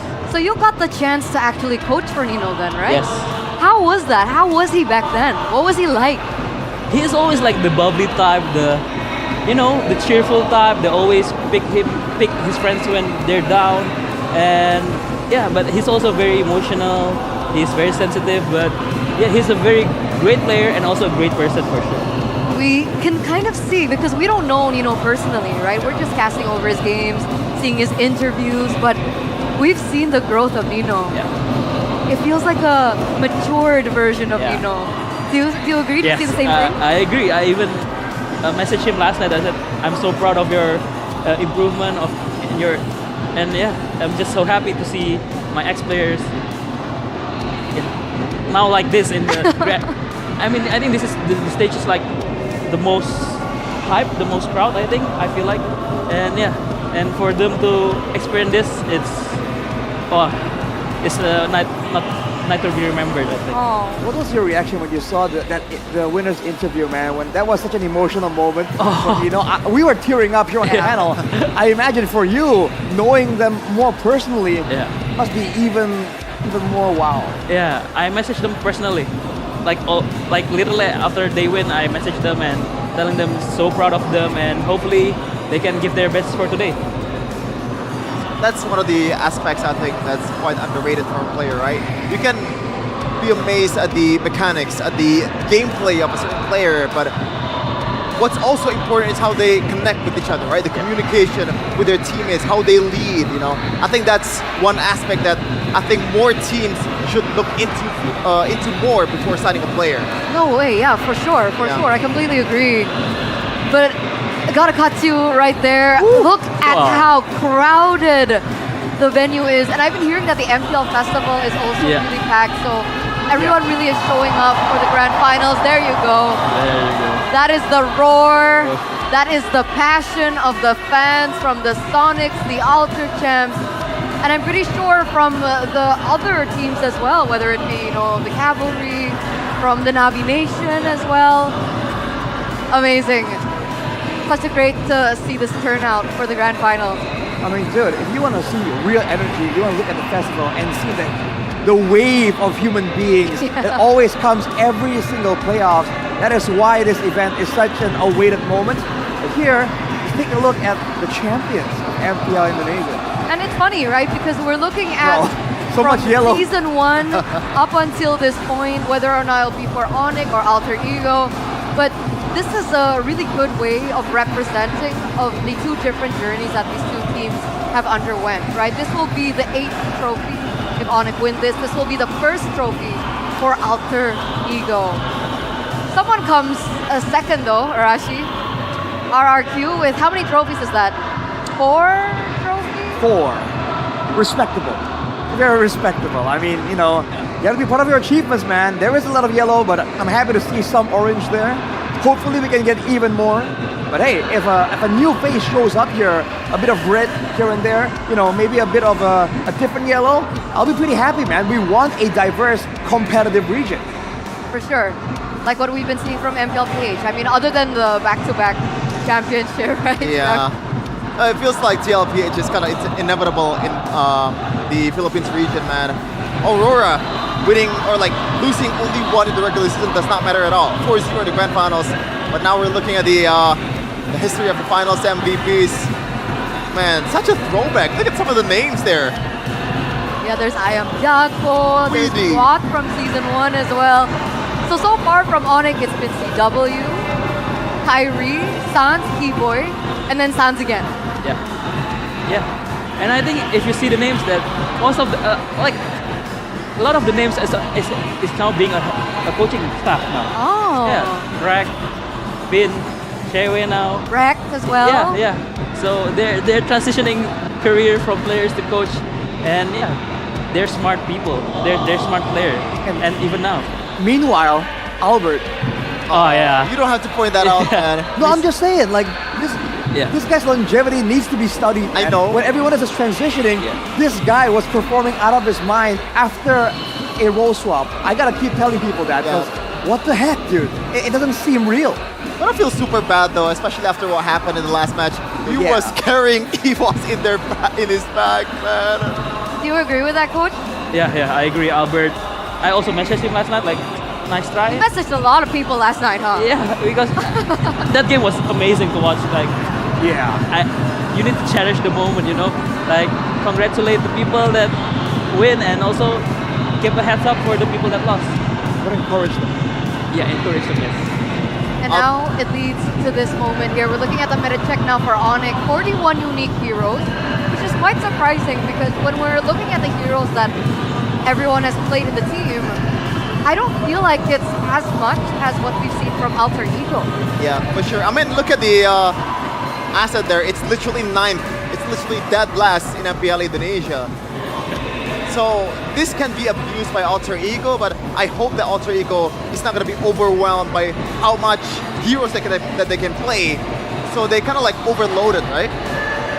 47th though for Alter Ego. 47 picks, 6 on the board. And we've seen so many weird things coming out from Alter Ego. Coach, was this something that you thought could work in this meta? You know, the Matilda in the mid lane, Helker, That was and crazy. then we saw Uranus in the gold lane. The Matilda in the mid, I have no comment because. Okay. But the Uranus in the gold lane is a good way to answer the CC because CC cannot win against Uranus up until she built the Sea Halberd. So Uranus will win the tempo against the Chi-Chi before she builds the 3-item spike. So Uranus gold works, Export gold also works. I think Alter Ego is about the flexibility, right? Once again, they can pick one hero and can put it anywhere. So that's what makes them special. Does that mean that ONIC don't have that ability? We're not seeing it. We're not. That's true. Not as much as Alter Ego. The range, the big topic here. ONIC have flex picks of their own, and they have great EXP players too. Let's talk about fighters. Ludwig has been insane, especially on the Lapu. It leaves an impression, man. When you can dive in and solo kill the mid lane and the gold lane, what are you, an assassin in the EXP lane? That's crazy. But we don't see how far the flex can go for ONIC. Maybe because their power heroes are just that much more impressive. So which is why earlier we got that opinion, right? Hey, it's about flexibility against power picks. That's why it's so unsettling. Because we're not sure about ONIC. Is it because exactly the statement that you mentioned earlier, Arashi? Is it that they don't have it? Is it that they just haven't taken it out? Are they saving strats for M7? Right? It could be. I mean, other teams could say that and I wouldn't believe them, but it's ONIC. That might be possible. They're still saving strats until M7. An excuse that Mir can always say. For Bigatron. Yeah. Let's see if it works out for Bigatron for M8. Right? We're waiting. So here it is, ladies and gentlemen, the drafting phase for game number 1 presented by the smartphone Samsung Galaxy S25 FE. And before the opening, I really wanted to discuss on the Jushin, but it looks like ONIC are going to go for the instant respect, taking away one, the YSS that Yasuke has found success on, especially yesterday in the lower bracket finals, alongside the Jushin. Coach, thoughts about this? I think ONIC just wants to ban out the comfort hero for Alter Ego. Like we talked about that earlier, like the trio mid, the trio strong mid, because Zuxin and Yushin is very strong, right? Yushin have that ultimate to open the map, and Zuxin can just win the mid lane. So I think they want to ban it out and put it more in a even place. And don't forget, yesterday Coach Bam was very vocal, saying that each match has its own meta, and the meta was, in yesterday's match, the Zushin. Whoever got the Zushin had so much of an advantage, and it had to be respected. Now, Coach Adi, though, immediately with the respect, the Zushin that has been used so much by Yasuke, Zushin and the Fanny, they have done their homework. Yeah, the Fanny ban, I think, is a bit unexpected in this series, especially for opening it up, right? Because we haven't seen a single Fanny game from Mr. Yasuke versus EVOS. So it feels like Coach Adi knows that if Alter Ego wants to strike first and catch them off guard, Fanny would be the answer. But speaking of an answer, this is a lot of coach would say this might be the best room to pick. Fanny is one of his comfort heroes, his power picks. Yeah, but it didn't show up at all versus EVOS. Oh, versus Evo. Maybe hiding it. Maybe they still have some PTSD because they beat them with Fanny. ONIC, But yeah, the first pick, Grok, is I think the best roamer in this meta right now because it has a lot of usage, not just the ults, not just but the most important thing is the barrier for level 1 to freeze the wave. That's very important in this meta, in this winning matchup meta. Oh, and they open up with Yuzong and Hayabusa. Signature Hayabusa here for Yasuke. I mean, flashes to that moment where they were behind and he was able to get a triple kill without the shadow kill. What the heck, man? Along with that, the Yuzong, we haven't really seen it flex over in the gold lane, I believe.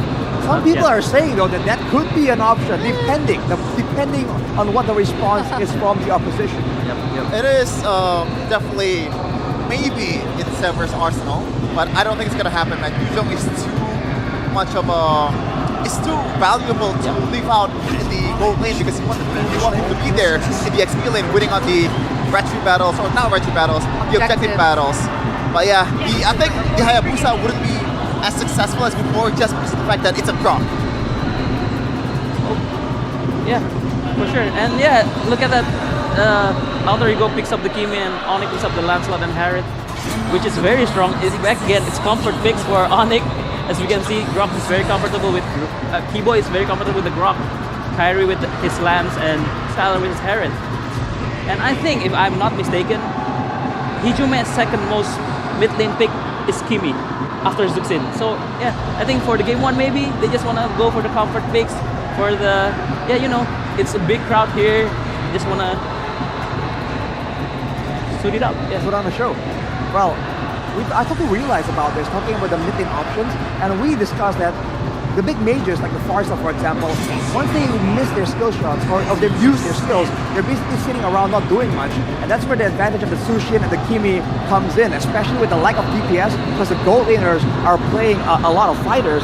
That's why it's showing up so frequently for Alter Ego, because they really want to have that presence in the gold lane. And now I gotta ask, we've been talking about how important the mid-prio is. With now Alter Ego getting their hands on the Hayabusa and Kimi, what do ONIC have to do to level out that playing field? Well, first of all, it's gonna be the bans towards the roamer, right? Because that trio mid, the roamer plays a huge role to control, to zone, to be the first CC that's gonna come in and stun some of the opponents and win out on the damage trade. So that's why they banned the Katakacha. It might be another ban towards roamer as well for ONIC. Something that comes into mind in this kind of scenario probably would be a Hylos. But I think it's dangerous grass, so maybe ONIC wants to bet a Hellcard. Oh, Hilda, yeah. Maybe. But yeah, I think it's kind of weird to see Alter Ego not drafting their trio mid at the first three. Maybe they're hiding something for the last 2 picks. I think they want to hide it, and that's why they pick up the Yuzong and they ban out a bunch of different EXP laners because they know Ludwig is a pivotal player for the side of ONIC right now. CC ban here though might be hinting that they want to play the Uranus, maybe? Something like sustain. You know what? You're right. Or the Arlet maybe. The Arlet? Arlet for Alter Ego? For ONIC, I'm thinking. Oh. Possible. Arlet is a bad matchup against the Yuzong. With the Grok also, maybe they can block. Maybe it can help the first wave, but I think it's still a pretty hard matchup for the Arlet against the Yuzong. Maybe they should have picked their roamer here for Alter Ego. If they don't pick their roamer, but they're hiding something for sure. Could it be a Hellcurt? It's the Grangers, yeah. Oh! Now, I think the Hellcurt is out of question by this time, man. Yeah. There's not much body in the front, so it's gonna be some tanky boys in front. And this is super scaling composition from Alter Ego. Interestingly enough, we are going back to the old gold laner matchup with this Granger and Harith. So the point is, if Granger and Harith is still available, it's gonna be the old meta for sure, because that's the strongest gold laner right now. I mean, the traditional gold laner is only Granger and Harith. If they both win, I think we're starting to shift into the fighter gold lane. And Farsha. It's just comfort heroes for ONIC, man. Farsha Suns. Nice call, Arashi. You mentioned the Uranus earlier on. Did make a bit of sense, but now this is concerning for Alter Ego. Remember, when we see other teams bring out the old meta with the DPS backliners, they have a lot of protection. Now for Alter Ego, it's a Hayabusa, it's a Yuzong. There's not a lot of tools here available to protect the Granger and Kimi from a Farsa, from a Lancelot and Harith. There's a lot of dive available from ONIC to really zone out the backline. I'm afraid they might have to go for something a little bit more passive for Alec. Are we thinking the Hylos here? I think Hylos is the best pick, but if they want to go crazy, maybe a Cho. Wow. Or double down on the aggression? Yeah, double down on the aggression. It's Alter Ego, man. Oh, and or the Halid. Or the Halid. Yeah, that works. Great call. Okay. It looks like the composition has been set in stone. We're going to throw it over to our casters for game number 1 in the grand final. Alter Ego's redemption meet Onyx. Reign up in the skies. Alter Ego wants to etch their names in the history. But ONIC, they want to be the sole rulers of the skies. Welcome to the grand finals of MPL ID Season 16. It's Realize alongside Mirko. What do you think of today's grand final? Well, we expected a 4-3 in the lower bracket finals. Now, I want to say I expect a 4-3 here, but I think that'll curse some things. I say it's going to be 4-0 just so that we get the opposite. It's 7 games in the grand final, 7 games to determine whether Alter Ego can truly, after a long wait, after being denied in Season 6, etch their names into the history books. One last ride for family, yet for the Sky Kings, another rebellion to quell. It's ONIC against Alter Ego in Game 1 of our grand finals. Let's take a look at the Clash of Eras, Youngblood against veteran Ludwig. By the way, this guy I want to highlight has been stepping up huge for ONIC in the playoffs, but for Nino as well. This guy was doubted, especially with the Yuzong that he's picked up. He would usually be seen as a, mid Yuzong player, but he has been proven to be the player who steps up. Alec flickers away. Early aggression from Alter Ego. The double down called by Coach Aldo. Now it's going to be Yazuki with a quad shadow in. Can't go with the retribution just yet, actually wins it out there. The 50-50 won out by Yazuki. The early aggression onto Keyboy from Alec. The very signature pick from Keyboy, especially with the Croc. And now we move our eyes onto the jungle matchup. Kairi against Yazuki. For Kairi, this is him trying to hold his throne. Alec pressured. No flicker, first blood to Gila Sans. That's the guy you want with the kill. With the Farsa, he is going to snowball. A comfortable pick for him as well. Goes in for the tough boots, obviously, or rather Warriors boots, excuse me, to get less pressure from the Hayabusa and the Khalid as well. Whoa. Very, very strong prio, and Kairi hits level 4 while counter jungling. Yep.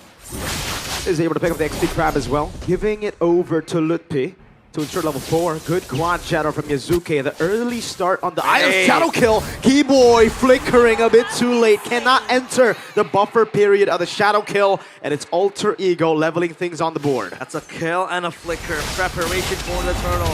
As Alec with the mid trio again, just pushing Sans back. Kyrie comes in to rescue Sans. I know you talk about Yazuke with the Hayabusa. In the last meeting they had, he picked up a triple kill. Picked up the pieces of a broken Alter Ego. Now Lutpi under attack. Has the flicker, but has to be perfect with it. Is able to pop in the consecration in time as Keyboy pops in the wall. That's Yazuke. Smashed down for the airstrike flicker from Sans. It's a kill over as Alec jumps in. Sans trying to evade from Black Dragon. Does not have the flicker. Nino will dive in, but will lose his life as well. It's 2 for 1. Kai on the turtle. Only now does Yazuke spawns back in the game. That has to be value for ONIC because they have dibs now on the turtle. They're going to have prio on this objective and they're going to get it scot-free. Meanwhile, Yazuke will go back to the purple buff. I'm not quite sure if Keyboy wants to pressure that as Alex is able to shadow for him. At least Yazuke can go back to farming ways. And now you see ONIC with the early pressure that they're able to bring. We talk about the Granger maybe now. The hands of Alter Ego. Yes, they do have a scaling composition. The Sans! Shadow kill on the Cloud Shadow, landing 2. It will just be the basic attack. 2 deaths on Gila Sans. Shadow kill. Secures that kill towards Sans. This guy with the Farsa, sure, very elusive, very sly. But when you have Yazuke, the guy lurking in the shadows with the Hayabusa, you are for sure to respect him. You have to respect him. Lutpi though down bottom, he's gonna cut the wave. And then, back to my point, Alter Ego with their scaling composition, obviously with the Kimmy and the Granger, is going to be a pest for Alter Ego to, or rather for ONIC, to deal with in the late game. So that comes down to Kyrie. If he can get the execution down in the backline, if he can get that dive, that's going to be good. But then you have Nino with the Yuzong, always ready to split up the formation for ONIC when it comes to the dive composition. Time predictions by Gope.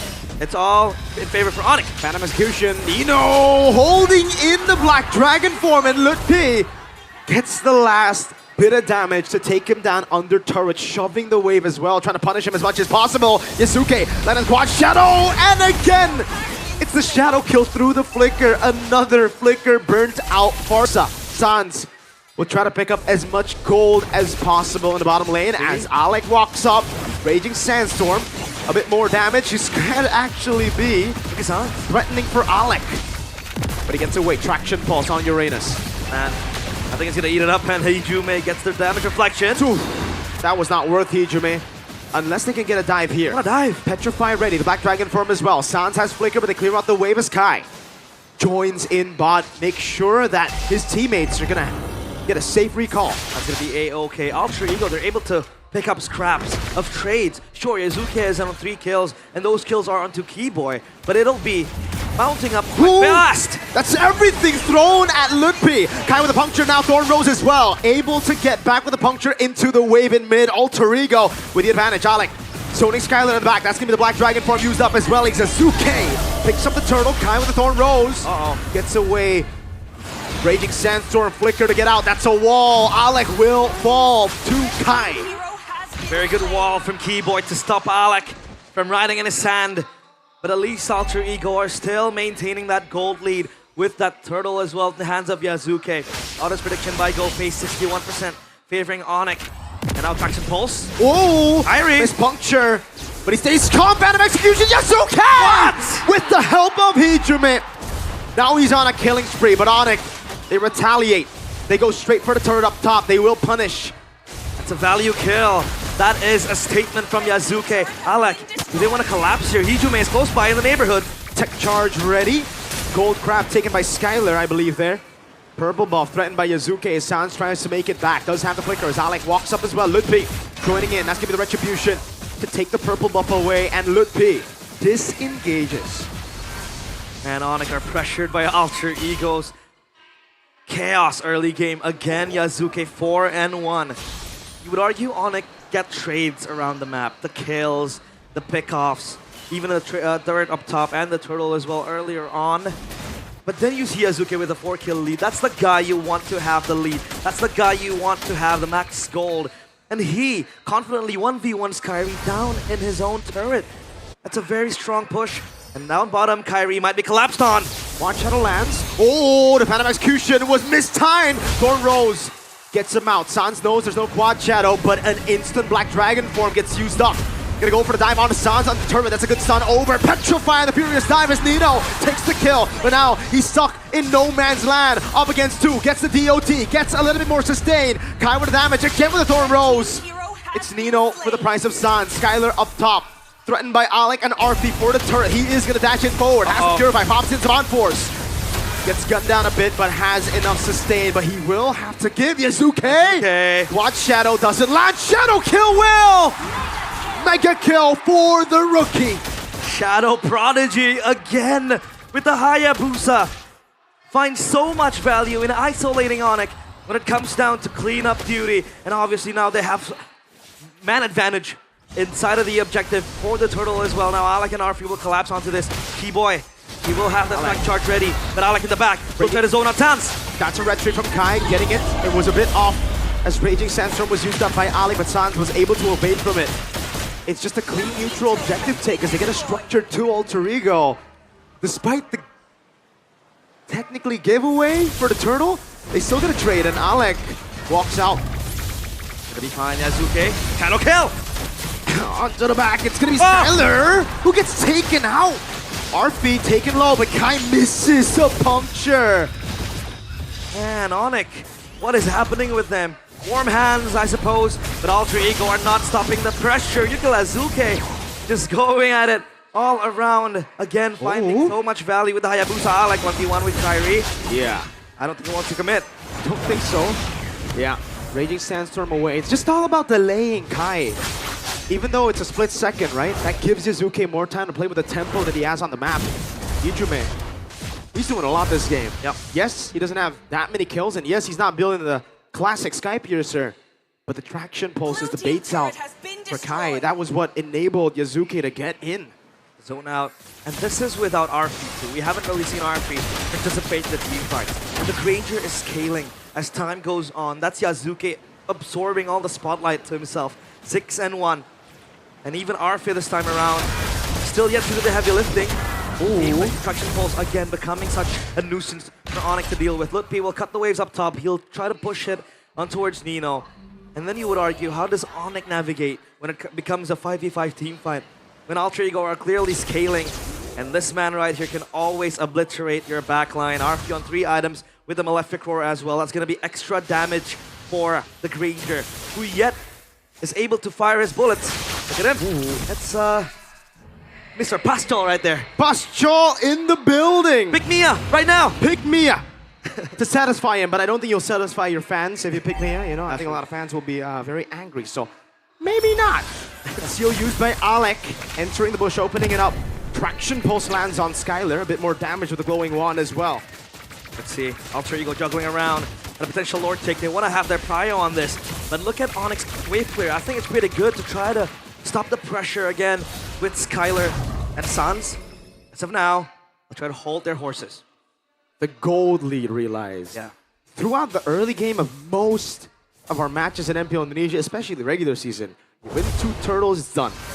This is so close, down the wire. It is. Trying to maintain it, and that is what ONIC is able to do right now. Starlium Beam connects. Lutpi is eating up damage. A lot of damage. You gotta be careful. Consecration baited out before the fight. Arfi is sitting on a Sky Piercer. Yeah. Just needs a few stacks to get going. A few stacks to get the Granger online. Granger danger, as they say. Oh my god, Lutpi. No consecration, but he's gonna be fine. As of now, he's the one soaking up the damage, has the regeneration to go past Alter Ego. Kyrie will go in with the puncture. Nino. Oh, that's scary. Yes, the Petrify too. Yeah, a bit of a jump scare there for sure, but I think they know that Kai has tough boots. I think the Brute Force breastplate already completed too, so he won't really lock him down for that long. Yep. They'll end up having to waste some resources, but they see Lancelot in the bottom lane. That means Sans will have to get position. Wings by wings, already utilized. Immobilization lands on Lutpi as the Lord will be reset. Bottom wave already cleared by Kai. The waves are pushing, but it's gonna be a freeze down bottom. They're gonna let that happen. Because as of now, Alter Ego are the ones dictating the tempo. They have the tempo shadow kill! Oh, he translates it over to the Lord. So, no quad shadow. What? That's a wall down. Keyboy tech charge. Sans goes in. They dive on the assassin. Keyboy gets a shutdown now. It's asking me the Black Dragon form with the help of Alex. Signs with the flicker out, but Nino follows through. It's a kill over as a traction pulse locks him down. Meanwhile, Lutpi zoning RP in the backline. Kai with a walk up again. Hijume doing a whole lot. Nino! 3-man petrifying against the double kill. Skylar has to run away for his life. Will he survive? Skylar goes back in. It's Nino with a triple. The beast is having a field day and he wants a maniac. Lutpi, too sustainable, too tanky. 3 for 3 at the end of the day as Lutpi tries to push him forward. RP has Sky Piercer. That does a little damage to Lutpi though. Kyrie is still in the purple buff. And he won't be able to get it as Yazuke will be the one to secure that. Meanwhile, ONIC, they go for the 3 for 3 trade, but RP is still alive and well. And as of now, it's Nino carrying the entire team fight with the 3-man Petrify. The beast shows up in time. And Alec, he has prior for the vision spot, especially with the Khalid.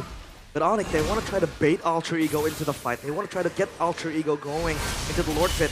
E-Boy might try to look for a target, but the traction pulse again. It's a very valuable tool for Alter Ego, especially in the hands of the Timmy. RP has the Sea Halberd, so that's going to exert much more anti-regen up towards the Uranus, who, by the way, has been very much pushed down. That's Sally Boy. The Miracle Boy here as well. We're in the presence of greatness. We got Carl Teasy this earlier. Hey, Unk WCW, who's now a part of the coaching staff, no longer playing professionally. Also here watching his team try to execute his drafts. Immortality pickup for Alec. A slow push down below as well. Now Lutpi taking a half HP. He is fighting all the bullets, but he's gonna be okay. He's a Uranus after all. He'll regen quite quickly. That's not gonna be a good item. But oh, he's gonna be fine. Traction pulse again with the pressure that is mounting highly on ONIC. Alter Ego, they know they have the range advantage, so they're just gonna try to poke around ONIC until they blow their resources out, and then they can go to the jugular. Meanwhile, Alex still on the back line. He is looking for a flank angle. ONIC, they want to try to rush this, but I think Alter Ego needs to respond to this. Yeah, ONIC want to try to force it as much as they can just because of slow push in the bottom lane. Alec, he had Immortality, just bought it. I don't think it's worth to have it pop instantly. To get some healing back. And it is back to the Lord Dance. Man, such a slow game as we got into the double-digit timer. Twilight armor picked up. Yeah. And I really like to see it, man. Carl, in the interview just earlier, said that Indonesian players lack discipline, and I'm glad to see the discipline now showing both teams. They're playing through the macro control, through the advantages. Alec, conceal. Gonna go for the Beijing Sandstorm, doesn't land on anyone. Oh, that's a big mistake, but there's no punish just now. No lockdown to lock Alec. They need to wait for the resources to be used over to Yazuke, who's in the bush right now, has a position, goes over to Quad Shadow, just a bit of poke over to Kai. Another airstrike will take Yazuke to half HP. And we're back to the Dawns. Insane.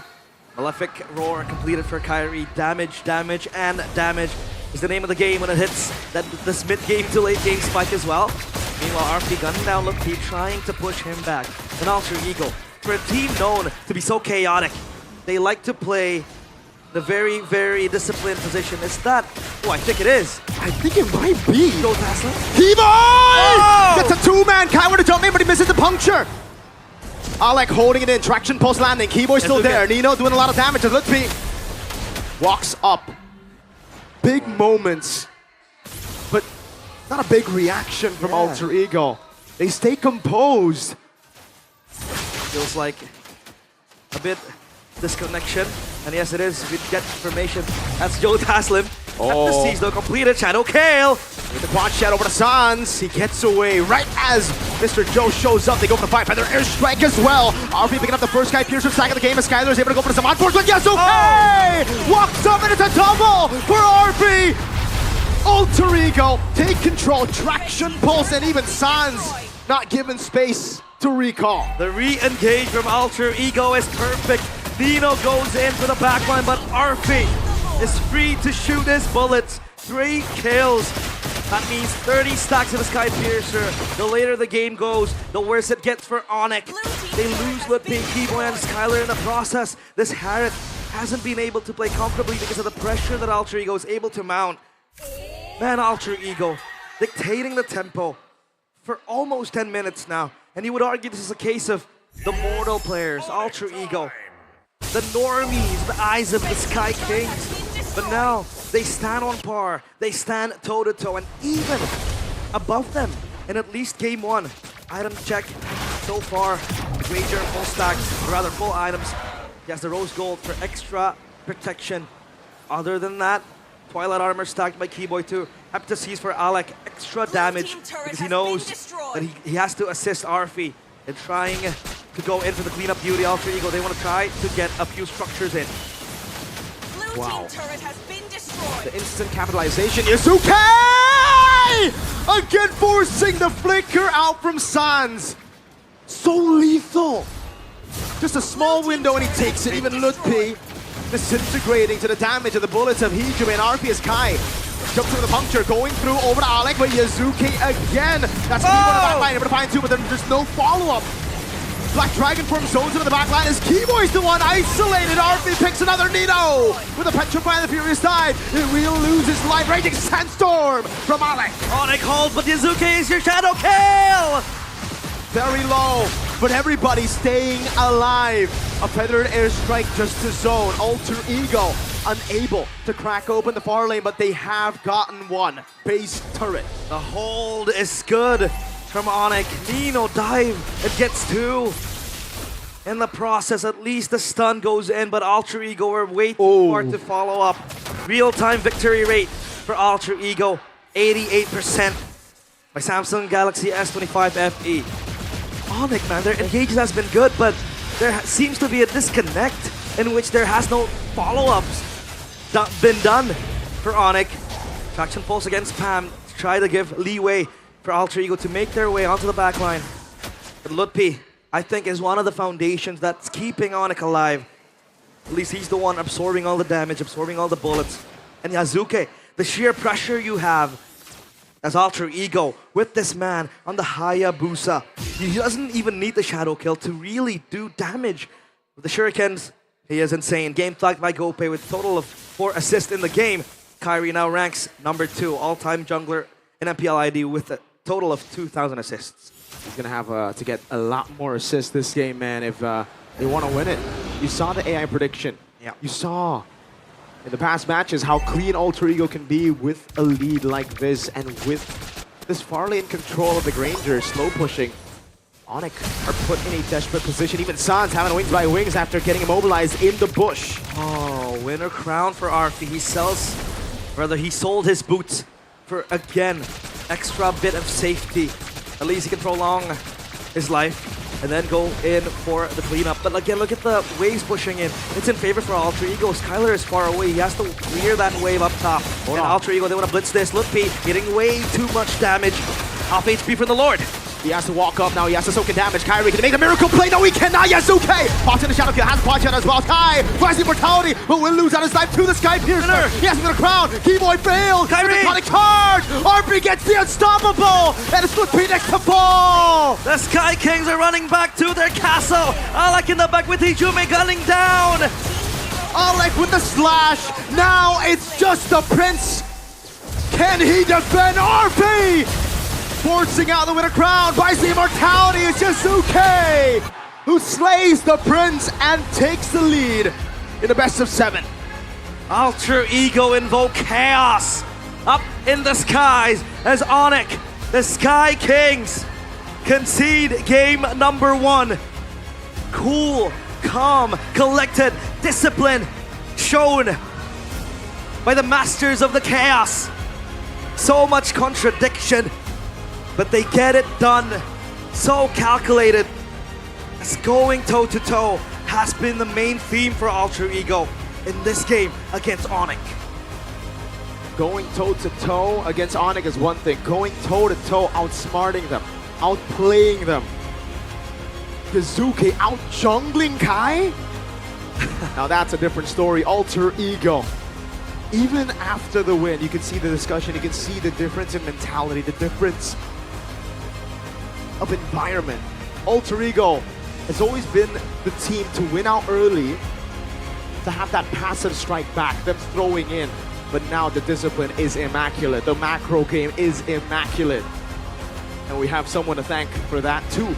people to thank for that. Yep. Professor X and Styx. Man, Zephyr has been very creative in the drafts. But shout out to the beast Nino with the Yuzong diving in, isolating members, getting a 3-man Petrify. Just becoming the heart of this blood-boiled Alter Ego lineup. And then you beg the question for these Sky Kings. What has been happening to them? Engages were found. Keyboy with his trademark moves. But it seems like the team is in disconnect. They can't really follow up on what was an insane engage. And in this last battle, man, Gila Sans was not Gila after all, and Skylar the Prince. He saw his kingdom fall once in the black and orange. Will this be the same kingdom up in the skies falling again, right in front of his very eyes? The three faces of chaos have come a long way, but it is a best of 7, a long series up ahead. They gotta keep locked in. They have to lock in. Panelists, what do you think of that game? Break it down for us.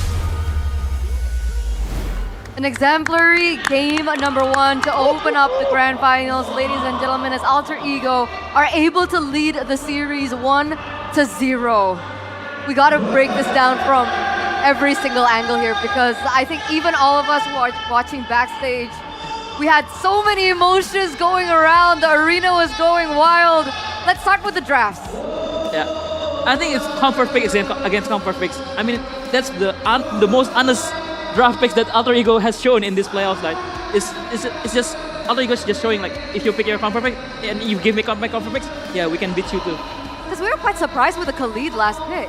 Yeah, I mean, I would have went for the Hylos, but in a sense, I am corrected, right, in this case, because Alter Ego played that early game super aggressively. Alec did get punished a couple of times from Keyboy and also Sans, but you traded off with 2 early kills to Sans on a Farsa. That is not something that is usually possible.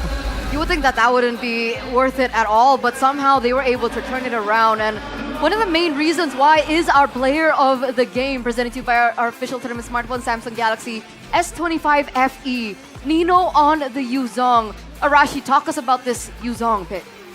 Bro, he played a great game here. In the early game, he was making so many moves. He was one of the quote-unquote more dominant winning lanes. And despite the fact that ONIC were trying to make maneuvers to maybe avoid dealing with this Yuzong in the early game, he just forced his way into the backline. And the amount of times he made a play diving in was already a spectacle to behold. The amount of times he did like a clutch zoning maneuver when Keyboy went for a big engage is also part of why Alter Ego were able to maintain such dominance. This is basically Alter Ego saying, like, in order to protect your backline, you don't have to get protection. Sometimes the best defense is a great offense. And honestly, if in this game with that Khalid, if Alter Ego were not as coordinated, there were plenty of times where ONIC could potentially punish Alec for trying to zone, for trying to flank in the backline. But because the follow-up is so on point from Alter Ego, it ended up working out. And check out this play from Nino, dude. I thought ONIC definitely had the edge here. He just said no. Triple Petrify here, I think. Yeah. Oh, man. Wow. Beautiful. I think that was a triple kill picked up by him here. And that kind of kept Alter Ego from falling behind. With 2 marksmen against ONIC, they were able to maintain at least an even gold lead, and that is more than enough when you know that your backline is gonna scale so far.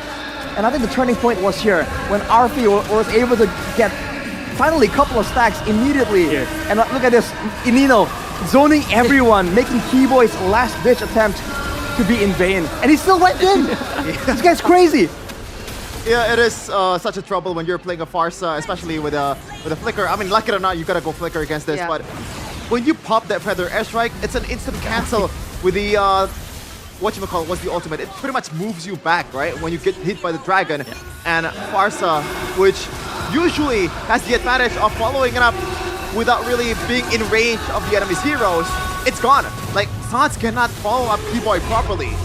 And shout out to this draft coming in from Alter Ego, man. this Uranus becomes less and less relevant as the time goes by because it's a double marksman meta, right? Or it's a double marksman composition from Alter Ego.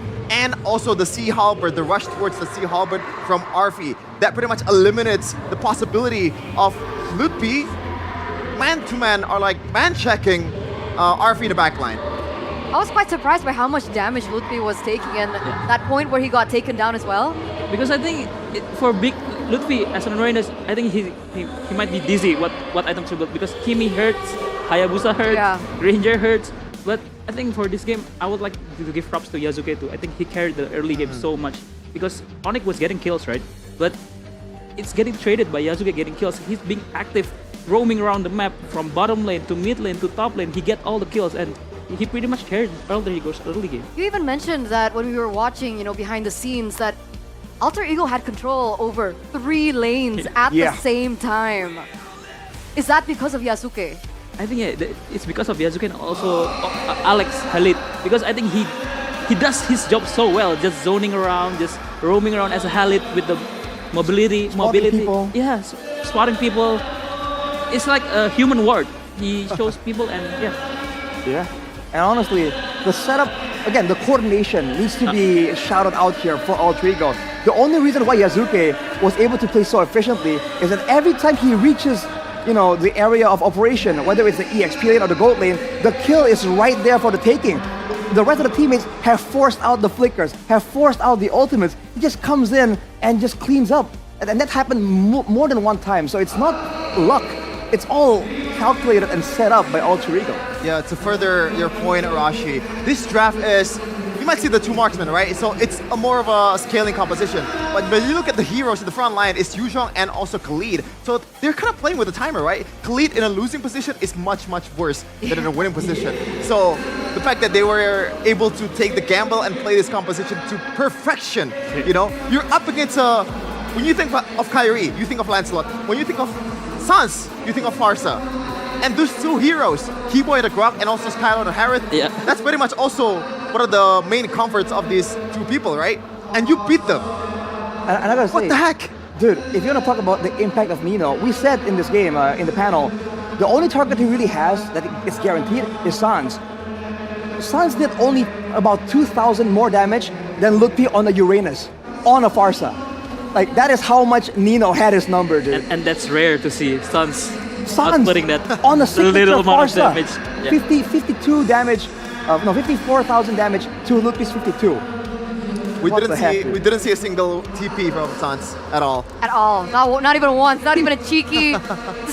No recalls. You got no time for that, man. You got no time for that.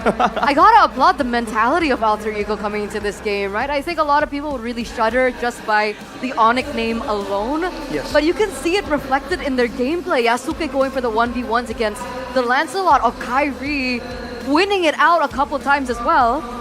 Yeah. Also the mentality of Alter Ego. You can see in the huddle after the game, there were no hints of celebration at all from Alter Ego. All they did was huddle up as a 5, Nino as a leader. This one is the thing that we need to fix. Blah blah blah. So that shows that leadership and also the championship mentality, even though they haven't reached that yet. Stone cold focus. You want to talk confidence? They picked 2 marksmen in a dangerous grass against Keyboy's Grok, against Sans on the Farsa. Like, if I told you that before seeing the game, you'd be like, no way, like, why would they do that? But they did, right? That's the confidence they have right now. They don't care. So now we're looking at Alter Ego and they can play so many different styles. We're looking at the drafts and like you mentioned, it was such an honest draft by Alter Ego. We see the Granger pop in and this is like something that we haven't seen in quite some time from Arfi, considering that he's been playing a lot of fighters in the gold lane. But now they come up with this strategy and ONIC go back to the drawing board. They go back and to think to themselves, what can we do better in game number 2 to adjust? There's one thing that everyone here can agree on that they don't have to adjust on, and it's the device that they're using right now. Ladies and gentlemen, the Samsung Galaxy S25, and specifically S25 FE. Now, Arashi will talk to Aldo about the specs. So that's a 4,900 mAh battery, and it's fast charging. So generally, you don't really have an issue trying to play with low battery. On top of that, the dynamic AMOLED, 2x display with 120 refresh rate. At this point, 120 refresh rate is a must. Let's be real here. You need that performance. Don't forget, it doesn't heat up either. So with the design and the materials, it stays cool, man. And usually I would tell you, hey, you get access to that Galaxy AI as well. But honestly, I feel like the way Alter Ego are playing, it might be beyond science. I don't know if Galaxy AI can handle that. Yeah, I was about to say that maybe Alter Ego needs to use the AI feature to make themselves as the champions in this grand finals matchup after it concluded. But no, the way it's looking right now, it is very possible for them to do it without AI. Yeah. Yeah, so I'm training Arashi to be a salesperson. How is he doing? I think pitching well? Good.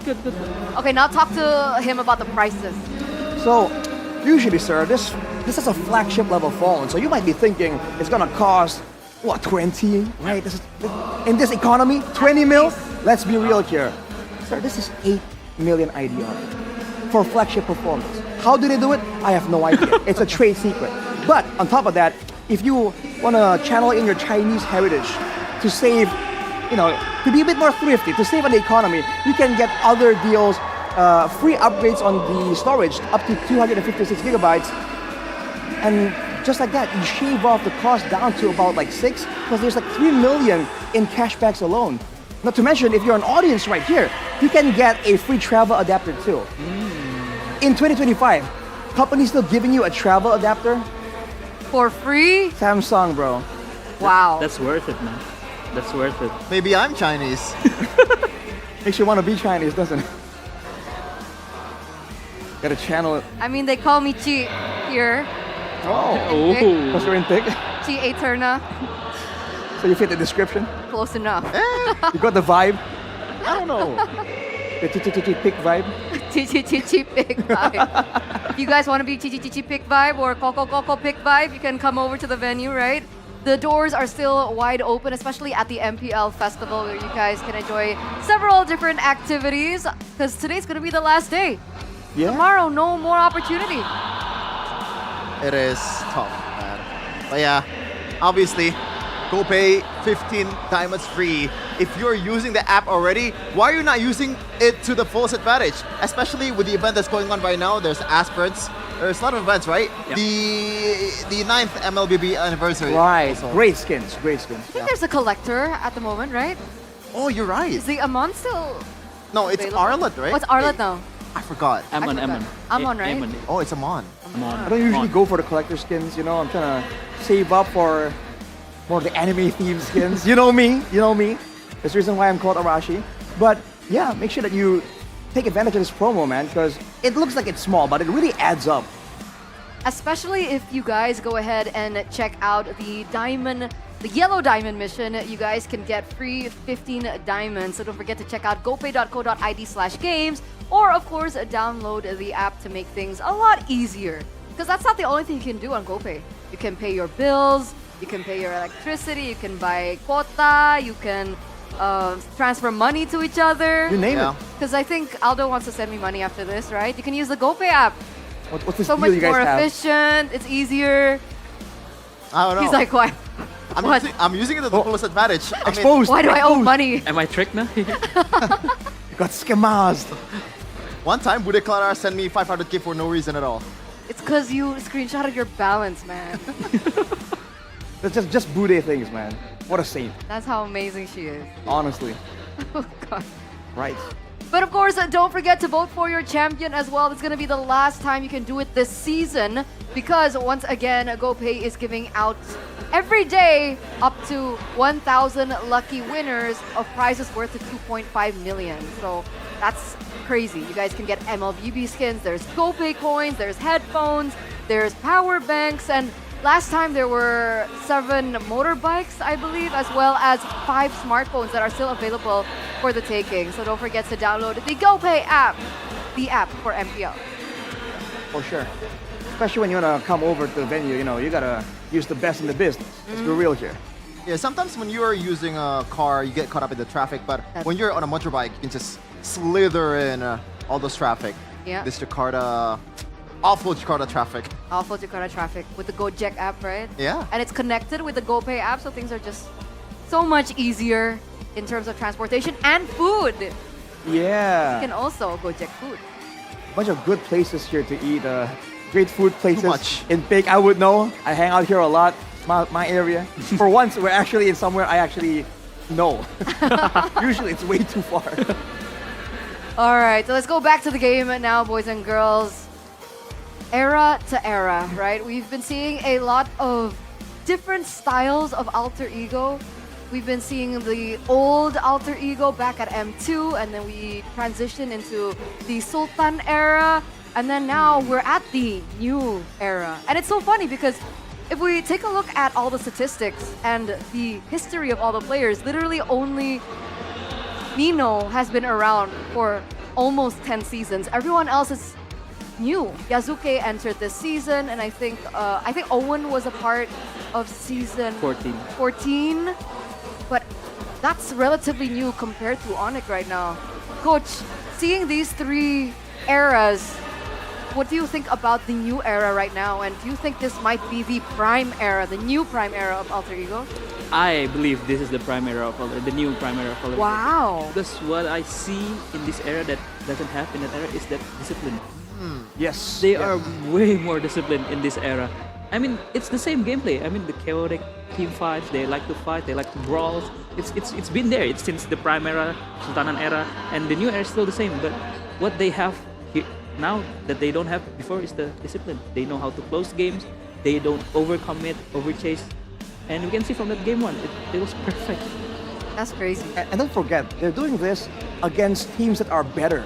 Yeah. Let's be real, like the game has developed so much since the previous eras, and they are pulling off some really chaotic but also disciplined team fights in 2025. And by the way, this is not the alter ego that we see at the start of the season. Like, the alter ego that we see at the start of the season needs a lot of fixing, and the fact that they were able to fix that in a span of like, I don't know, 2 months is insane, man. The expectations to the reality that we have right now with alter ego going toe-to-toe, or maybe winning it out against ONIC in the finals, it is just surreal. Hard work, right? Put in the hard work. And also the patch. Yeah. And a sprinkle of luck. Yeah. A little bit. Yes, of course. I mean, yeah. They're trying to push the luck thing further, though. Yes, agree. You see 2 posts from Alter Ego, like from the fans and all that stuff, from Cole Delwyn as well. Zephyr. Pretty much the caption, Hockey Bude or I something. think everyone from everyone from Alter Ego post that. Oh, everyone? The whole team? Yeah, even the staff, the management. Wow. I think they don't want to over-celebrate at this point, right? They're so close.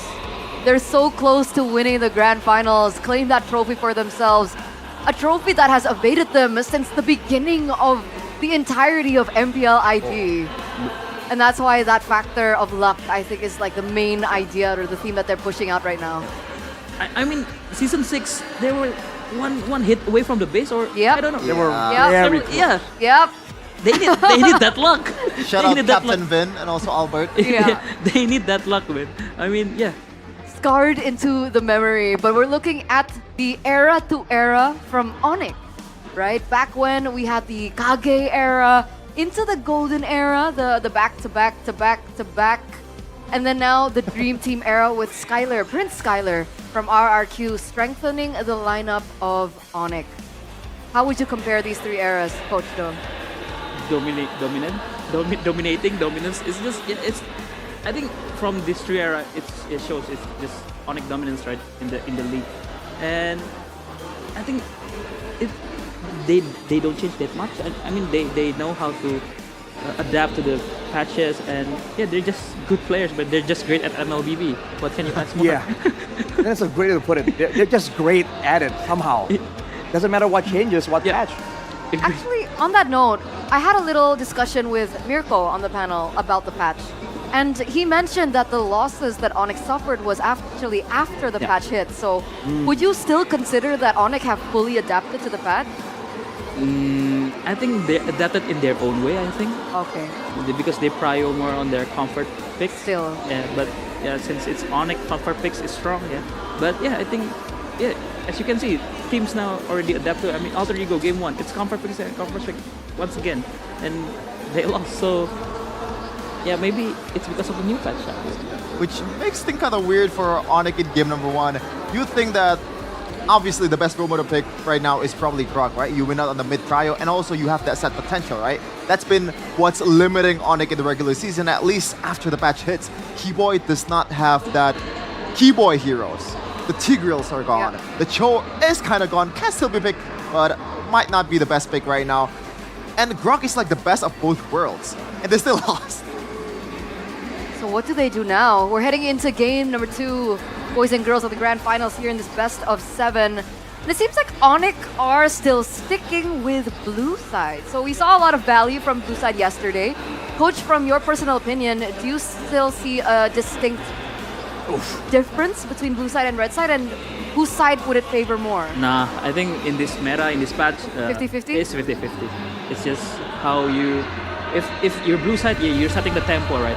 What you want to draft, and if you're red side, you just want to answer. And I think Alter Ego did answer well in that first game, but I think I want to see a more contested Hayabusa pick, because since Isunshin is banned, I think the best jungler to play in the mid lane to gank, to be aggressive is Hayabusa. So let's see. Maybe ONIC will first pick it. I don't know. Okay, we'll see whether or not this Hayabusa will get contested in the drafting phase of game number 2. Presented to you by the official tournament smartphone Samsung Galaxy S25 FE. It looks like so far the bans are very similar, but Alter Ego have actually banned the glue instead of the Kalea. Shefan, talk to us about this. Oh, I'm not sure. I'm quite surprised that ONIC did not make any adjustments at all. Well, in the banning phase at least, now they picked the Hayabusa, as you mentioned, Coach, though, just the jungle that really wins out of the mid trio can really help Sans and also Keyboy establish dominance in the mid lane. Now Alter Ego have to maybe take the Grok here and another Hijume hero to complement it up, or they could go back to a CC, you know. Maybe just go Yuzong again. So that works. If it works, don't change. And it works so well with Nino's style. Yeah. Not to mention, the Alice is a hero that has been mentioned a lot. Basically a better Uranus. So if ONIC want to go with the Alice, I believe the matchup favors the Yuchong just a little bit. A bit of skill, of a skill matchup involved there. Yuchong, Ruby. Wow. And again, where is everything going? Sometimes you don't quite know. I mean, isn't it just almost fixed that it's gonna be a Ruby Gold at this point? At this point with Alter Ego, I don't dare see it. Yeah. I think it makes sense. Yeah, they're just because maybe they're anticipating the CC pick too. That's why they picked the Ruby. But maybe it's for sure Ruby Gold or Yuzong XP. But yeah, maybe we don't know yet. Once again, as Arashi said, it's Alter Ego. So wait, I think we had a conversation with Toss in Talent Room, right? He said that a fighter mid or tank mid might be viable. Hijume Ruby? No way. Run it back Evo's days? No way. Nah. But I think the Ruby is a very good pick against the Hayato, right? Because it's not as easy to gank a Ruby compared to a Granger or Harriet. So maybe that's the adjustment that Alter Ego is making in this draft. And I feel like considering that earlier, it's all about the movements. It's all about the playmaking, right? Crowd control is so important. And I'm not sure if I like how ONIC don't really have any just yet. And I believe that could be why Alter Ego are banning away all these EXP laners, because Ludpi is usually very much involved along with Keyboy in making those plays happen. I mean, look at Nino, right? EXP lane can control so much of the tempo of a fight. Oh man, I think this is the first time in the playoffs that no roamer pick in the first phase at all. I might need some correction if there is any game that I forgot about. Oh, look who is in the house! Miracle Boy, the Miracle Boy. What a great moment for him, watching the next generation attempt a chance to achieve greatness. Dangerous grass again though. I really feel like this suits Alter Ego's style so much more, because they've been very crafty in checking the bushes, but also making use of the bushes to trap ONIC. I mean, Ludpi fell a couple of times purely because of the confusing positioning of Alter Ego. I think Cypher is trying to pick out a get out ban from ONIC. He's just baiting because they banned the Hylos and Kalea. But I think it's back again. It's dangerous grass, so we don't know what Alter Ego is picking, right? Maybe Hilda, maybe a Hellcard because it's already 2 fighters. We don't know. So let's see what ONIC will ban first. They could go back again towards the Khalid, not really the greatest of matchup against the Hayabusa and also the Kimi, but it does give you that mid prior, right? Because you really need that, especially after the Kimi is picked. Wow. The Eve is banned. The Angela is banned. So are they thinking what we're thinking? Maybe No way, right? it's a bit of overthink. I think to be honest, that's Oh my god. they're saving Alec Hero for last pick. And I believe if they pick another squishy, maybe like a Granger or a Harriet, I think Alec Hellcoats will come out for sure this Yeah, game. I was about to say, I think they're anticipating or looking for this next 2 picks coming from ONIC to see whether or not the opportunity of the Hellcat can come out here. Kagura, though, I guess back then at least, Kagura was known to be really good at scouting, a bit safer. So you kind of get vision with the umbrella. It is indeed a Harriet. It's a very scaling composition from ONIC. Oh boy. Not a lot of card control still, it's just the Gatot. It's the Gatot Cici combo and a lot of scaling. Yeah, I'm not liking the Kagura pick more and more after the last 2 picks, man. I think Alter Ego was trying to read towards a gold lane squishy pick, but Harith does not qualify for that, man, especially with a Purify. You can just summon force left and right and get the shields. So then you're not really a target too. They're discussing it, boys and girls. They're hovering. Is that a marksman page? No way, no. It's a Ruby Flex maybe to the room, but yeah, it's a Ruby Flex. Oh man. Oh my lord. Wow. Ranger in the gold lane. Real quick, Alter Ego or ONIC? Alter Ego. Coach? I think I'm going ONIC for this game. Okay. ONIC looks way more stable. ONIC looks way more stable. A unanimous vote here on the panel. We're gonna throw it over to the casters, Mirko and Realize. Take us to game 2. Game 2, where currently Alter Ego has total control of what happens in the Land of Dawn. This time, no, it's a new draft, but seems like it's almost the same. Skylar still with the Harith, the Granger in the hands of Arfi, but that Hayabusa taken out of Yazuke's hands. Will Kairi be able to replicate what Yazuke was doing in the previous game? He was constantly pressuring the members of ONIC, and now into the Land of Dawn we go. For game number 2 in this grand finals best of 7, ONIC, they need an answer. Alter Ego have gone for an early game composition. Like, this is a pure snowball comp. No? Even for Arfi on the Granger, you want to get the Sky Piercer stacks early. ONIC, like Aldo mentioned, like the boys mentioned on panel, it's stable, but in this meta, I gotta say, the early game comp should be a bit more stable. Alec! Oh, he's holding on to the flicker, man. The regen, saving it for a bit, might have to go.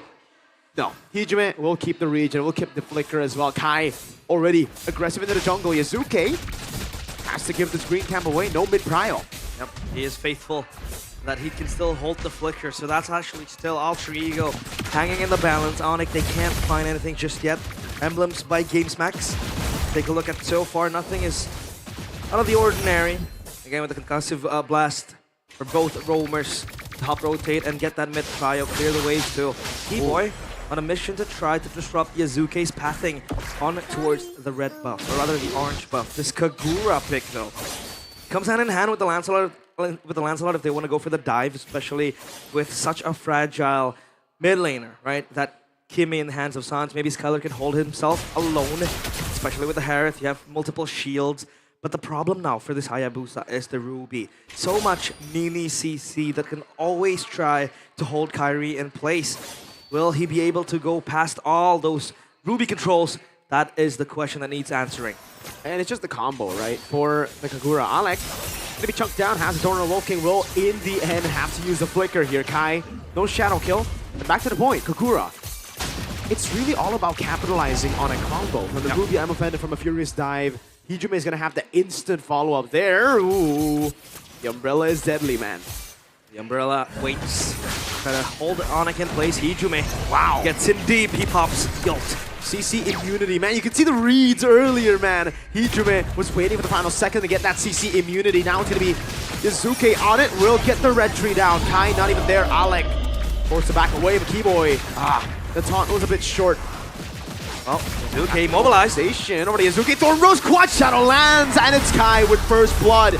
Keyboy will be the trade, but the purple buff forced out, given to Alec. But still, I think Alter Ego might be a bit happy with that. They got the turtle buff, or rather the turtle, and they were able to also get a kill towards Nino, but Yazuke falls in the process.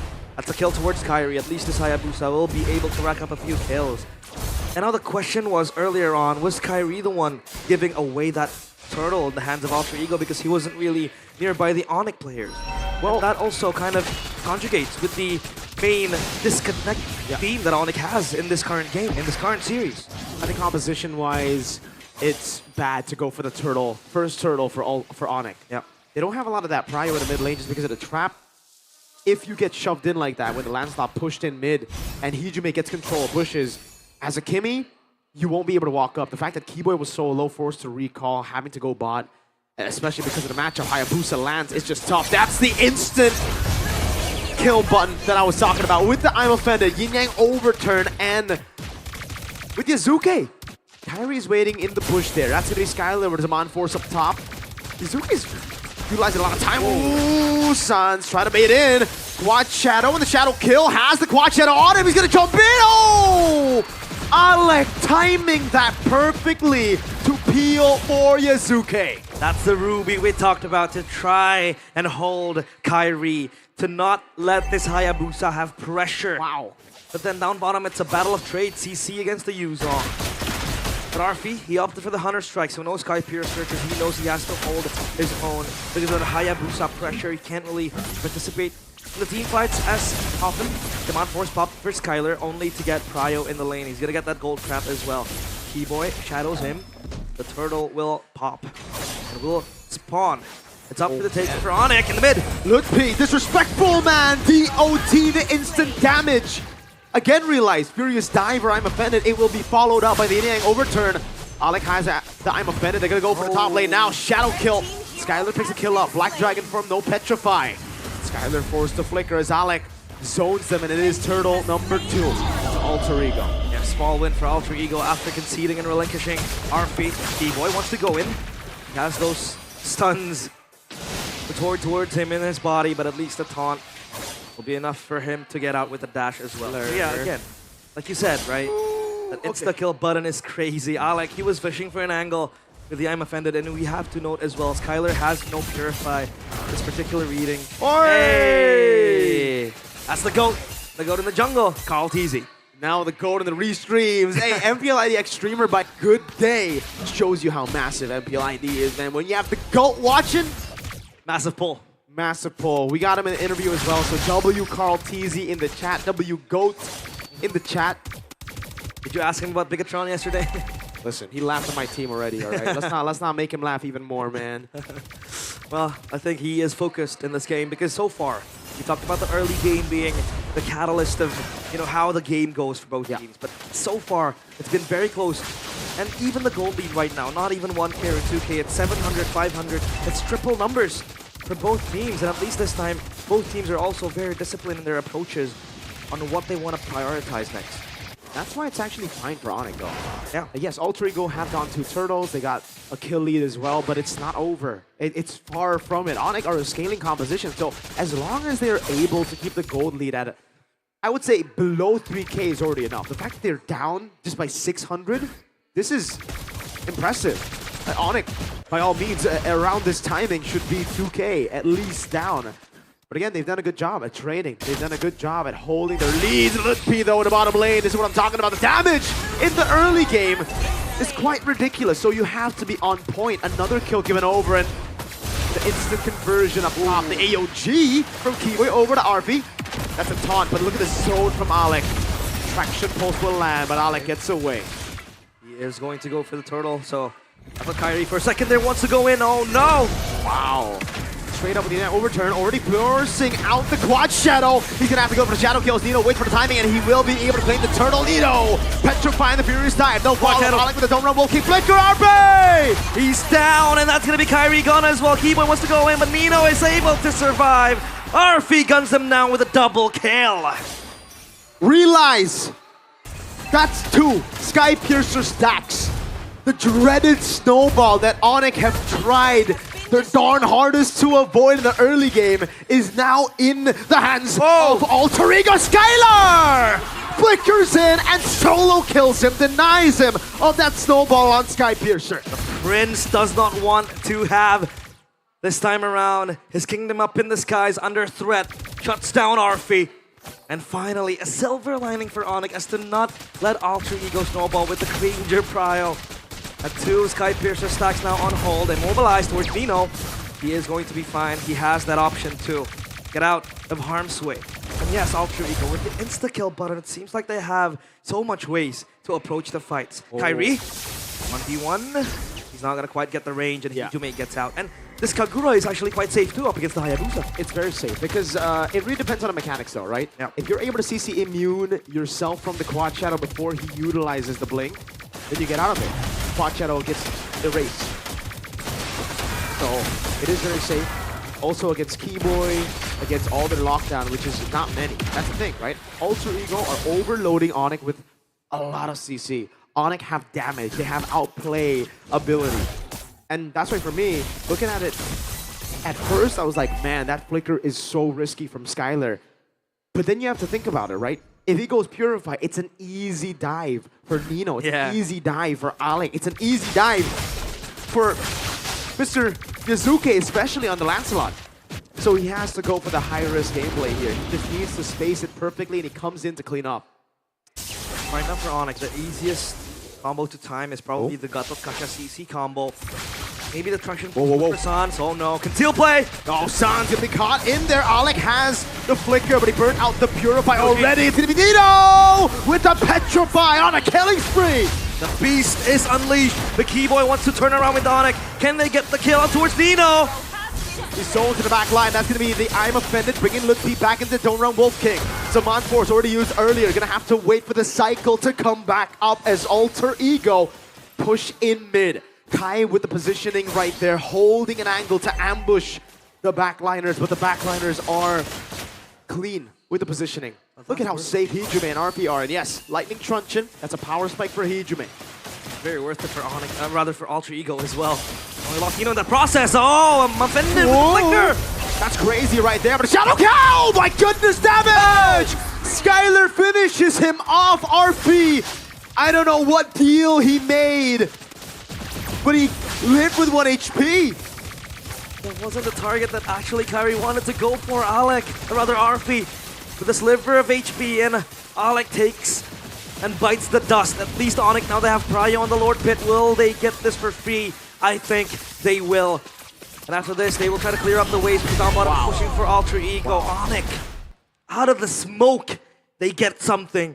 They were down and under. Lutfi has to be careful. Triple push might be open. Yazuke is close by too. And that wave is gonna crash. No, okay. No. Oh, and this is Lutfi caught in the furious dive and fed into the Skypiercer. They will get a turret in the mid lane as a trade for Lutfi's life. It took a bit of time there. It wasn't like a pure instant kill, and that means the Lord will get 2 charges. One in the tier 1 in the mid lane, the other into tier 2. ONIC pushing in the bottom lane. And you would connect this point to the fact that, yes, Alter Ego has that insta-button kill, and they would want to look for pickoffs back in the bush. But ONIC, they don't really have a way to open up the bushes. Maybe Keyboy will try to bring himself into the bush. So that, again, is kind of gambling. And then you have Sans try to open up that. But again, Kimi has to be in front. So then how do they open up the bushes safely? For Alter Ego, they have Arfi. They just open up and try to detect and scout where ONIC are. So now, that wave up top will be built for ONIC, and Yazuki will give that up. He's gonna let the wave crash onto him. Meanwhile, Skylar in the bushes. Alec might look for an angle. Well, they see him, I think. They might jump on Skylar. That's damage from Skylar just with the Synchro Vision, I believe. Divine Glaive picked up by Sans in the mid lane. Extra pen, extra push, or rather damage as well towards Alter Ego. Yazuke clearing up top. So at least for Alter Ego now, they also have side lane Prio to a certain extent with the Lancelot available and ready. In a 1v1, it'll be quite strong. Yep. Against the Hayabusa, you have that forward throws to kind of play and approach it in a much more defensive style. Alter Ego, you can take a look at this. The 4 players are going to clump up together. They're going to push together. They need to protect Mr. President. They're going to need to protect Arfi as the main carry. And that is where they need to congregate together to activate that combo. 34 stacks in the Sky Piercer, 480 on the passive. It's not too bad for a Granger. I think it's pretty good. Especially how he was killed early on, shut down as well by Skylar in that solo kill up top. ONIC, they need a moment to breathe. They need a moment to open up. Again, back-to-back games, Mirko. The gold lead is not different. It's not that far. It's not marginal. It only is like this when teams are this equally skilled at playing the early game and playing the mid game as well, right? Because again, a lot of times when you see these scaling compositions, they don't have the patience to go in. Yuzuki with the puncture, Phantom Execution, baiting out the Purify already as the AOG doesn't land. That's gonna be Alec with his own Wolf King over the Keyboy as Yuzuki gets taken very low. Lutpi stunned up by the umbrella of Hijume. And there are still no kills on the board, just threats here and there. Who won that trade of resources though? I think it's ONIC. It has to be ONIC. They have a wave down bottom is gonna push. RP needs to clear that. The Lord as well will build up for ONIC, and that wave up top, it's a slow push. Slowly converging for ONIC. Alter Ego need to answer that, but at least it's not going to instantly crash to the top side turret. Divine Glaive for Skylar, that's a big pickup to get the damage going.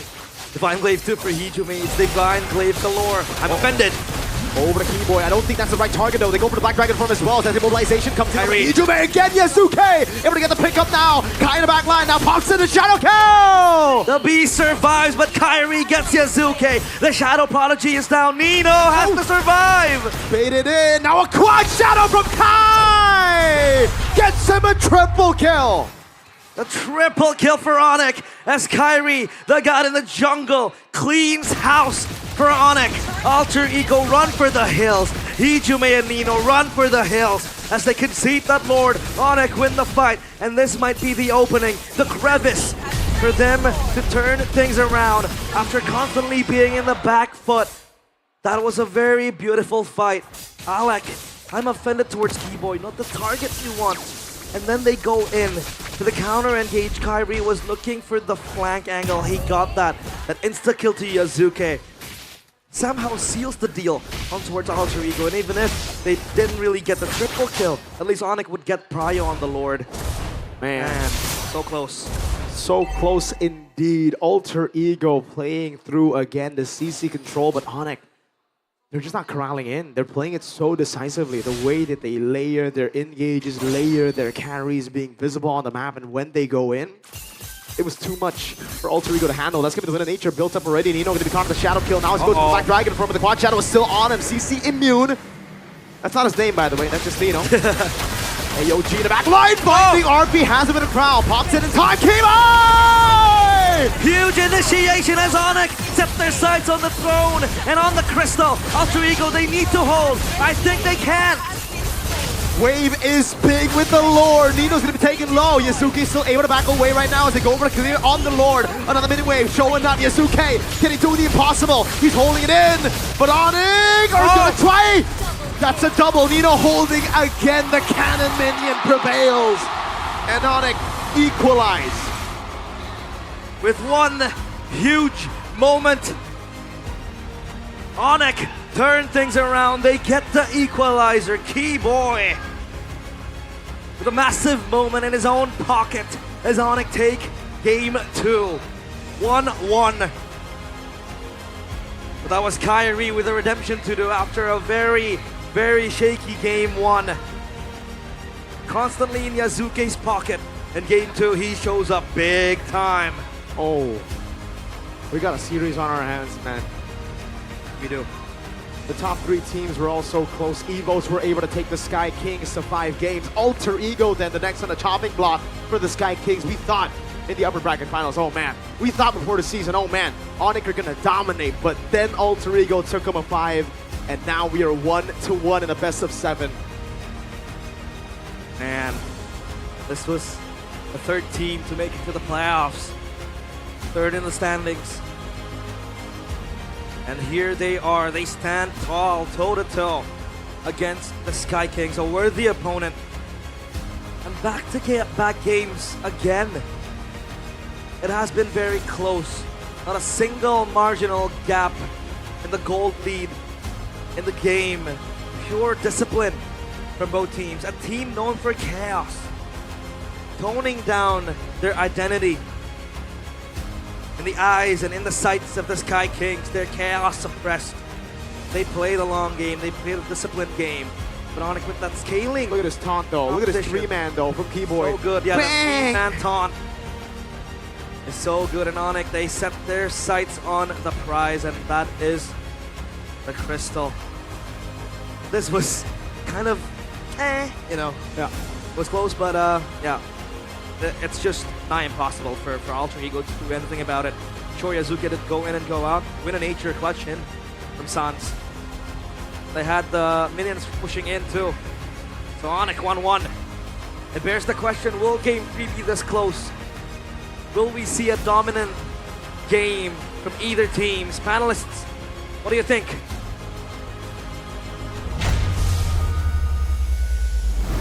And here we are after game number 2, a successful equalizer by the defending champs ONIC to take game number 2 over Alter Ego's lead.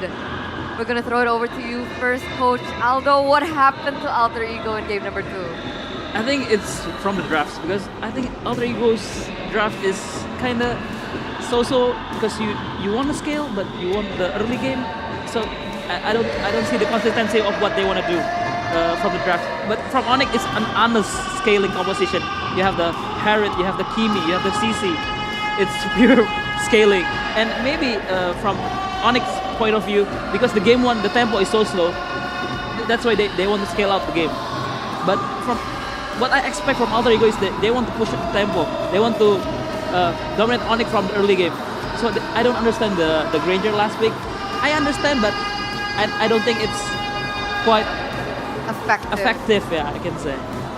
So the clear-cut mission of Alter Ego in game number 2, it wasn't quite clear, the win cons, as we'll unpack later on, because we do have to give it up for our player of the game, presented by official tournament smartphone Samsung Galaxy S25 FE, and it goes to Kyrie on the Hayabusa. Classic Kyrie performance, big game player as always, 4-2-2. Not really the greatest, not really the most dominant KDA out there, but you can see it in the game if you watch it closely. He's the last man standing. He's the one that's executing the backline and also finishing the job by from ONIC. Even though they were down by quite a lot in the early game, this guy just takes the charge, just make it work for ONIC.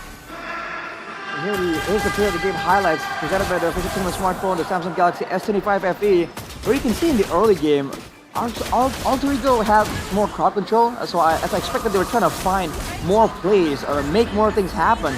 But overall, I think now, ONIC with some of the mechanical heroes like the Hayabusa, like the Harriet as well, they're able to actually have a bit more outplay potential. And I do feel that in some moments like this, Alter Ego kind of underestimated how far ONIC are willing to go, right? They're able to get, Alter Ego can get moments like this, but then ONIC are willing to oblige them in a team fight. They are more prepared to actually go for an all-out brawl, and you see that towards the end later on with Kyrie making the plays happen. But look, you can see there, Skylar, after shortly avoiding getting picked off, flickers forward. So you can see that the attitude has shifted quite a little bit, and despite the dangers and the pressure, especially in the late fights, you're seeing classic ONIC team fights where it looks a bit shaky, but then towards the end, you see that dominant finish, especially when Kyrie is allowed to be on some of these playmaking heroes like the Hayabusa. So we might see towards the later games a bit more of an assassin priority for both teams. Assassin priority and more so the Hayabusa priority. Like Aldo mentioned right before the drafts of game number 2 that the Hayabusa will be highly contested. I think expecting that something will definitely have to change in order to make sure that this Hayabusa doesn't either fall into the hands of Kyrie or even Yasuke. Yeah, I'm still kind of stuck towards the Kagura pick, man. I know that there's a lot of things that the Kagura offer, especially now that I realize Dangerous Grass goes well with the Kagura, right? Yeah. And it's one of the few mid laners that, in a way, can secure objectives. You can zone out people and have that instant burst damage at level 4, but that instant burst damage comes with a price. It's a one-cycle hero. Once you don't have your ultimate, you're done. And this is a meta where constant DPS needs to be available for them in the mid laner.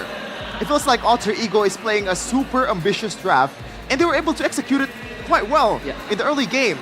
I was quite surprised with that. They layer the CC well, they layer the ultimate well, but yeah, at the end of the day, they're kind of playing with the timer because Kagura is less relevant in the late game. But it's an ONIC classic though. You make one mistake and they will punish you hard.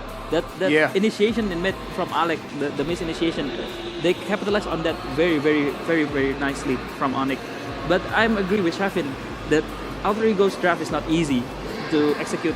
But the way Hijume plays, the Kagura is amazing. If you guys realize that, he usually trade his ult for Onyx resources before objectives so that Alter Ego can secure their objective. So yeah, it's a good one, but it's classic Onyx. One mistakes, they will capitalize hard. I think that might be the idea there because they feel like Dangerous Grass, Hijume and Kagura, and he knows how to play the hero quite well.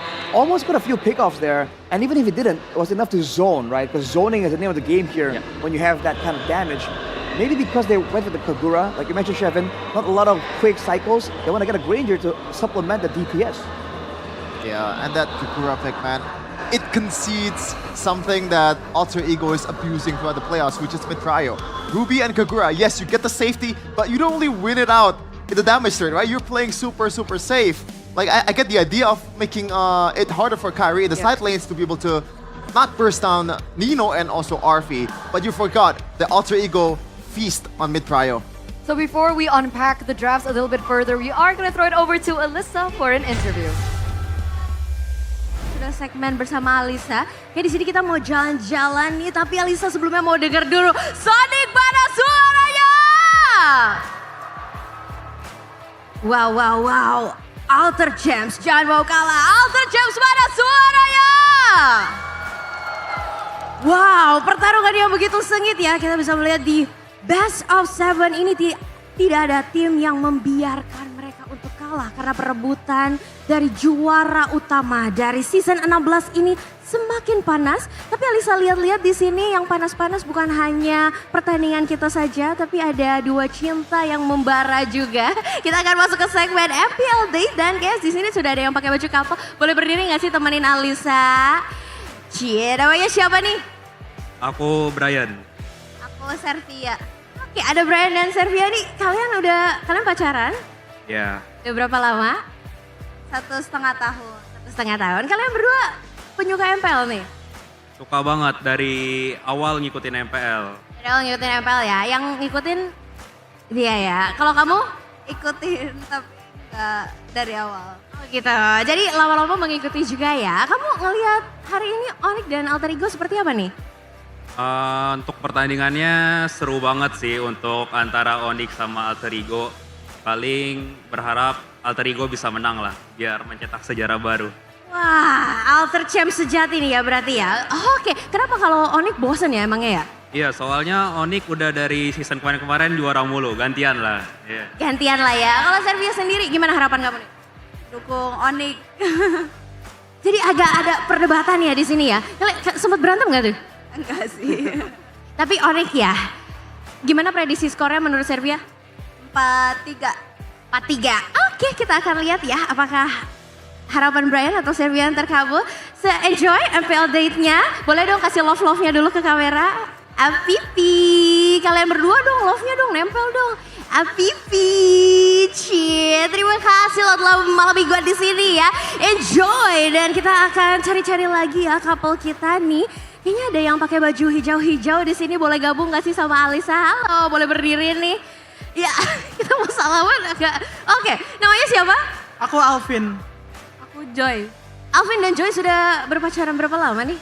Aku kemarin masuk ke 7 bulan. 7 bulan, masih magang ya pacarannya ya. Oke, kalian emang suka MPL date apa gimana nih? Kita baru nonton sekali sih bareng dan aku baru 2 kali juga. Oh baru 2 kali juga, sama kamu juga? Aku baru pertama kali. Baru pertama kali diajakin sama Ayang. Oke, terus gimana impression kamu pertama kali nonton MPL? Seru banget nonton yang Grand Finals. Seru banget ya, dukungnya siapa sih? Aku ya, ini Grand Final atau tim-tim yang udah lu? Oh, jadi kayaknya ini di sebelahku ada yang dukung tim-tim di luar ini ya. Aslinya siapa aslinya? Yang kemarin kalah sih. Oh, siapa itu? EVOS. Oh, EVOS fans ya. Cukup kecewa dan sedih. Enggak juga sih, cuman soalnya kan EVOS sudah memberikan yang terbaik juga ya. Gak expect juga kalau bisa top 3 juga kan, tapi so far udah oke banget. Makanya belinya grand final ya tiketnya hari ini ya. Oke, kalau kamu sendiri dukung siapa nih? Aku dukung Alter Ego. Dukung Alter Ego. Kalau yang hari ini berarti kamu dukung Alter Ego atau dukung ONIC nih? Aku Alter Ego juga sih. Wow, Alter Ego banyak sekali ya di sini ya. Kenapa sih, kenapa kamu begitu semangat mendukung Alter Ego nih? Ya supaya sejarah baru juga sih. Sejarah baru juga ya, biar nggak itu-itu aja ya yang menang ya. Oke, baiklah, boleh dong love-love-nya nih, apipi-apipinya. Acie, apipi. Gemas sekali ya.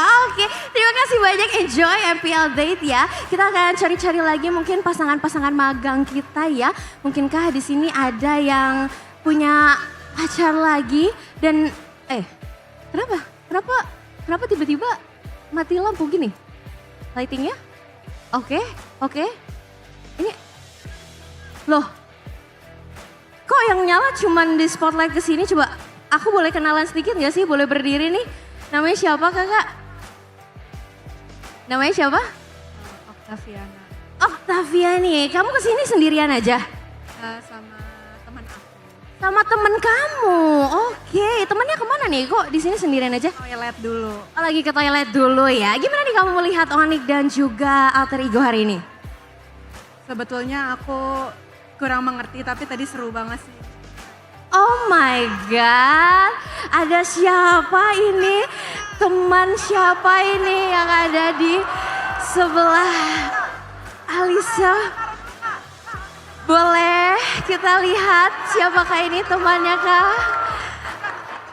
Wow. Dengan siapa? Halo, kenalin aku Bayu, teman-teman MPL. Oke. Sebelumnya teman-teman MPL, aku mohon dukungannya dan doanya. Hari ini aku mau kasih sesuatu yang spesial ke orang yang sangat spesial juga. Karena mudah-mudahan ini adalah satu kali seumur hidup yang aku lakuin. Dan aku pengen banget berkesan buat orang yang aku sayangin banget. Wah, ini final boss MPL date kita ya. Ada yang mau disampaikan Kak Bayu? Oke, mungkin aku mau sampaikan, ini partnerku namanya Octaviana. Dia orang yang luar biasa. Mungkin tadi udah cerita sedikit, sebenarnya dia nggak ngerti. Tapi dia tetap semangat buat nemenin ke sini. Dan aku jadi belajar satu hal. Sebenarnya kalau cari partner tuh nggak harus yang sama. Tapi orang yang mau mengerti dan memahami hobi dari partnernya. Jadi kita bisa tetap selaras. Dan itu kenapa bikin aku jadi sangat-sangat yakin orang ini adalah orang yang paling baik dan orang yang paling cocok buat hidup aku. Dan mungkin buat Okta, ini dunia aku, ini teman-teman aku, inilah orang-orangnya. Dan ini yang akan kamu temukan setiap hari. So, aku mau tanya satu hal buat kamu, tapi pegang dulu ini ya.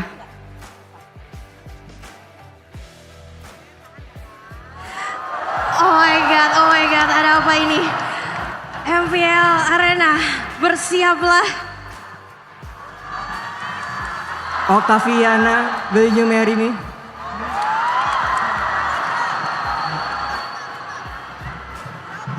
Yes, I will. Finally our MPL date ada yang berlabuh ke pelaminan. Congratulations to Kak Bayu dan Octaviana. Boleh dong kita kasih tepuk tangan di MPL Arena. Malam hari ini begitu spesial ya. Teman hidup kita. Kak Okta, kamu expect gak hari ini akan dilamar di MPL Arena, disaksikan jutaan pasang mata? Dari seluruh Indonesia loh ini yang nonton kamu. Jujur enggak sama sekali sih. Karena dari kemarin kan diajak ke sini.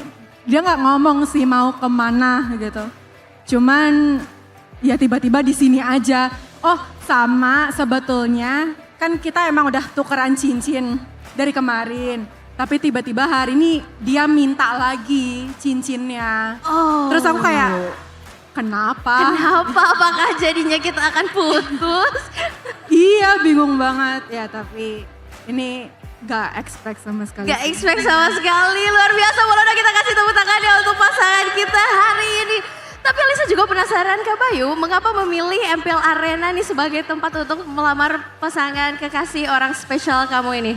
Oke, jadi pertama mungkin tadi yang seperti yang aku bilang, ini duniaku karena dari MPL aku belajar banyak banget sebetulnya. Walaupun aku sekarang udah kerja, tapi kayak banyak inspirasi yang aku temukan dari MPL. Misalnya, emang aku kalau main MPL atau main Mobile Legends itu mungkin cuma tinggal 2 kali dalam seminggu, 3 kali.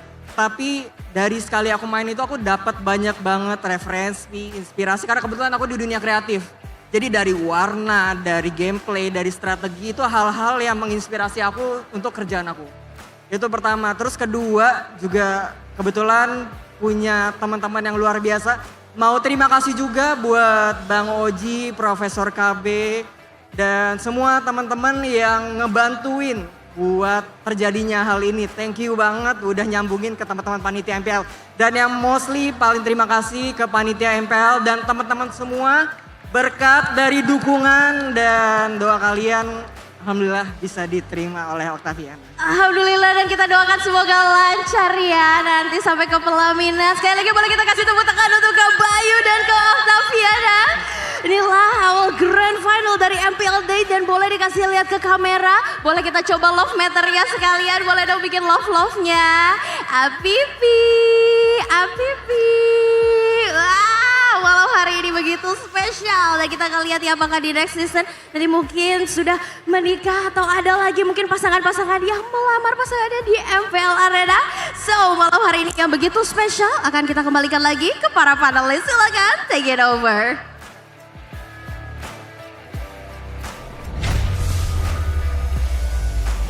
Wow, congratulations! Woo! What's wrong, Shevin? I was worried sick, man. Oh my god. I was too, man. Oh boy, it all worked out though. It all worked out. It all worked out. Because Oh, good. at first, when they asked her where or who she was here with, she said, "I'm here with a friend." We got kind of nervous. And also not really the best facial expression. Yeah. Communicate joy. But Coach Joe said maybe that she just has like a flat Yeah. face. Flat face, yeah. A Not flat as face. expressive. Not as expressive. Oh. Not to mention she's in front of everyone, right? Yeah. It's a massive crowd. I bet she was like, what is, because she said she wasn't familiar with MPL and Yeah. Mobile Legends. So she's like, what is going on here?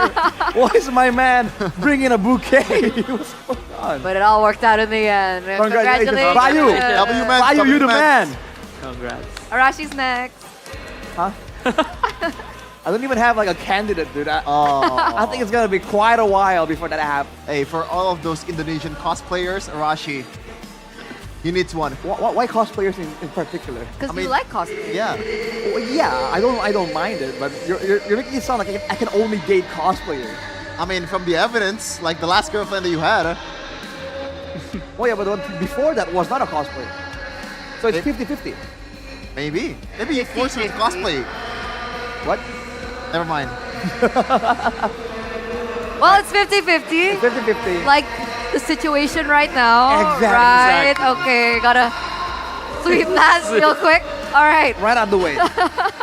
1-1 still between Alter Ego and ONIC in the grand finals. What was the last thing we were talking about? The Kakura. Ah, yeah, the Kagura. So, hit or miss? I mean, it's an L, so it's a miss. So, miss for you. Hit or miss, Kagura pick? I think it ended up being a miss because of what ONIC were doing. So it wasn't actually exactly an idea that could not work, but ONIC just had a workaround. ONIC had a solution to it, and that's the nature of the game, right? Sometimes you bring up a curveball, and your opponent's like, hey, I saw that coming a mile away. That's where I was kind of confused, but I guess ONIC was spot on it or something. But usually, again, we talked about Alter Ego and the usual pattern, the way they draft, right? At least, they always have the jungler and the mid lane in the first phase. But then they waited until the second phase to pick the Kagura, and then it allowed ONIC to ban a lot of these heroes. And speaking of banning, I don't know how to segue from banning and Galaxy Zone, but... Well, you're gonna be banned from the Galaxy Zone if you don't have a Samsung device, bro. There you if go. you wanna get front row seats, you better bring the best device in the business. Bring the washing machines, right? Samsung. Or the TVs. All the TVs. I have a Samsung TV at home. Of course you should just bring it. Of course you do. Why did you say it like that? No, because like, what else would you pick? Samsung.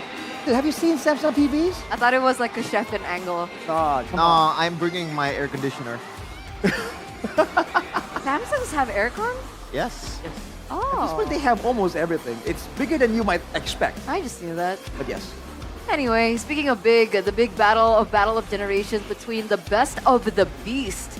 I guess that's what we're calling Lutfi and Nino right now. On one side, Lutfi as a young blood, he doesn't have as much experience behind him compared to Nino, who's been around for almost 10 seasons. I mean, granted, he has swapped in a lot of lanes, but what do you think about these two players, Coach Do, and how do they compare and differ? I think they're quite similar in terms of gameplay because I think they both have the same job desk. When the team needs them to zone out the carries, they will do it. If the teams need them to zone out the junglers, they will do it. I think that's the meta of XP right now, right? And I think both of them, Lutfi and Nino, are the best to do it in Indonesia. Preach. Well, right now though, you can see a stark contrast in the drafting phase though. Nino has been able to get some of his known heroes. Lutfi is trying to pick up scraps, man, for the most part. Fortunately, they were able to get him on the CC, like you mentioned, Coach Phil, and it turns out to be quite the impactful pick. I think Lutfi, I'm not sure, man. Maybe I'm wrong, but Lutfi seems like he already shown all of his cards currently in the playoffs. While Nino, I'm not really sure if he's shown all of it yet after the Cho pick yesterday. Yes, he's known to play the Cho, but I mean, it's not really a meta pick per se too, right? But remember, we're kind of stretching into an era or a meta where a lot of people are saying that this is a meta for Nino. This was a meta built for Nino. Do you agree with this? Like, so whether or not it's meta or not meta, because of how flexible whatever is happening in the EXP lane is, Nino can play a lot of these heroes. Yes, because Nino started from fighter gold lane, right? And the hero before, when he started playing in MPL, is the hero that's meta now. Lapu Lapu, Yuzong, Benedetta. Although we haven't seen it yet. Yeah. Cho too. Yeah, Nino was the Cho player too, if I'm not mistaken. So so when you say, and when he transitioned to XP, he picked up a new hero that he can play. The CC, the Arlet, the Uranus. So yeah, I think when people say that this meta is built for Nino, I can agree with that. And now going back to the question that I threw earlier on about the mid jungler pick for Alter Ego, is that something that they should go back to? Because it looks like it didn't work for them in game number 2 here. Yeah, maybe they will try, if the Zuxin is out, maybe they will try to pick the Kimi in their first rotation, if their second pick. Because they waited until the third pick, right? But ONIC snatched it up, picking the Kimi for themselves. So maybe they might try to do that, but yeah, we don't know. It's Alter Ego once again, maybe. Yeah, I feel like the adjustment in that game in the first phase was they kind of overreacted on a Hayabusa pick, right? I think I would have preferred if they pick or prioritize the mid trio first because of the fact that there are so many heroes that they can utilize in the gold lane and also EXP lane. So the safety will come in the second phase, right? For the side laners. Yes. Okay, because right now it looks like ONIC are back on blue side. So Alter Ego have opted once again to be second pick. We're looking at the drafting phase now for game number 3 of the Grand Finals, presented to you by the official tournament smartphone Samsung Galaxy S25 FE. Will the Hayabusa be once again open, or will Alter Ego switch things up in the banning phase? So far, YSS Jushin once again banned out by ONIC. We're looking at the Lapu Lapu ban once again in game number 2. Ooh, there it is. That's the change, the Kimi ban. Kimi ban. I think, they don't want, because the Zuxin is banned, so they don't have any trade, I can say, because they will for sure take the Kimi. Maybe Alter Ego is anticipating an ONIC first pick Kimi, so yeah. let's see. Now the Eve becomes a bit more prio, right, for both teams, because the fact that these three heroes are probably the most like top 3 mid laner currently that we have in this patch, especially in this playoff meta. So I'm wondering if ONIC will still bite on Hayabusa despite that fact. Yeah, still might.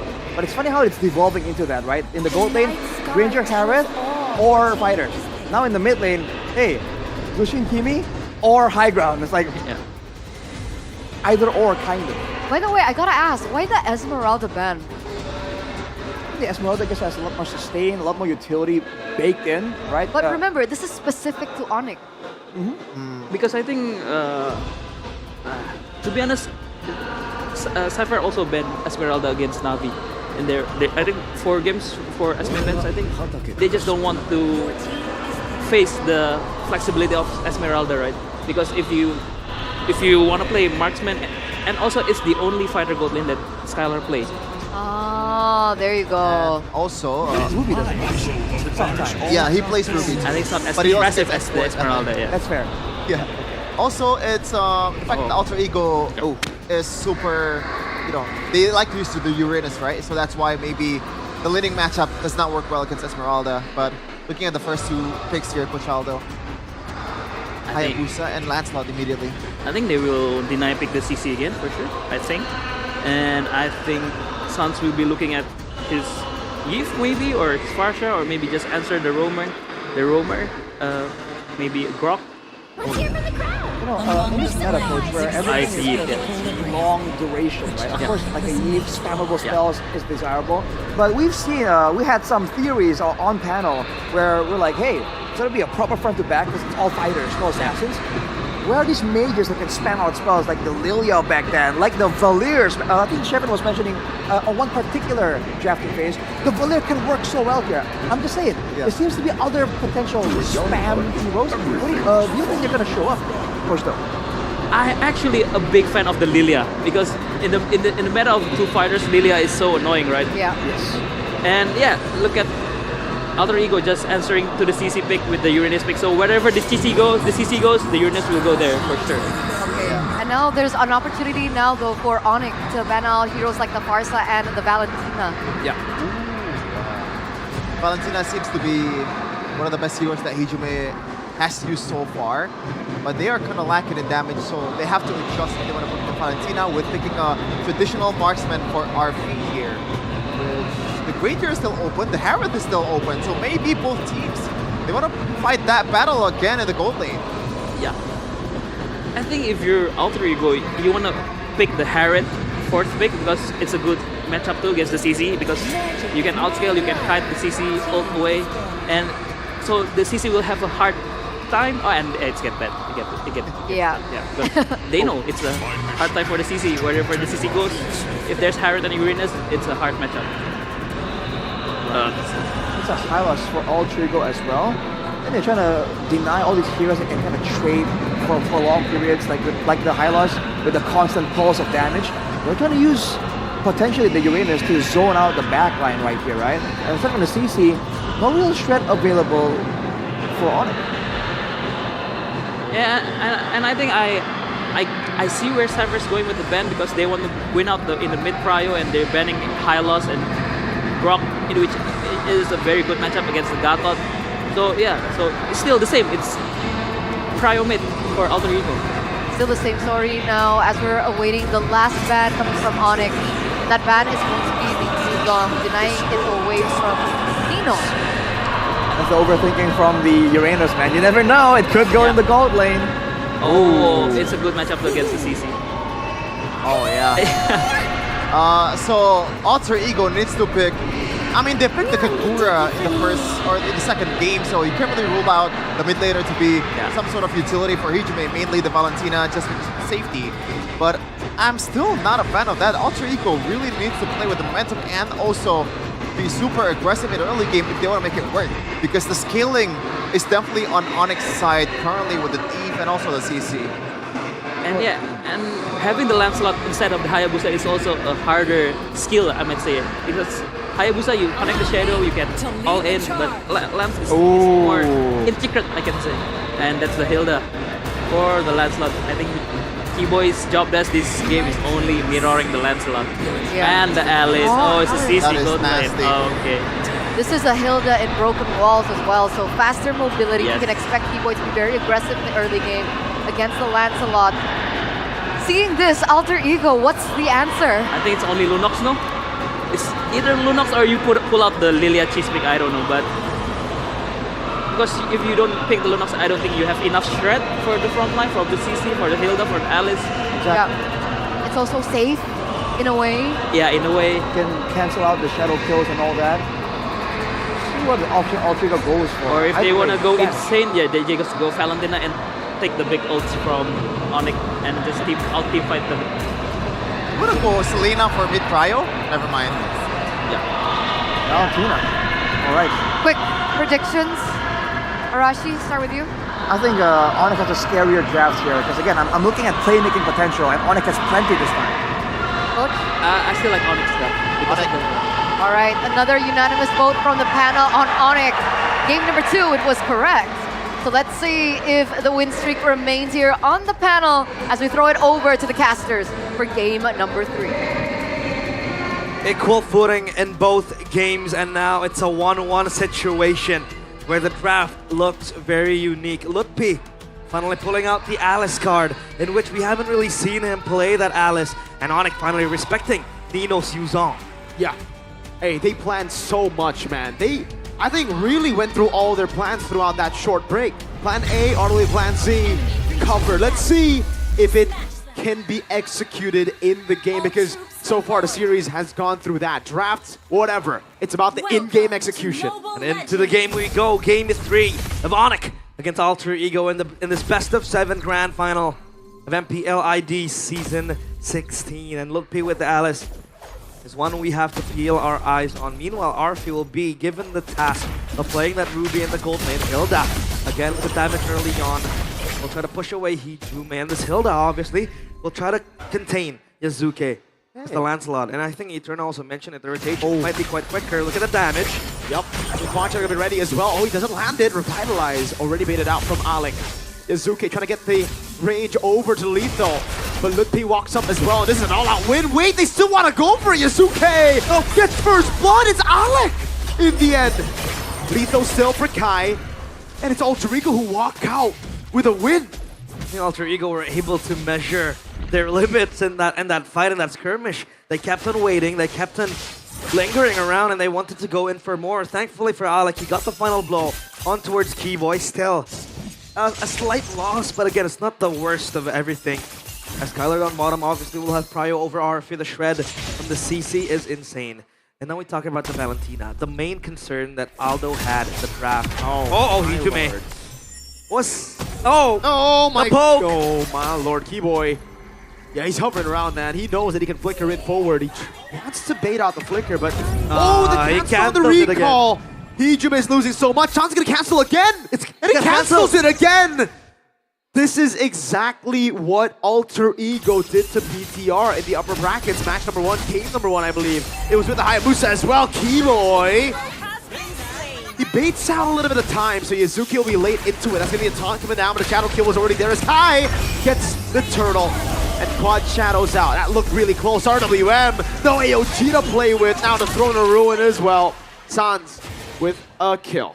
Is he finally bearing the fruits of his own labor?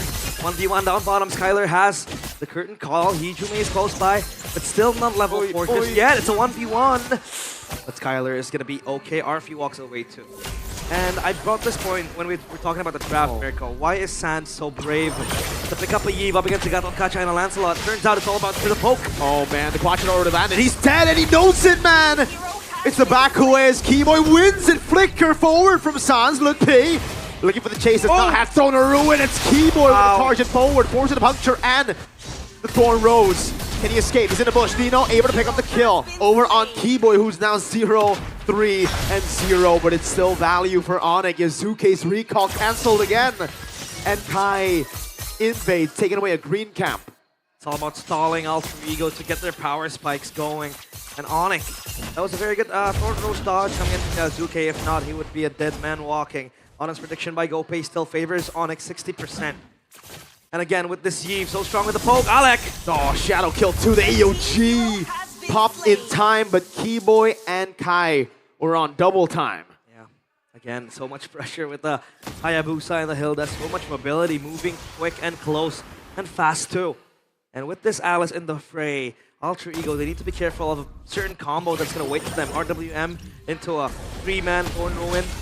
It's going to be very scary, especially when you have the CC too. Current call. Look at the damage. Again, the poke is so good. And ONIC, they can also play front to back if they want to. Yep, the Yves and the CC. Push back Alter Ego. Make them think about going in and going out. And once you think about it, you want to commit to the dive. If your frontliners are all shred down, you have to be wary. And Alter Ego, their problem is that they don't really have that shred, right? Aldo mentioned it, pick up a Lunox, pick up a Lilia if they want to go for the shred. But now it's a Valentina, so it's all about just playing behind the ultimate. Hijume has the RWM. It's a turtle dance in minute 4. 1,000 gold lead for the Sky Kings. Keyboy looking for the angle as Lupi walks up on the Alice, able to go for the blink as well. Now throwing a ruin, immobilizing more!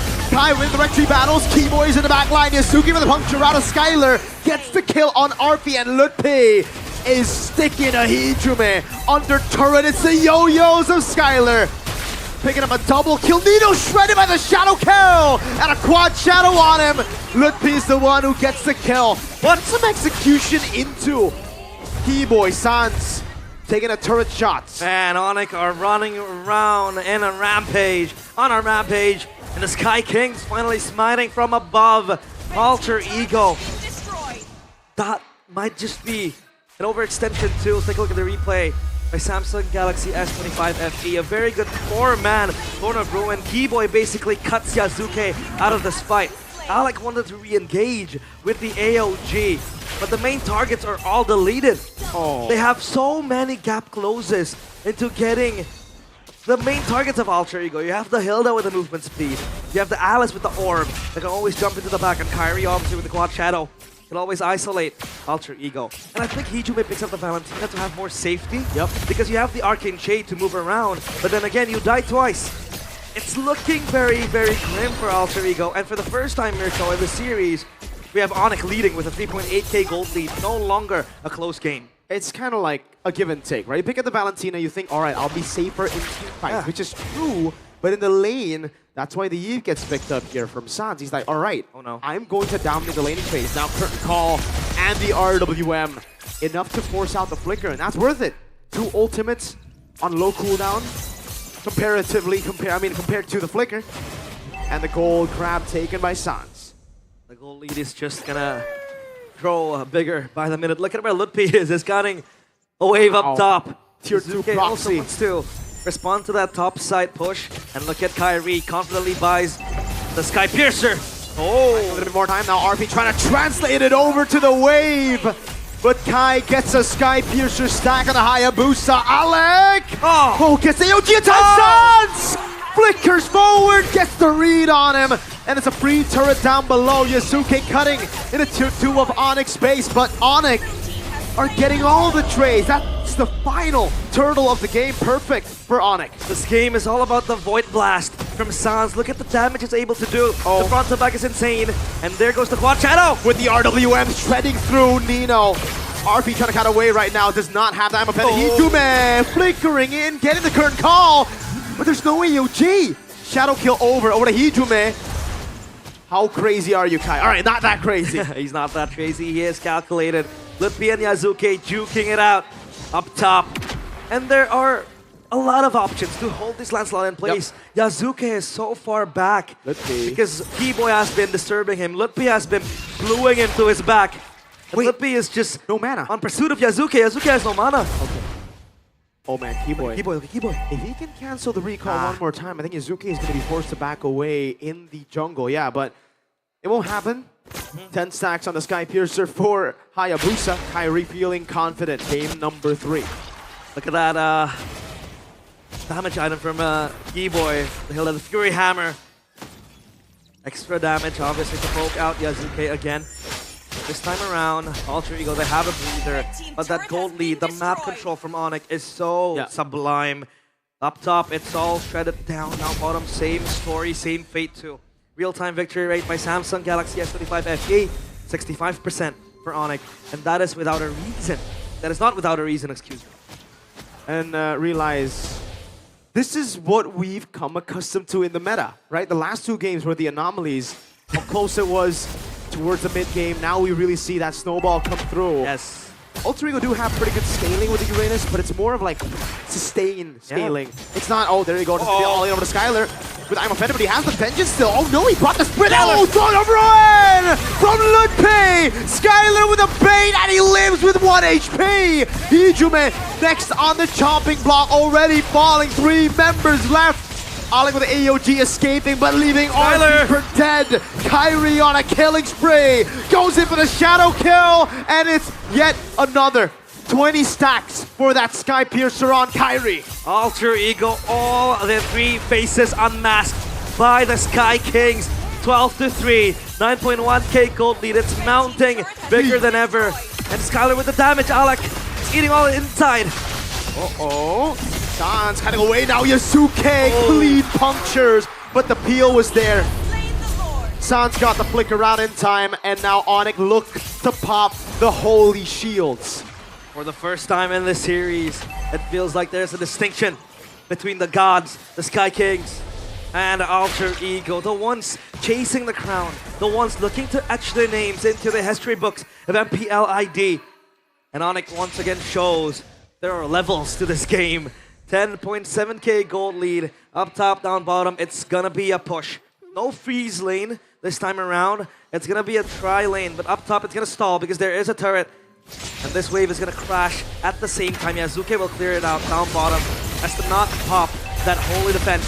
Will there be a play? RWM! Throne of Ruin to the back line right now. RP can be caught in it as they go for the all-in, but I'm offended is able to buy in a lot more time. That's Kai, unstoppable. Ludwig still in the midst of the team fight. Going with the blink again over to Dino. Sans still dealing a lot of damage. Skylar does it as well. Up top, down below. Waves held down by the wave of Alter Ego. Oh, they're gonna try to juggle this around. The crystal is wide open, but the wave has been cleared out. Yazuke in a heroic play, an heroic attempt. Kairi! Shadow kill inside of the base. He has the quad shadow to escape, but Alter Ego sustained through Nino.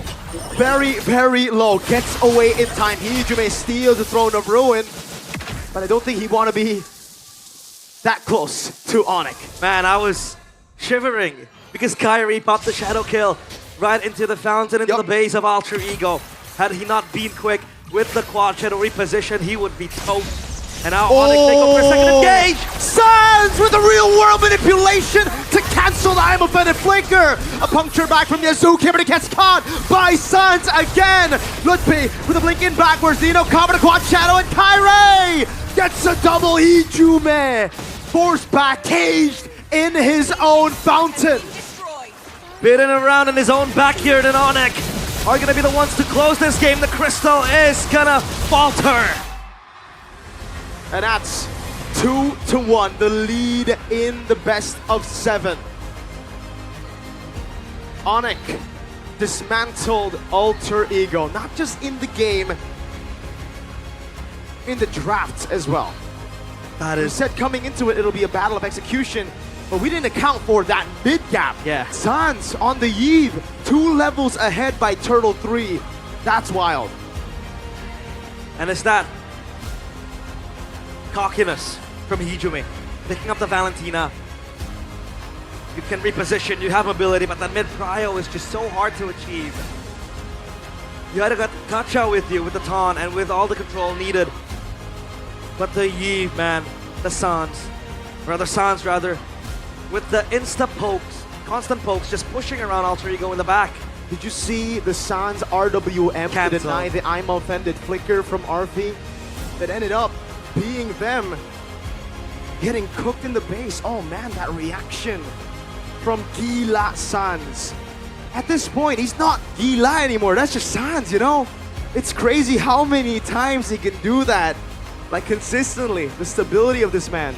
And in the playoffs, Sans has been quite humane. He has been quite mortal, right?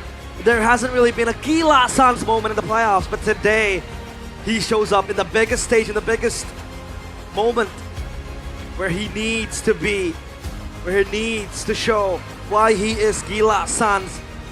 with the Yves. We thought he was a bit too naive picking up the Yves against the Gatot Kacha, against so many possibilities where he could be dove upon. The Lancelot, the Ruby too. But it wasn't about the RWM, it was about the poke, the constant pushbacks. That cancel is too good. And then you have on top of you a Thorn of Ruin. AOG's cancelled. So many attempts from Alter Ego to execute their skills just cancelled by ONIC's control. They're right in front of the gates, realize. Right in front of the gates to carving their names into history. But what do you do when the final bosses stand there keeping the gates safe, gatekeeping them from making it? The Guardians of the Gate stand tall. Panelists, will the gate be broken? Okay, after game number 3, I'm convinced that the Hayabusa has got to go. Yeah. Oh man, it's not just about the Hayabusa, man. I feel like Alter Ego, the way they drafted, it feels like, again, in game number 2, it was so-so, as Coach Do would put it. The early game is not really that good either, and they want to play early game because late game, they are cooked. Yeah. Absolutely cooked. And I think I understand the Ruby pick against the CC because you want to punish Ruby because Ruby has a lot of CC to CC. Yeah, we got it. Yes, yes. But then the jungler and the mid is Lancelot and Valentina. I don't see a way that they can punish the CC that way because I was expecting the Uranus to go wherever the CC goes, but then they pick the Ruby, so I'm kind of confused to be honest. But I can see, but I think ONIC's draft is way much more easier to execute because you just Thorn of Ruins, go in, and CC clean up, Haya clean up, Yves poke, Hilda just go run around, backline, so yeah, it's much easier comp. Alter Ego comp is so hard to pull up. That's why even before the game began, when I asked you guys your predictions, all of you guys went for ONIC's draft. Yeah. So the question is, what's going on with Alter Ego's draft then, right? Are they more used to being on blue side? Is that their more comfortable side? Because they won most of their games against Egos on blue, not red. I think they do a lot better when they can dictate, because like Coach Do mentioned, right now blue side gets to dictate generally how the draft starts and how it's gonna go, right? I think Alter Ego have been trying to react more, try to use their flexibility to kind of accommodate these crazy picks from the side of ONIC. But I feel like now it's quite clear that at this point, when both teams are also somewhat flexible and they have their own strong suits, it's better to have your own style and try and force your opponents to react to you instead. Like we mentioned for a while now, every season, the team with the more proactive approach has the initiative, right? They have a chance to surprise their opposition. So I feel like Alter Ego, at least for now, should try and try that approach. Fortunately, it's a best of 7, so there is time to try things out. Yeah, we're 1 game away, I believe, from match point. So there is still a chance for Alter Ego here. Either they go for a swap of sides, they refurbish the drafts in the first phase as well. It feels a little weird for me because, I don't know, as Des host, I want to throw it to you guys, right? Lapu Lapu and Esmeralda are 2 heroes that usually Alter Ego can utilize to their benefit. Either they use it to flex, because obviously Arfi can use it, Nino can use it, but for the past 3 games, we've been seeing those 2 being banned out. Is that restricting the movement of Alter Ego? I think in some way, yes. I agree with you, Eterna, because the Lapu and the Esmeralda is heroes that maybe just Lapu because Esmeralda, Alter Ego, it's not so much. They don't use it so much, but yeah, the Lapu is.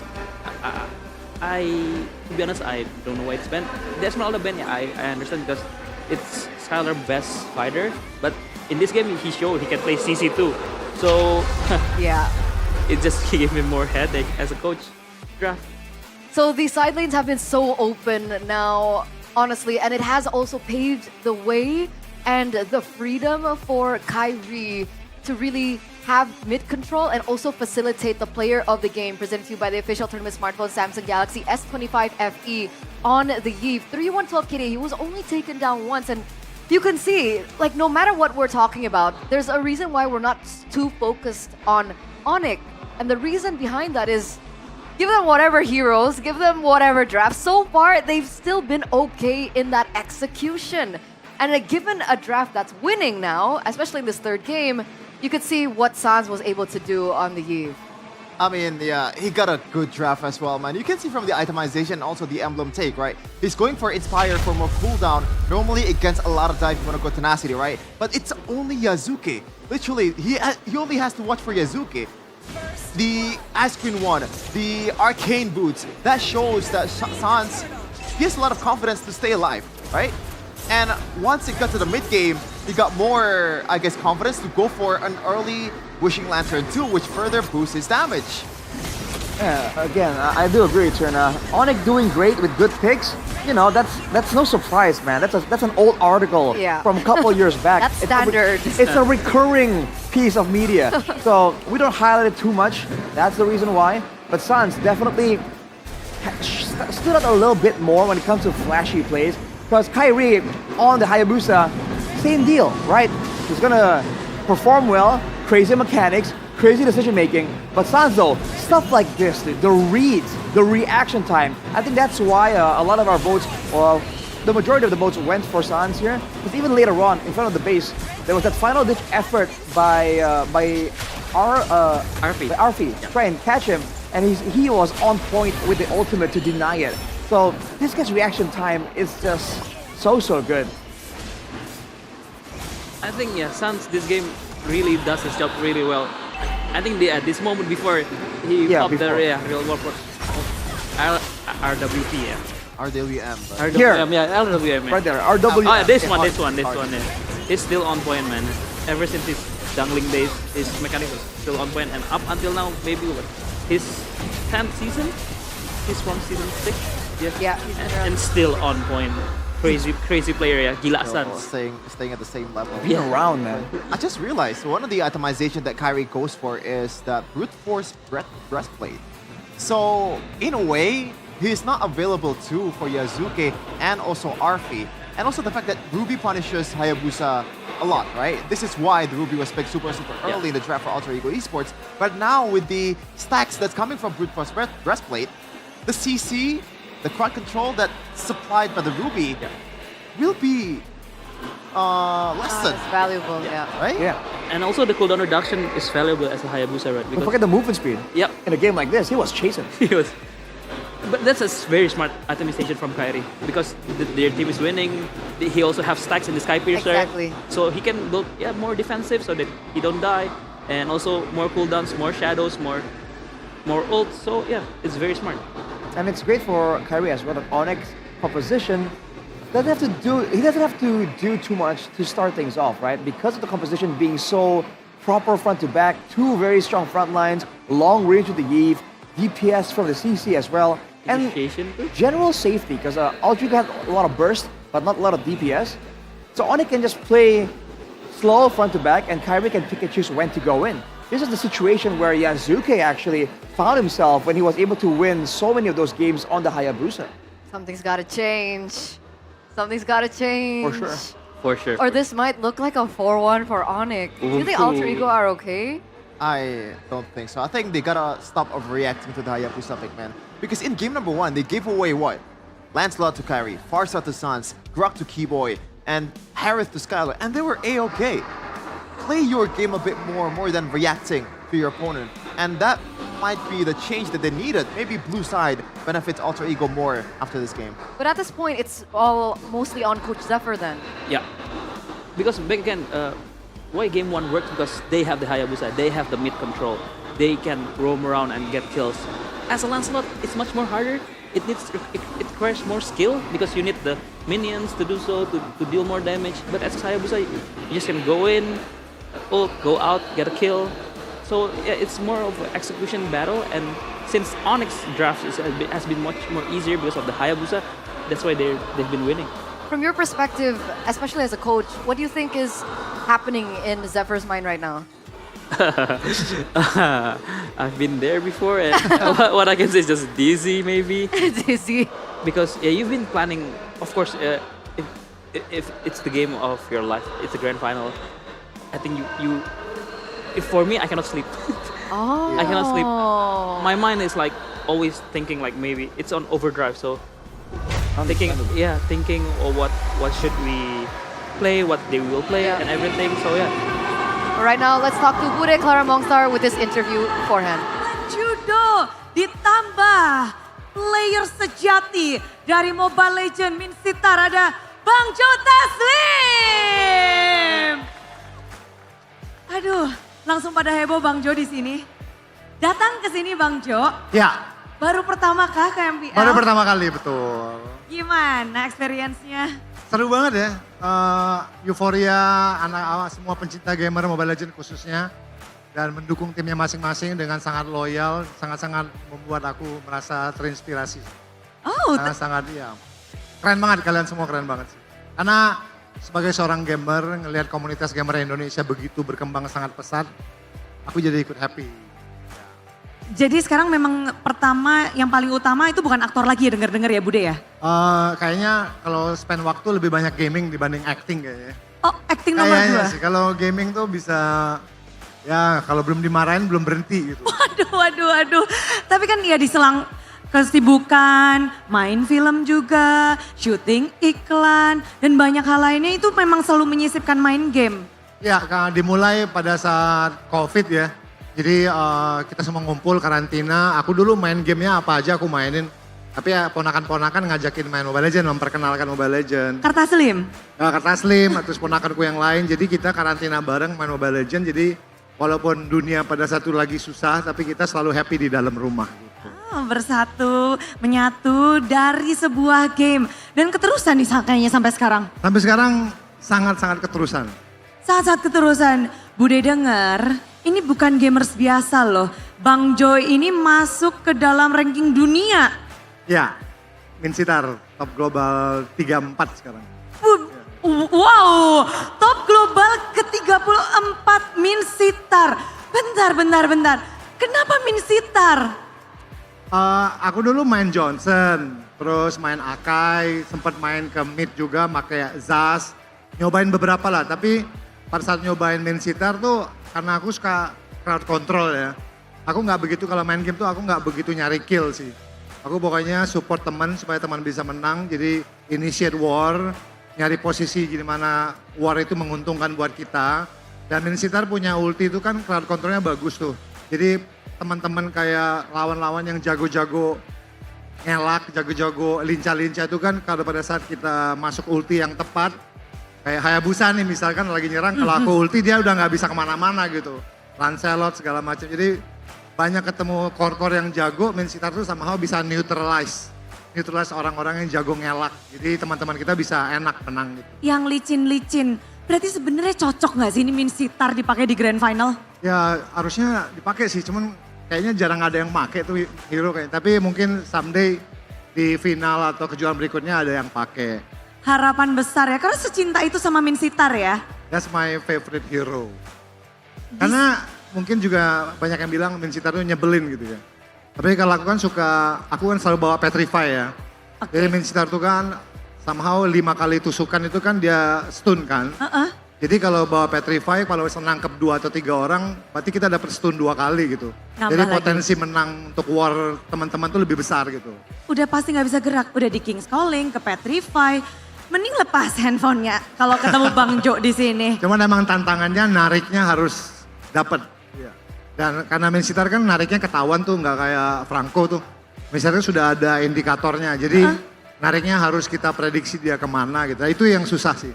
Oke, Bang Jo, setelah ini Bude yakin banget ini super fans yang lagi nonton di rumah, yang ada di sini, pasti nanti pada push rank Min Sitar. Biasanya mereka terinspirasi juga, apalagi udah dikasih kisi-kisi gitu. Tapi kalau ngeliat dari match ini, ada nggak sih, pengen nggak sih ada player yang pakai Min Sitar? Kayaknya Kiboy cocok nih pakai Min Sitar. Boy, saatnya Boy. Coach Adi, ini nih sudah di request, tapi... Someday siapa tahu kan di revamp atau skillnya jadi lebih bagus atau lebih kuat. Mungkin sekarang nggak meta ya, tapi someday mungkin. Tapi memang ini kedua coach suka hero unik-unik kok. Jadi bisa jadi nih dipakai karena hero-heronya kan juga lagi hero-hero assassin. Tadi Hayabusa muncul, Lancelot muncul, cocok loh.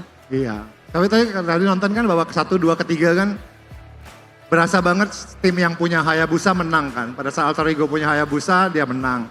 Hayabusa bisa diambil, dimenang sama Kairi pakai Hayabusa keren banget 2 kali menang. Jadi faktor Hayabusanya besar. Tapi kalau ada Min Sitar, Hayabusanya lagi shadow ngekill gitu udah nggak bisa kabur. Pokoknya kalau ngobrol sama Bang Jo, ngobrolin itu pokoknya Min Sitar nomor 1. Nggak ada yang lain karena sudah coba segala macam hero, kliknya Min Sitar. Dan berarti Selalu. Bang Jo, role-nya Rom dong?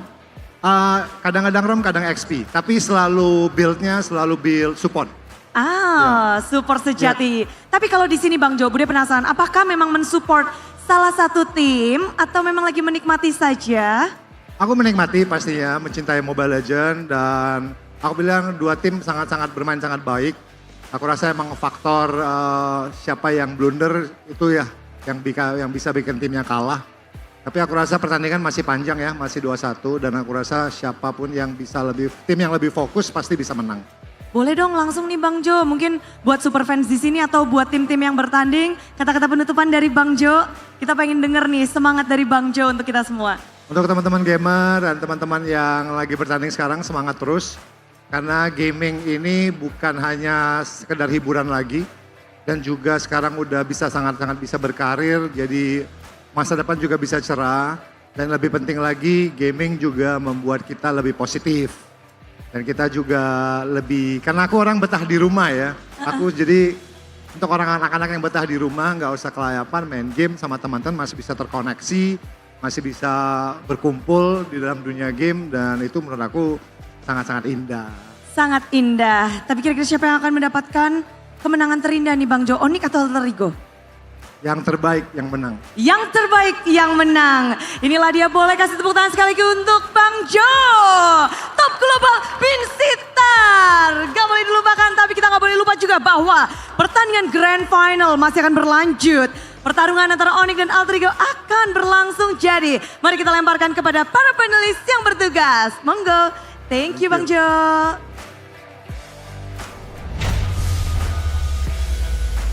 Thank you so much, Bude, with that interview with Joe Taslim. For those of you guys who do not recognize him, he's actually a big celebrity in Indonesia. He's a famous actor. Action star.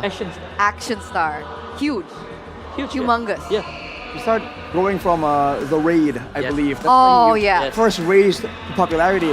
You know, we were doubting the global Min Sitar, and then he was dropping knowledge bombs. Even Coach Do was like, I didn't know that. Wow. I was skeptical though.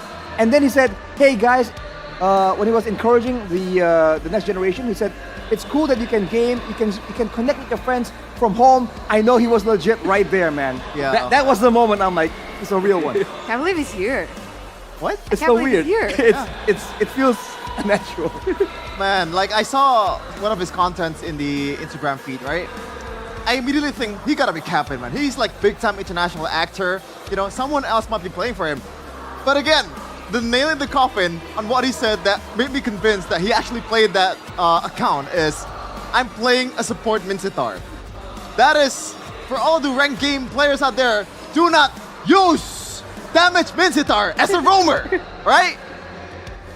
So it's kind of personal, man. He's been on the... I'm a solo player. I So know. I know the best. A little trauma dumping, PTSD over Okay, here. it's- It's fine. You're good, you're good, you're It's a good. PSA from Shevin, guys. Do not go damage, all right? But it Got really shows how much growth the MPL scene, especially in Indonesia, has come. Especially yesterday, we saw a few actors as well come up on stage, Yeah. promote their new movie, and now we have Joe Taslim in the building. It's crazy to see. I hope esports goes higher from this point forward. Amen. Yeah. More growth means bigger, better tournaments. Hopefully more international opportunities for us as well. And hopefully better pay too. I was thinking more support for like the pro players out there who have not yet been reached, but yes. We need support Thank too, you. though. Okay. We need support too, That's though. true, that's true. We're here from the morning. No, I'm kidding. Okay, let's go back to Getting a bit too real. the game. Let's go back to the game. So the last thing we touched on were the drafts coming in from Alter Ego. What to do? What's to do? I think the best way to start is to try to pick the blue side now. Because, Okay. Yeah. Because So you agree with yeah, blue because, side? because after losing 2 games, you wanna freshen up the mood. You wanna try new things. I mean not try new things, but you wanna try new things in the drafts, like new ideas. So yeah, because the 2 games it's been dead end. ONIC the Hayabusa, and yeah, you just lost, and you lost very badly, I might say. 11 minutes. It was an 11-minute game for game number 3, and at this point, I think they need a little supplement. Yeah. Right? I think they need something to help them perform better, and I think it's Good Day. Right? Bring out the Good Day. Right there. Let's see. Oh yeah, Good That Day is a ready-to-drink coffee, boys and girls, launching a special edition in collaboration with MPL. Right now, they are holding the avocado mochaccino, No, I believe. Avocado Delight. Oh, avocado delight. Absolutely delightful. Just try one sip, one sip. I have acid reflux. Oh, Don't kill me. never mind. I feel bad for you because you're missing out. For sure. It's Yeah, I'm super good. You don't want to call an ambulance in the panel desk here. I have acid reflux and I still drink Good Day. Really? That's how good it is. Yep. Can't miss it. Couldn't do that. But don't take medical advice from Eterna, guys. Yeah, don't. I'm not a doctor. Anyways, if you guys buy Good Day special edition with Mobile Legends from the nearest mini market or store, you guys can find a unique code behind the packaging label. So let's gacha this, boys. Arashi? nope, unlucky. Again?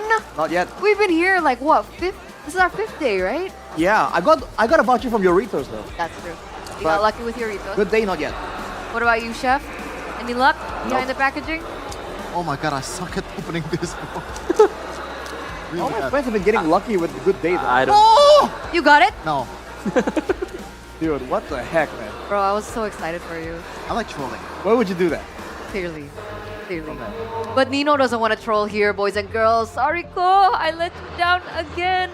Up until the point where we saw in the interview yesterday against Evos as they were able to get that victory in the lower bracket finals, Ko Delwyn finally said the words, "Good job." The journey, the feels, the emotions, running ever so high. And I'm not even an Alter champ, and I'm supporting Alter Ego today just because of that interview alone. For sure, man. It's a very moving interview. He's like the main character, man. He's gone through so many arcs. Like, you can have like 3 seasons at least of Nino's rise and fall and return, you know, all that. Nino Shippuden? People are slandering Nino. Nino Next Generation? Sabar, you know, the comms and everything. Yeah. His fighter gold lane, his gold lane era, and now he's become like the Captain Nino now. It's such a good story arc, yeah. I understand that. That's so commendable that he had these nicknames and he just rolled with it. He's like, yeah, I did say sorry, I did say sabar, you know, it's all good. And laughs with it. Yeah. Just brings all that positivity, no negative emotions, and just kept entertaining us while still working towards, you know, his legacy. That's so admirable, dude. I mean, it's not just Nino and Alter Ego players as well, right? The Alter champs, probably one of the best fan bases that we know in ID. Yeah. Losses or wins, they always celebrate. And I think all the Alter champs that's coming in the grand finals right now, even if they lose against ONIC, they're still having a good time. Yeah. They qualified to M7. 5 long years, Eterna. It's crazy. 5 years, can you imagine that? Supporting a team that never wins? And imagine the other champs in tennis indoor. Oh, that would be amazing. Oh, brother. I can already feel the situation, the environment, the electrifying roars. Cheers. Already from now. But boys and girls, we are going ahead to game number 4. Let's take a look at the random map draw. And it's going to be Dangerous Grass again. Three times now? Yeah, the 3rd time we're going to get Dangerous Grass. And the main difference that we're going to be looking at is the fact that Alter Ego now are on blue side. Let's see how this impacts the draft, especially in the first phases. You heard it from Joe Taslim as well in the interview. The Hayabusa seems to be a problem. This is the drafting phase presented by the official tournament smartphone Samsung Galaxy S25 FE. Will ONIC ban the Hayabusa here? I guess they might not. Here you go, it's Steve.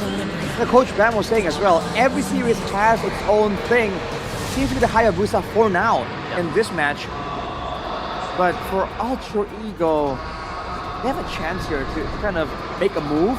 And now we can really see how far ahead is ONIC, right? Because if you were winning on because of the Hayabusa, in theory you should be troubleshooting in case Alter Ego take that strength away from you. Let's see the response here from Coach Adi. I think ONIC will pick the CC and Kimi. I think because they banned out the Zuxin, they banned out the Eve. They don't want any trades in the mid lane. They want to win the mid lane. So let's see. I think the CC will be even more valuable earlier because Alter Ego they picked the Hayabusa, right?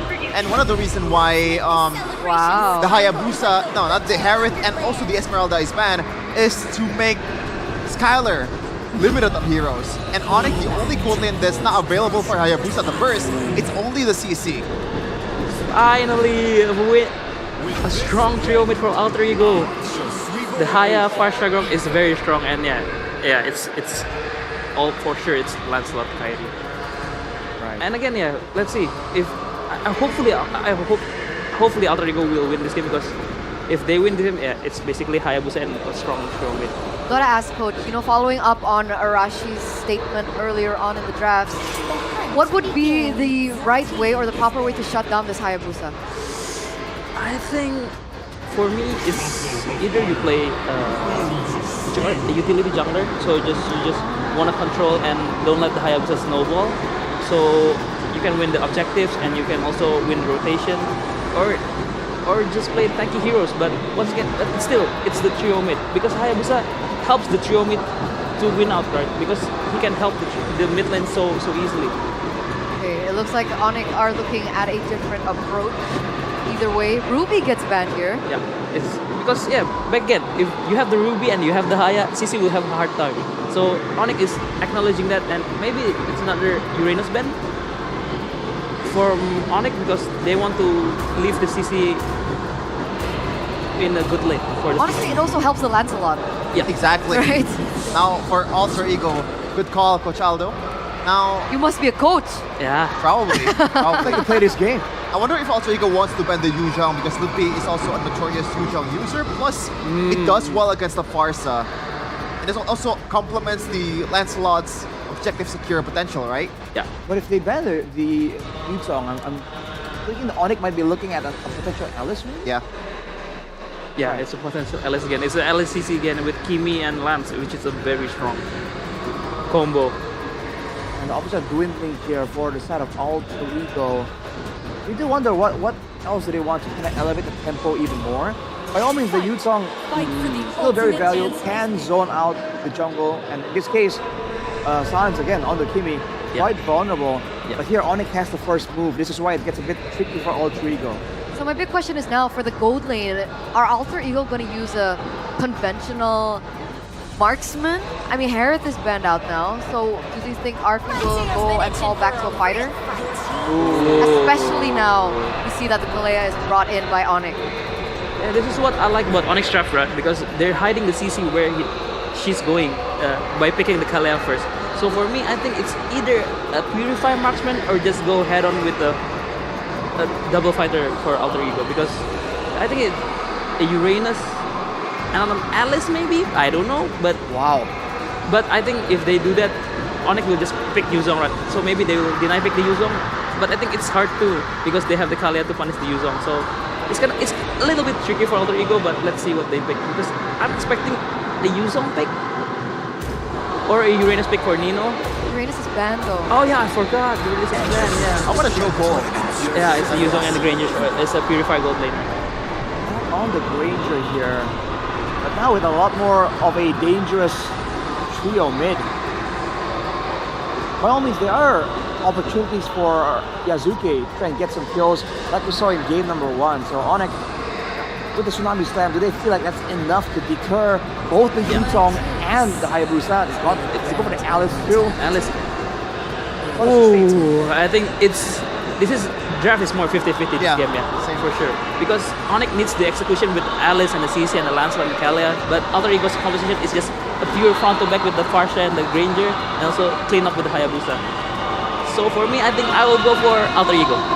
Okay, Arashi? I gotta agree. Alter Ego? I like the potential set of the drops for Alter Ego. All right, you heard it from the panel, boys and girls.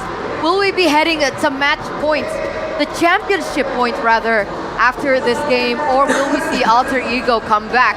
We're throwing it over to our casters. One win away from match point, from series point, from a tournament point, and one game away from again protecting their divinity up in the skies. ONIC, they're pushing Alter Ego to their limits. But what are their limits? It's game number 3 of ONIC against Alter Ego. At this point, Alter Ego will have to push through their own limits. They cannot play within their comfort and within the conditions that have won them games before. They need to dig deep up against such an overwhelming foe in ONIC. Again, a 2-1 lead, and like the panel said, they actually did like the Alter Ego lineup a bit better. But I think for ONIC, hard execution, difficult execution is still pretty easy for them. That's the thing now. And that's why they've been sticking to the comfort picks, right? The Harith, then you see a few Parsas here and there for Sans. Again, early pressure. And Coach Do actually mentioned that the pressure from ONIC is so strong. Again, look at that with the Purify in the mid lane. You are so easy as a target for Kai. Minions were there. It popped in. Yazuki won the lead. Then we get picked up. Quad Shadow here. Sans going for the gun down. Kai! Oh no. Oh no. Alter Ego with a 0-2 start to the game. It's very bad for ONIC, rather for Alter Ego, excuse me. Sure, they do have some sort of stealing in the hands of Arfi, but again, he needs to get those stacks going. He needs to get the Sky Piercer kills here and there. But then how long will you wait for that? Because now Kyrie is on 1 kill. Sans the same. As of now, Alter Ego, they concede 2 very important kills. With Hijume donning the Purify with no flicker, it's going to be very hard to catch the Lancelot. Sure, you have that lockdown in the hands of Alec with the tech charge. But who instantly locks the Lancelot? Oh man, Previous game it was the Ruby. And look at Keyboard running around. No Purify this time around. Give the all in again over to Hijume. 2-0 start for Kyrie. Mid Prio over as well. Alice there to pick up the minion wave. This is free. Yep, they have Trial up top and also on the pit. Traction Pulse forces Nino to go for the Black Dragon form. Is this a form of re-engage? I don't think so.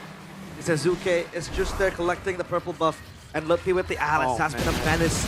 Look at how much Cryo he gets up top, and Sans is level 5. It's a 2-level gap against Hijume, Miracle. That we saw how crazy Sans was last game, zoning him away. Now with pure teamwork, now getting the big camp stolen away as well as Kai was late on the red tree. Azuke is still able to claim it for himself, but needless to say, this is an amazing, a phenomenal start for ONIC.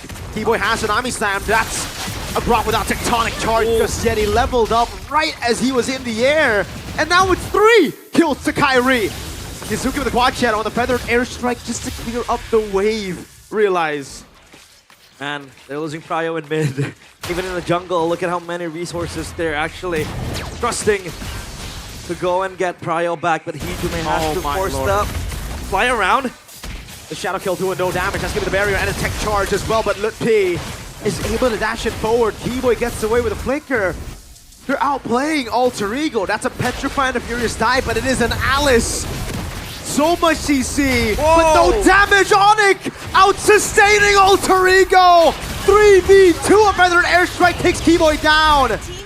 But it's a roam traded for the next speed laner, and Kyrie in the mid lane. Having a feast on that turret. They're gonna get it. Wait. Huh? Lutfi stun. He can get out. I thought they were gonna kill Alec for a moment there, but no minion waves. Lutfi is overextending. Wow, no, he's not. He's surviving. Perfectly calculated is what the term is, realize. A 3,000 gold lead. A roamer traded in for an next speed laner and a turret mid. Man, he knows his limits. And his limits are... He has no limits with his Alice. Yikes. Constantly from previous game, out-sustaining like you said, outplaying Alter Ego, and he can do whatever he likes. Look at where Alter Ego are pandered to. They don't care about this objective anymore because they know they have lost Prio. Taking that jungle objective, into taking the turtle, so Kyrie is gonna get that for free. Back to the lane, Lutfi goes, again, just pushing back Nino. This Yuzong. Arfi completely being bullied by Lutfi. And I think the only silver lining now for Alter Ego is waiting for RP to scale. Keyboy might get close, Tectonic Charge. Yeah, but a Quad Shadow doesn't land, and Keyboy is right there to help him out. They have a Vengeance as well still for Skylar, so there's not much threat, really. and scale. See the Granger, yes, you can scale, but how does he think the way the game is going that CC will have a better time scaling? Yeah. On a Granger, you need a snowball, you need to go for those Sky Piercer stacks. And he still picked up Sky Piercer despite the team going down, immobilization, and the traction pull Sans! That was a solo kill! No help needed. Fine, I'll do it by myself. And San solo kills Arfi with only a glowing one to his name. Oh man. The Granger now. Yes, I think the window for scaling is completely closing down because the snowball hasn't been acquired and Arfi needs to go back to this lane. The bottom side turret is taken out. Realize at this point, I'm surprised Sans doesn't go Sky Piercer. Yeah. Like, I thought after that kill especially, it'll probably be a Sky Piercer for him, but no. He's building towards a DHS. Might go for the attack spin on the on-hit effects as well. The Kimmy might benefit for that too because of how many frontliners Alter Ego has. Alec, you're there to pop the barrier. Keyboy won't commit to the Tsunami Slam. And Lutfi doesn't really care. All he has to do right now is just cut the wave and then create that push. Garner the minions to then be a boomerang for Alter Ego when the objectives do come. Just like this. In the bottom side, the turtle will be acquired again by ONIC. I think it's going to be a perfect turtle for them. Alter Ego, they have no chance in contesting this. Oh, Lutfi is recalling in front of their faces. He's getting healed by the bullets of Arfi. Look at him, he's not taking any damage, goes back in, heals it up again. If Arfi shoots a Death Sonata, oh man, Keyboy with a Tsunami Slam into the burst down. Oh, not even a single chance to go for the tech. What? Black Dragon from Blood Pay! Immobilization on 3, and Kai gets the double. ONIC are running down Alter Ego. They're looking for this mid turret. But that was a 3-man Thorn of Ruin. Holy Shield. Taking down Alter Ego. The Holy Shield not yet popped.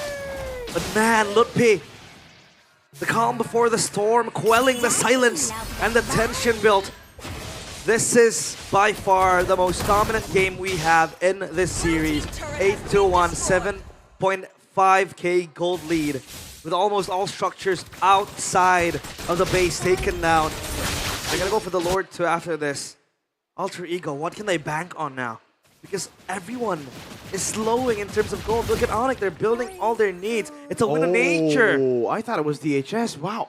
So safety. He needs extra safety, especially against the Hayabusa. Because again, this Kimmy is quite susceptible to damage. Oh no. And look at the shadow kill.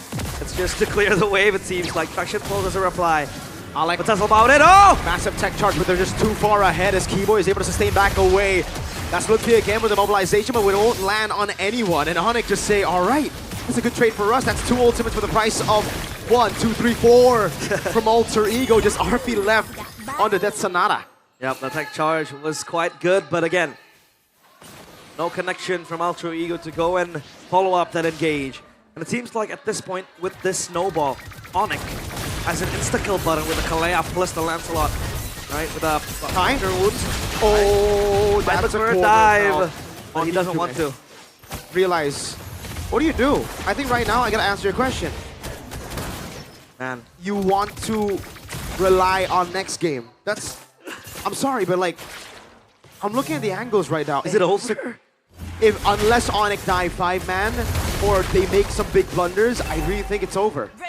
Alter Ego, this is a 0-2 Granger with Sky Piercer. He's got no damage against the front line of ONIC. Yep. And even if you suddenly get that power spike, there's heals coming down from Lutfi, Skylar, and Keyboy. Sans has a wind of nature. They have put in layers. So even if they blunder, they have those items to back them up. Yeah.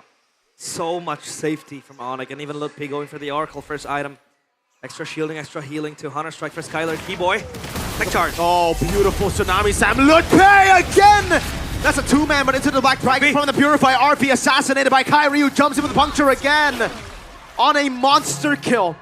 And Nino, he's trying his darn best. He gets a shutdown on Sans. But now it's Yazuke with no ult, Hijume with no ult, Alec as well, up against 4. I'm gonna go in, pops in the Holy Shield, and ONIC slowly marching on the base, knocking on the doorsteps of Alter Ego, dismantling them. Kyrie! Thorn Rose on point as well, as Alex still able to try to buy some down. A Phantom Execution canceled out, but he goes in again to Skylar, picks up the kill. Now Lord in the mid lane. Keyboy with a jump in forward, a cancelled feather airstrike. That's gonna be the immortality buy for Keyboy as Yazuke clears out the wave. No damage though, Lutpi. Tsunami Slam knocking him down, still able to sustain again. He has immortality, so they can't go for the target on him. He'll finally fall, but it's just the immortalities on it. Look for the end. Skylar catting back. Yazuke having to go for the quad shadow back and forth. RP walking around, but gets caught by the curtain call. Purifies out of it. Gonna hold for quite some time. Lutpi is going for the initiation. Nino is done. Throne of Ruin on Nino, no damage placed already. Now it's giving the burst down over to Lutpi. And Hijume finally gets a kill in the game onto Lutpi. But it's still 2 base turrets, and it's still a 10.8k gold lead. And Lutpi has no bounty to his name. So that's a kill without the extra gold they hold. ONIC were juggling on whether or not they wanted to end the game. Obviously the waves did come, but Alter Ego, they have the respawn timers on their side. We'll try to hold for dear life, but I think this is it. It's over. Unless ONIC create an insane blunder.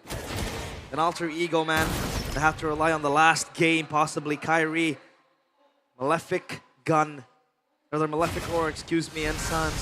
He picked up the Divine, or rather the Blood Wings. Extra bit of safety too with the shielding.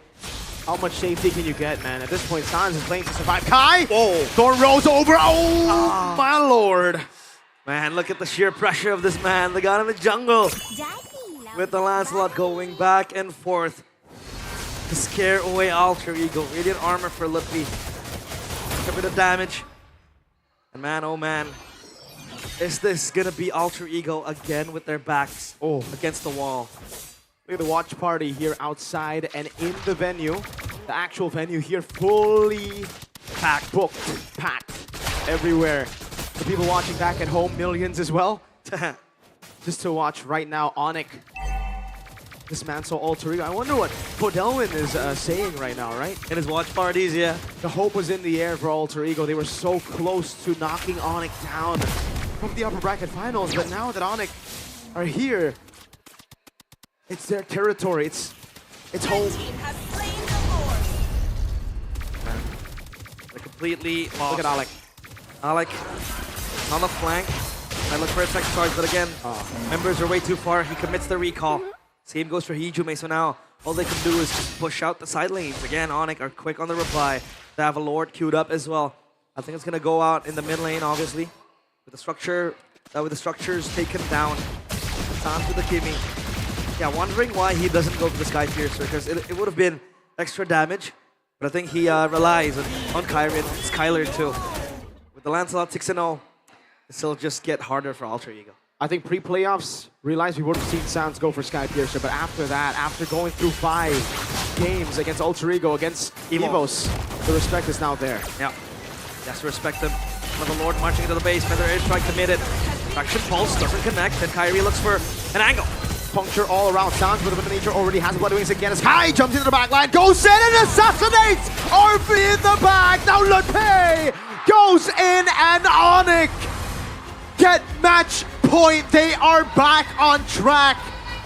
Their goal to finally win a world championship is far ahead, but with momentum in Indonesia, the dream is achievable. That single game loss that ONIC had to experience did not unfaze them. They did not flinch. Instead, they went on full rampage, unleashing on Alter Ego. We expected it to be a toe-to-toe battle. But again, ONIC showing levels to Alter Ego, showing why they're up in the skies, one game away from everlasting immortality for the Sky Kings. Alter Ego in the gates, surrounded by the Sky Kings. Can they make the comeback? Can they break through the gates heavily guarded by the rulers of this league. The three faces are battered, they're bruised, they're down. They're gonna find something. Something in the Max Zephyr. Professor X has got to find a solution because right now it doesn't look like there is a solution. It doesn't look like there's an answer to the problem at hand. It looks like their opponents are just too darn good. Way too good. But the way they played, the fashion how they won the games, back-to-back dominant. I don't know, Alter Ego. It's back to the drawing board. Maybe with their backs against the wall, maybe with their feet hanging off of a cliff. In situations like this, something might activate. Something might reignite the flame that is slowly extinguishing. Kyrie with the Lancelot man going for Arfi. The Granger completely irrelevant in this game. And ONIC again ruling in such dominant fashion. The Sonics, they'll be feasting on a possible 8th title tonight. Panelists, is it over for Alter Ego?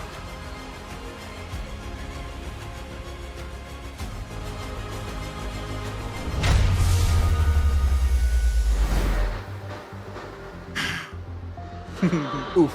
We proposed a swap of sides. Yeah. We proposed a swap in jungle, but still, somehow, someway, it was not enough for Alter Ego. And now we're at championship point for ONIC. What is this now, coach? Is this a mental game from Alter Ego that's not strong enough? I think it's ONIC just executes perfectly, I think, I would say. Because for me, playing two fighters with Kalia is so easy. Because Kalia just ults somebody and the fight goes right. And it's much more easier to fight with two fighters against a normal draft from Alter Ego. I think it's kind of a role swap because Alter Ego's playing like the ONIC kind of draft with the Granger, with the Farsha, with the Grok, and ONIC's playing like the Alter Ego's draft like with the two fighters, with the Alice, with the CC, and yeah, that man, so good. I have no words right now. Player of the game, even on a Lancelot versus the Hayabusa matchup, Kyrie is still able to be as free as that. 7-0-2, presented to you by the official tournament smartphone Samsung Galaxy S25 FE. Arashi, what do you think about this? What to make of this? I mean, he straight up just styled on Alter Ego, man. He says, bro, it's not the hero, it's the pilot. And boy, does ONIC have one hell of a pilot. This guy was just so clean the whole time. Alter Ego have tools to try and punish, but this guy is way too slippery on the Lancelot. And I have to wonder if Alter Ego have to try and do something more drastic, because the fact of the matter is, in the early skirmishes with the Kalia, like you mentioned, Coach, though, there's just an extra layer of sustain that people forget about. This time, in this current meta, the Kalia isn't just for pickoffs. It's also for the long, prolonged battles where you can heal everyone by about 10% of your HP every couple or so seconds. And in these fights, despite the big AoE tools from Alter Ego, we've seen them try and abuse that, to try and get the big combos, to try and put ONIC on the back foot.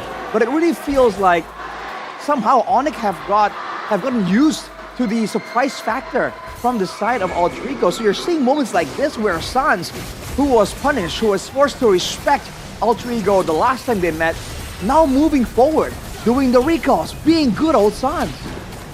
They missed out on the mid trios so bad in the early game. Right? Alter Oh, Ego, man. I think, yeah, the Kalia heal is super underrated. In a way, you have the Revitalize without having the Revitalize. And also the fact that, it's kind of weird, isn't it? The fact that this Lancelot functions as a more Hayabusa than the Hayabusa is in this game. Agree. He helped the mid lane a lot more than Yazuki.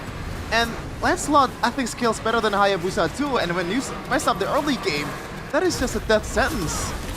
I thought it was going to be a 50-50 matchup in the drafting phase. And you know what? I'm still kind of standing by it, but Mirko brought me back to reality. He said that in a 50-50 draft, ONIC will prevail. Yeah. 4060, still ONIC. 2080, might still be ONIC. This is what happened in the upper brackets, before the upper bracket finals, I believe, was against Alter Ego, right? Yeah. No. ONIC, Alter Ego? No, upper bracket, who faced EVOS? ONIC first? EVOS? EVOS? Yeah. Oh yeah, so EVOS. Right, in that draft battle, but I don't know, the execution was so weird to me in the early game. Again, I think that's the main highlight that we can take away for Alter Ego. They lack a couple of tools that they require to really play the style. They don't have enough burst damage. They don't have enough safety for the gold lane as well because it's on a marksman. So they can't really play the same divey style. When they do, well, the comp with the Kalea is gonna survive a lot better. And technically, even Yazuke can be S3 with the Kalea, not really forced to use the Tsunami Slam by all means. There's no urgency here for Keyboy to pop that ultimate. Yeah, If and I we're feel talking about burst, there's Farsa. do you have the chance to burst though? But usually you would have like Fair a enough. Farsa, and you would have more coming in from Arfi, right? When he's playing on the Fair fighters and all that. Not to mention the sustain as well that they usually have. I also think that the Kalea pick, not only it's a good hero on its own, so far in the playoffs, have Alter Ego faced a Kalea comp? You know? Maybe this kind of throws them off guard because they're so used to going up against a Khalid, the Hilda, the Grok, the more, in a way, passive kind of roamer. I mean, Grok is very aggressive, but not to the extent of Kalea because you have that sustain, right? And that early gap close, that is super, super underrated. Even though you don't have that from the Tsunami Slam, you still have the flicker and also the knockup combo, and Keyboy was able to use that very early in the game, getting 3. They have, and it was against ONIC as well in that final game that they lost. Oh. Oh man. Damn. Pottery. Look at the numbers, man. Highest damage in the game on that Lancelot. Kyrie's Lancelot, man, it's the stuff of legends for a reason. What to do, coach? If I'm Sever, I don't know. Seriously, I think I will be already dizzy because I've been put up against ONIC in Grand Finals too, right? And it's so hard. I mean, they showed up in Grand Finals. They showed up where it matters the most. So hopefully they will show up in the international too. I mean, okay. That's the best you can hope for at this point. Didn't you have an idea, Rashi, on what to do after this? I was considering if there's again, because I saw Arfi being so adept on that Lapu Lapu, right? And that would allow Alter Ego to be more aggressive. I'm wondering if they should try and do something with that. Because they've been respecting that Lapu, fearing that it might fall into the hands of Ludwig, right? So I'm thinking go first pick, let go of the Lapu, see what happens. Because at this point, they have their backs against the walls anyway. Do you think it's time for the Fanny to come out? Oh. It's been banned. Oh, you're right. Always. First phase. First phase. Which is why it's crazy. ONIC, they have that respect for it because it was that much of an issue. No, not in the last game. Or was it not? No, Fanny wasn't banned. I'm thinking about the Fanny now. I mean, last time they were back against the wall, picked the Fanny. Yeah. Is it time? Is it time? It's still gonna be super tough though. It takes come on, get with the program, bro. A big error, a big blunder to mess up a 3-1 lead. You know, for example, RQ and MDL, RQ and M1. You know. Arashi, you have a rebuttal to that? I'm gonna stay quiet. He can't deny it. But it is what it is. Let's move on. Let's move on. Let's move on. It sounds like Bude is ready for an interview with Alyssa. Let's check it out. Kita melihat bahwa tim ONIC memang terlihat sangat perkasa. Namun Alter Ego di sini saatnya mereka untuk bangkit. Karena mereka sudah ketinggalan poin, Alisa. Betul sekali, Bude, tidak terasa sudah 3-1 dan 1 match point saja. Kondisi Alter Ego sedang berada di ambang batas, Bude. Benar, dan Bude yakin semua super fans yang ada di sini juga masih pada semangat. Semangat betul? Betul. Wah, sepertinya Alter Champs lebih kedek-dekan ya, Bude ya. Iya, harus tetap semangat. Harus tetap semangat, yang penting dukung timnya. Karena semangat kalian pasti bisa memberikan energi baru ya, Bude ya. Iya, ini momen berharga, tapi Bude juga dong kepengin nih mengabadikan momen ini di tengah-tengah MPL dan Bude punya permintaan. Bude mau foto bareng Alicia dan juga semua yang ada di sini. Ayo Bude, kita harus foto mengabadikan ya. momen ini dong. Rame banget loh hari ini MPL Arena di playoff kita ya. Kita selfie dulu. Asik. 1, 2, 3. Waduh. Gimana Bude? Bagus gak hasilnya?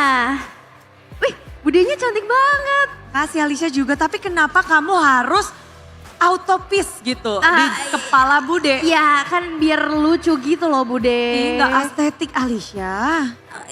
Tapi Bude nggak apa-apa, don't worry karena Samsung Galaxy ini sudah punya generative edit Bude. Oh, betul banget, betul. Bude langsung edit aja. Nih, Bude tunjukin ya, langsung aja nih ada icon di tengah-tengah ini, diklik. Nah, kalau udah muncul kayak gini, tinggal lingkarin aja objek-objek yang tidak kalian inginkan, yaitu jari Alicia. Wow, oke, langsung di lingkarin aja. Nah, langsung ke detekan ini, tangan ini harus dihapus. Klik aja hapus. Wow, Bude ternyata udah tahu juga. Benar, lalu tinggal dibuat kan. Wow, Bude ternyata sudah tahu ya kalau Samsung Galaxy S25 FE ini sudah dilengkapi dengan vapor chamber yang pastinya lebih besar dan dilengkapi dengan fitur generative edit dari Galaxy AI yang bikin foto-foto kalian yang banyak photobomb itu bisa langsung hilang ya. Dan ini juga Samsung Galaxy yang dilengkapi dengan anti-heating dan pastinya dipakai gaming seharian sampai win streak berkali-kali ini juga aman Bude. Coba, kita apa sih? Tapi kalau ngebahas tentang bisa tahan lama, sudah jelas. Bude main Mobile Legends itu bener-bener terus-terusan loh. Wah, jadi Bude push rank itu HP-nya nggak panas, nggak nge-lag Bude? Nggak panas, nggak nge-lag. Itu benar karena HP ini juga dilengkapi dengan baterainya yang udah 4900 mAh. Jadi nggak perlu waktu lama lagi buat nge-charge HP-nya. Bude ngerasa nggak sih kalau main HP kan kalau lagi main game pastinya baterainya cepat habis ya. Jadi Bude harus nge-charge dan butuh yang fast charging nggak sih Bude? Memang enggak. Tapi di sini memang enak banget. Karena kalau ngebahas tentang Samsung Galaxy itu rajanya memang buat para gamers. Dan pastinya kita tahu sendiri para pro players juga pakai itu. Jadi tidak usah diragukan lagi. Kalian bisa langsung aja ya cobain. Dan terutama buat para ciu-ciu ini yang suka foto-foto kan gak enak ya kalau ada photobomb. Dan juga Lisa mau ngingetin generative edit dari Galaxy AI ini pastinya bakal membantu kalian banget buat ngilangin photobombnya. Dan di sini juga spesial khusus edisi MPL kamu bisa dapat total bonus hingga 2 jutaan dan memori upgrade hingga 512 GB kalau kamu beli sekarang juga. Dan harganya mulai dari 833 ribuan aja per bulan dengan cicilan 0%. Jadi banyak banget promonya, langsung aja nih buat para ciwi-ciwi kalau suka foto-foto cantik. Tapi buat para cowok-cowoknya kalau suka nge-push rank jangan mau kelewatan karena dengan baterai yang begitu tahan kalian bisa langsung dapetin handphone yang anti nge-lag buat kalian push rank. Wow. Seneng semuanya udah dikasih informasi. Mereka juga udah pastinya langsung nih ke websitenya, langsung scan QR-nya juga yang ada di sini karena banyak banget benefit-benefit yang bisa kalian dapetin. Yes. Dan bener banget Bude, ditambah lagi khusus penonton MPL, kalian bisa dapet travel adaptor 25 watt gratis untuk pembelian di samsung.com/id pakai kode voucher promo MPLS25F. Jadi sekarang juga beli nih, mumpung ada promonya ya Bude. Iya, apalagi Bude seneng banget nih. Hasilnya bagus banget, Bude bakal upload foto kita Alicia. Seru banget, jadi tungguin ya nanti di sosmednya Bude ya. Foto kita berdua bersama teman-teman yang ada di sini. Nanti para Bude bakal superfans. upload yang ini nih. Cantik sekali. Bagus banget, jarinya Alicia hilang. Wah, rapi magic banget. Bude, itu bahkan gak kelihatan kalau jari aku tuh dihapus ya Bude. Tuh tampilkan yang asli, ada jari Alicia. Tuh yang udah diedit jadi kayak gini, jadi bagus. Jadi bagus banget. Jadi kalau ada photobomb gak usah khawatir lagi ya Bude. Gak usah. Yaudah, tinggal pakai generative edit AI-nya aja. Iya, tapi tentu saja di sini sembari kita menunggu ya, ada akan apa lagi nih yang terjadi juga di match grand final ini. Semuanya Bude kepengen cek ombak gak sih Alicia? Of course Bude, coba Bude dulu deh. Mana nih untuk tim Alter Ego dari Alter Champs? Wow, mereka begitu semangat ya walaupun match habis ini game yang sangat mendebarkan tapi Sonic mana suaranya? Wow, bendera kuning begitu banyak dikibarkan ya Bude. Iya, bersama-sama mari kita sambut. Inilah dia kelanjutan Grand Final dari tim ONIC dan Alter Ego. Wow.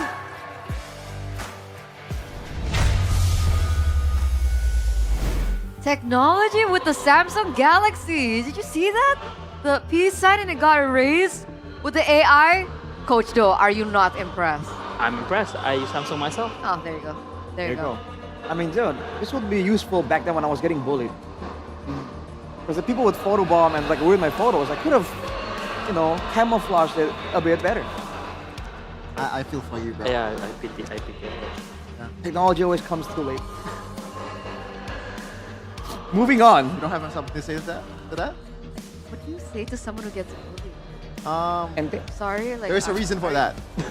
No, you don't say that. No. No. No. Fight? No. No. No. Oh my No. God. No. There's no reason for bullying, guys. Don't. Yeah, true. Bullying is bad. It's bad. I'm just messing around because I'm also one of the victims, so Oh. Are you okay? I can make fun of it. I'm okay. You're here now? We Gucci, right? I think the other guy to collect the trilogy would be Realized.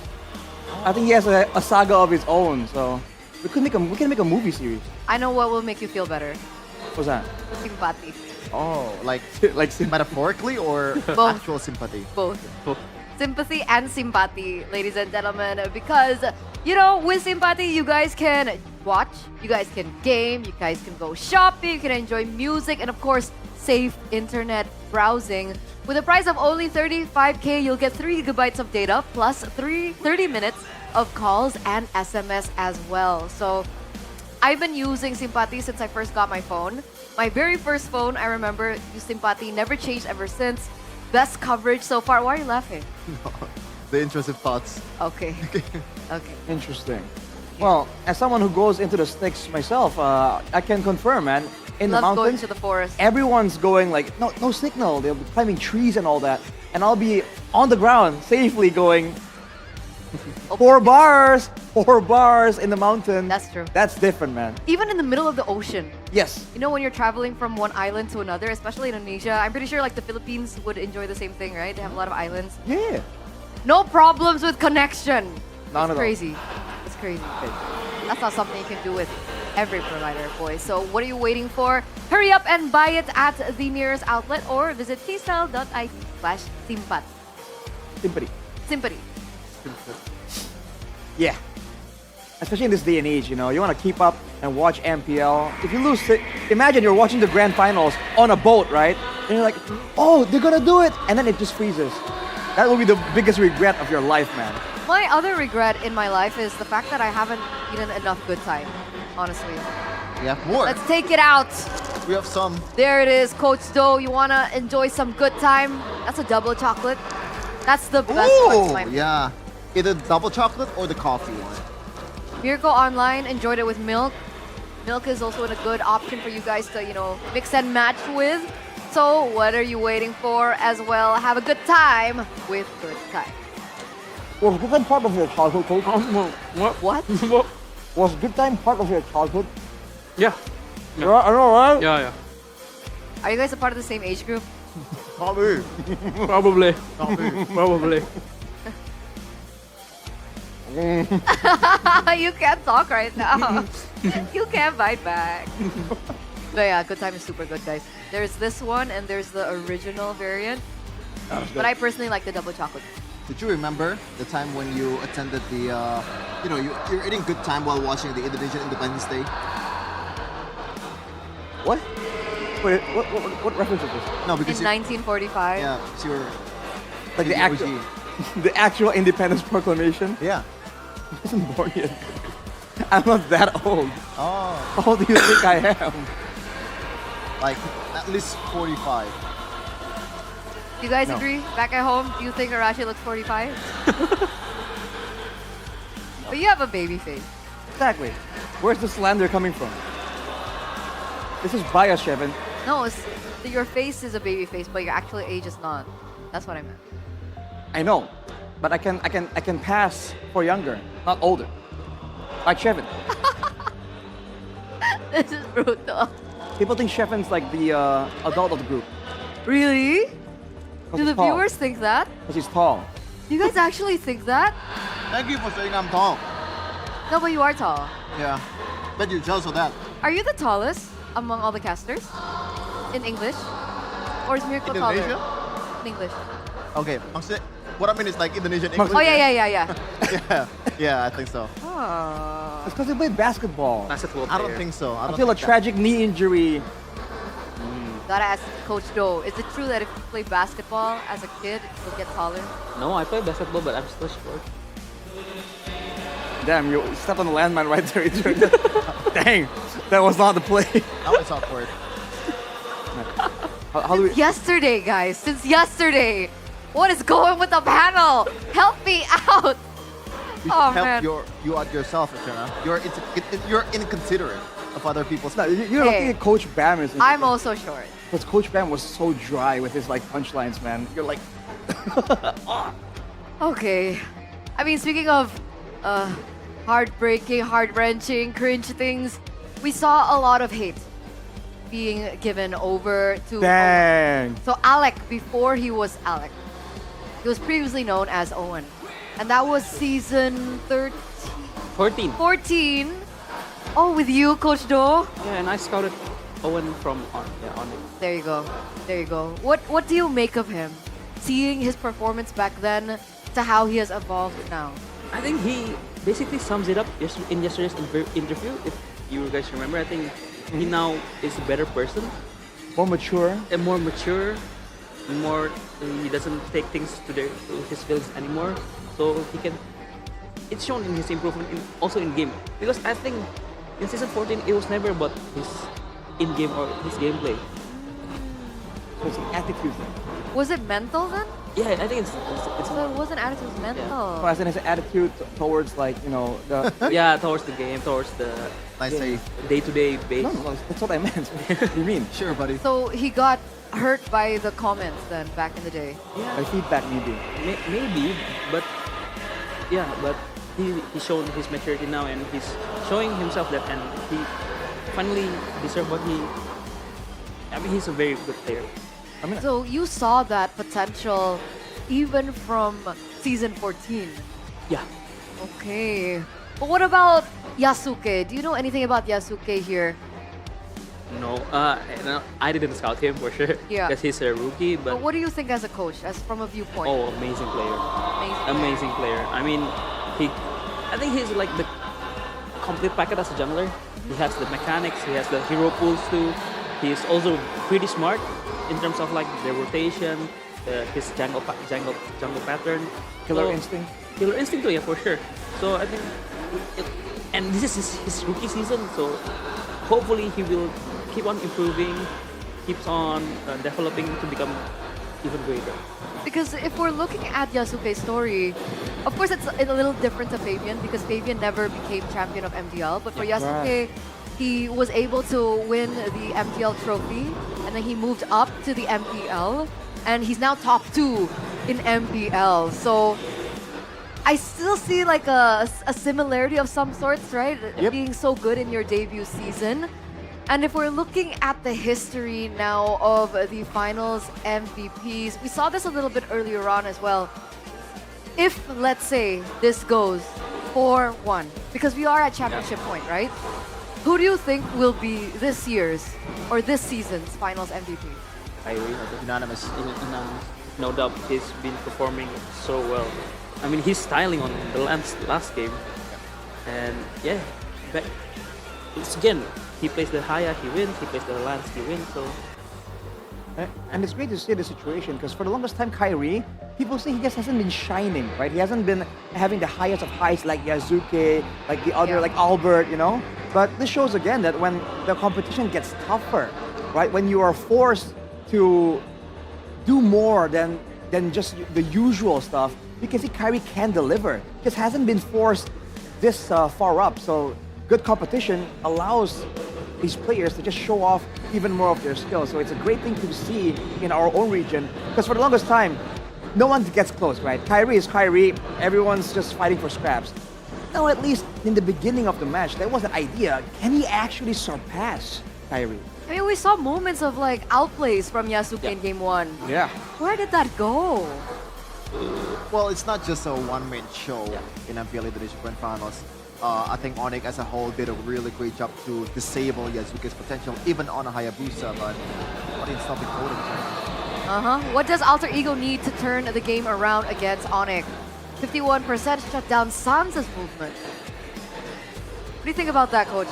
Shut down Sansa's movement, 51%. Easier to say than done. Yeah. Yeah. This is the guy known to like be untouched on mages. It's right? easier to say than done, for sure. I mean, it's easy to say, yeah, shut down Sans, but it sounds. He will do crazy stuff. He will be very aggressive when he needs to be. He will play passive when he needs to. Do you think there's something that we've seen from Alter Ego in game number 1 when it comes to the rotations and how they set up the waves that kind of made Suns have some difficulties that ONIC have solved basically, which is why Suns from game number 1, we talked about how his impact was so low. Now it's actually coming back up. Like, can you maybe break on some things on what ONIC probably have done? I think I agree with you because ONIC, mostly when they're winning, they have the better mid lane poke. The Yif, the Kimi, because Farsha is just like one and done. It's done. But Kimi, Yif, you can poke, you can freeze the lane, and you can give more opportunity to the junglers, to Kyrie to come and help your lane. And your skills, your main damage source didn't really get cancelled, right? Even if Dragon come to you, especially with the fact that in gold lane there are also fighters too, so in a way Farsa becomes less relevant as the series goes on. If you're going by the the trend of this series, which also is the map, the trend of the series, Dangerous Grass. Dangerous Grass. One of the maps that we thought would benefit Alter Ego, and even with the Dangerous Grass buffs, we're in a position of a 3-1 right now in a best of 7. 1 game away from championship point. I think Alter Ego's listening to you, Arashi. They're opening the Esmeralda and the Lapu Lapu from the bench. Oh, and it's still a CC for ONIC. Yeah. Be a bit more flexible, I guess, but Alter Ego, is this the moment, right? These are picks that haven't been seen in the series so far. Because I think CC in ONIC has been both in Lutfi and Skylar in this series, right? And both wins. So yeah, why not? Oh yeah. Hopefully this time they will put the Uranus wherever the CC is. Hopefully. Yeah. But we'll see the other matchup first though, because that could very well be the plan, but Alter Ego still has a lot of tricks up their sleeve. I like the Yeast pick though, just because the fact that it's a stable mid laner there, and this should be, if ONIC wants to play the same way again, should be a Kimi, right? Hayakimi. Yeah, but it does get, like we were talking about, like the damage trade, Eve is probably better than Kimi so far. There it is, yeah. 5% Kimi. I think it's for sure Lancia or Fanny's band, so it's only Lancelot. Oh, they change up. That's the curveball. That's the curveball, yeah. You mentioned, right, against a Hayabusa, take something more utility and focus on objective? Yeah. And maybe the for sure, I think they will play the Halcard now for this game.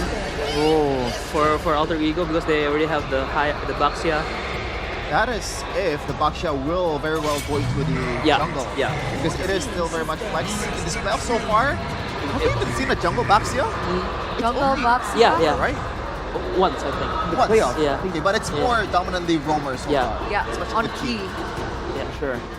Oh, good beat. Oh. Yeah, they win the. Yeah, they saw it. They saw it. They saw it. And despite having the box that they're banning away the Sulu and the Yuzong, so I guess it's really a funky back angle, no? Like maybe a protect as a president type deal. Because again, these are some really good zoning heroes that Alter Ego are banning out. Yeah, I think that's two heroes that is good against Baxia. So as a Baxia, it's hard to play against Blue because it's very easy to cancel the first skill of Baxia as a Blue. Right. And also, if you play Yuzong, you can target the jungle Baxia. Or I think the bench is towards for jungle Baxia. No. Oh, they ban all the combos for the Baxia. They smell it. Oh my god. Okay. Oh, they are going all in on this one, man. This is still flex. This is still flex, yeah. Interesting. You don't really know here with Alter Ego. Will ONIC fall back to their own style, round out their own drafts, or do they want something? Are they a bit more concerned about all the dive available? Again, Suns has been a big portion of their success looking kind of vulnerable against really big heroes like this. I think Gatot Alice will it's very, very good for Onyx. Gatot Kacha and Alice, although it's against maybe a Baxia jungle, but it's still a very good pick for Onyx. Yeah, okay. The big AoE combo. Yeah. And also combo Chichi Gatot and Alice Gatot. Right. And by seeing wow. Dude, you bring crowd control, they take crowd control immunity. The Lapu Lapu that has not been let go a single time now falls into the hands of Onyx. But remember, is this Guinevere for keyboard? Yes, Who it knows? is. It's a good for keep. I think they're reading towards the marksman pick here for Alter Ego. That's why they're going all into the dive with the Guinevere and also Lapu Lapu. It's forcing Arfi to use a Purify, which is not really good either against some of these picks. Yeah. This is a hero that we've seen T-Boy really pop off on, but a very long time ago. Long time ago. I think that was even before the nerfs kind of to go to the distance. Oh, wow. Ruby comes in. They're not going to take the gamble. They're quadrupling down on the crowd control, dude. They want that early game. They're trying to brute force it. All right, boys, championship points. Who you got? Depends on the early game, but I'm still taking on it. Yeah, I think you guys will not see us again. I want to see a full-on series. I'm gonna root for Alter Ego on this one. This is it. Ladies and gentlemen, after 5 years, Alter Ego have one last chance to continue this best of 7 series, to claim that trophy that you see up on screen right now. Mirko, realize, let's head over to the next game. Destiny beckons. One last showdown. Match point, tournament point, trophy set in their eyes. Will this be another crown? The 8th for the Sky Kings? Or will Alter Ego again retaliate through the chaos that they have? It is game number 5. Alter Ego up against ONIC. Match point for ONIC. Alter Ego, we said just last game, they're going to have to dig deep to win against ONIC. They can't just rely on the strategies that they have played against Evos, against ONIC in the upper bracket finals even. Those are strats that ONIC are prepared for already, and I think that's what we're seeing from Alter Ego right now. Yeah. They're trying to go... Oh, Skyler! Almost picking up the solo kill early against Arfi. That means the gold crab will be gone, no? Oh no, Arfi missing a whole gold crab early. Luckily he's a fighter, but still, that's a big blow. And they can regen quite fast too. Let's play games next while we see Keyboy and Alec rolling it out. Oh no. Both, oh no, Hijume, flickers. Migration, they're gonna go for it. Under turret burst, blood over to Sans. Back-to-back games, now it's Alec gunned down. Oh lord. We sensed the Khalid pick coming in for ONIC, but then they saw the Cho and they were like, okay, we gotta go for something else to win out the mid prio. Went for the Guinevere, they did. But again, Alter Ego losing grip on that mid prio. Look at how they're taking over that green camp from Yazuke's hands. Kyrie is level 4 right now. And Yazuke with the Baxia, sure, he has more mobility, but the carry potential seems to just fade away. Down bottom, Arfi is just heavily bullied by CC. The CC can shred early on. It's quite strong up against the Uranus. But again, Warriors boots for Arfi. Total spawns and ONIC, they want to go for this. Especially Hijume rotating to the top side. The Lutpe is close by. Sans also here gunning down. I'm offended, but don't Rumble King into the Purify from Sans as Keyboy goes for Precision Migration, able to land it, now goes to the back line. Shadow kill from Kyrie! Alec trying to go over to G Kundo. Keyboy's very low. He's still able to buy some time. That's Yazuke picking up the kill. But look at the turtle. Lutpe, CC immune. You have to remember they have 2 CC immune heroes. As Kyrie takes the turtle. That's the Guinevere and the Lapu Lapu. Also both very strong 2 dives. Could be a very, very good target. The Eve. The hands of Alter Ego for Hijume. So he has to work double time to protect himself. And then Alter Ego. Seeing the last 2 picks coming in. That is very, very good to force Alter Ego to run a Flicker Marksman. Or to run a very mobile fighter. We were calling out the Esmeralda. Then they flex the Uranus, who also is very, very strong to kind of survive the initial dive. with the consecration and all the the debuffs it has. But then putting Nino on the Ruby early on against the Lapu Lapu, sure. It's also a battle of sustain, but again, Lutfi has that prio for the Lapu Lapu to go in for the dives, to go in for the team fights. ONIC up 900 gold, 1k now, mounting slowly. Meanwhile, up in the mid lane, that gold turret, that blading is just gone. Spatial migration into the final Requiem. And the Shadow Kill Sans picks up the kill. Kai in the back line. Hijume. He's going to go on Hijume. Pops in regen. Keyboy still able to sustain. Dodges away from the shield thrown at him. Now Yazuke's caught. Kyrie's able to quad shadow. Spatial migration again. Keyboy escaping. Yazuke falls again. It's Alter Ego on the back foot early. Keyboy. He should fall. Hijume picks up the kill. Alter Ego dismantled slowly. Precision incision from ONIC. Sans. They still have the rocket to fly away. The man Alter Ego, the only chaos is inside their heads.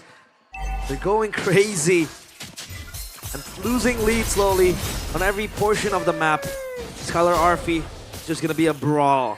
And now ONIC wanna rotate. They wanna maximize their power spikes, especially with the Lapu Lapu and Kyrie having 2 kills. Moving into the mid lane is a great answer.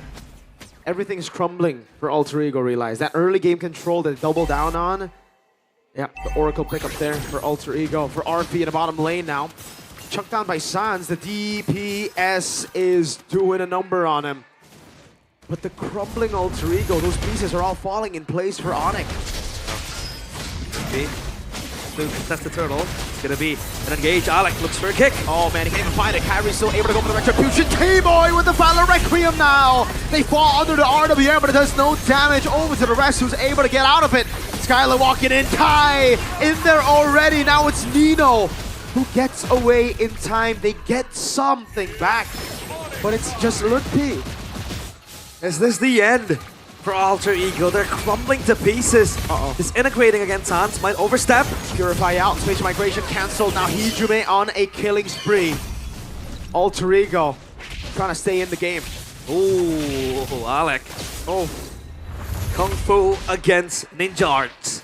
And Kyrie just moving and bobbing and weaving. But again, at least Hijume is on a killing spree with 3 kills. The sieve might prove to be deadly with the poke. Lutfi dove upon. That's going to be Jikudo and the way to Dragon, but there's not enough burst just yet. Lutfi still able to survive for a bit longer. Goes over the stun and will be able to buy a bit more time as Skylar pushes in the bottom lane. The mid lane gets shoved in into turret.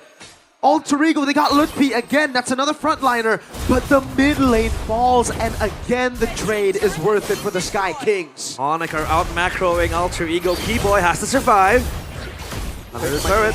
The push away from Alec gets a Jikundo, and finally they get a turret, but again, it's something on the board. It's never free. You get the frontliners, but then the jungle, the damage dealers get more and more and more value on the map. Kai, he knows there's no way of the dragon. Actually, it's back up. That's quick. Always a cross-map play, but MPL ID X-Streamer by good day. We have R7 with a few familiar faces. Yes, sir. R7, Chadera, Yuka, and RQ in the playoffs. True. Well, Rins was here yesterday in the Sucro booth, so shout out to Rins. Shout out Rins, shout out Fiel as well. Fiel, yes, sir. Who else is here? Oh, Beloyski was here Beloyski as well. Alec holding in the bush. Turtle number 3 about to spawn, and I don't pin it over to Keyboy. What? Alec goes in with the way in the dragon, but it's going to be cancelled by the Valor Requiem now. Lutfi splashing through the RWM coming down now. Skylar dives to the back line, pops in the current call, and Kai gets locked down by Yazuke.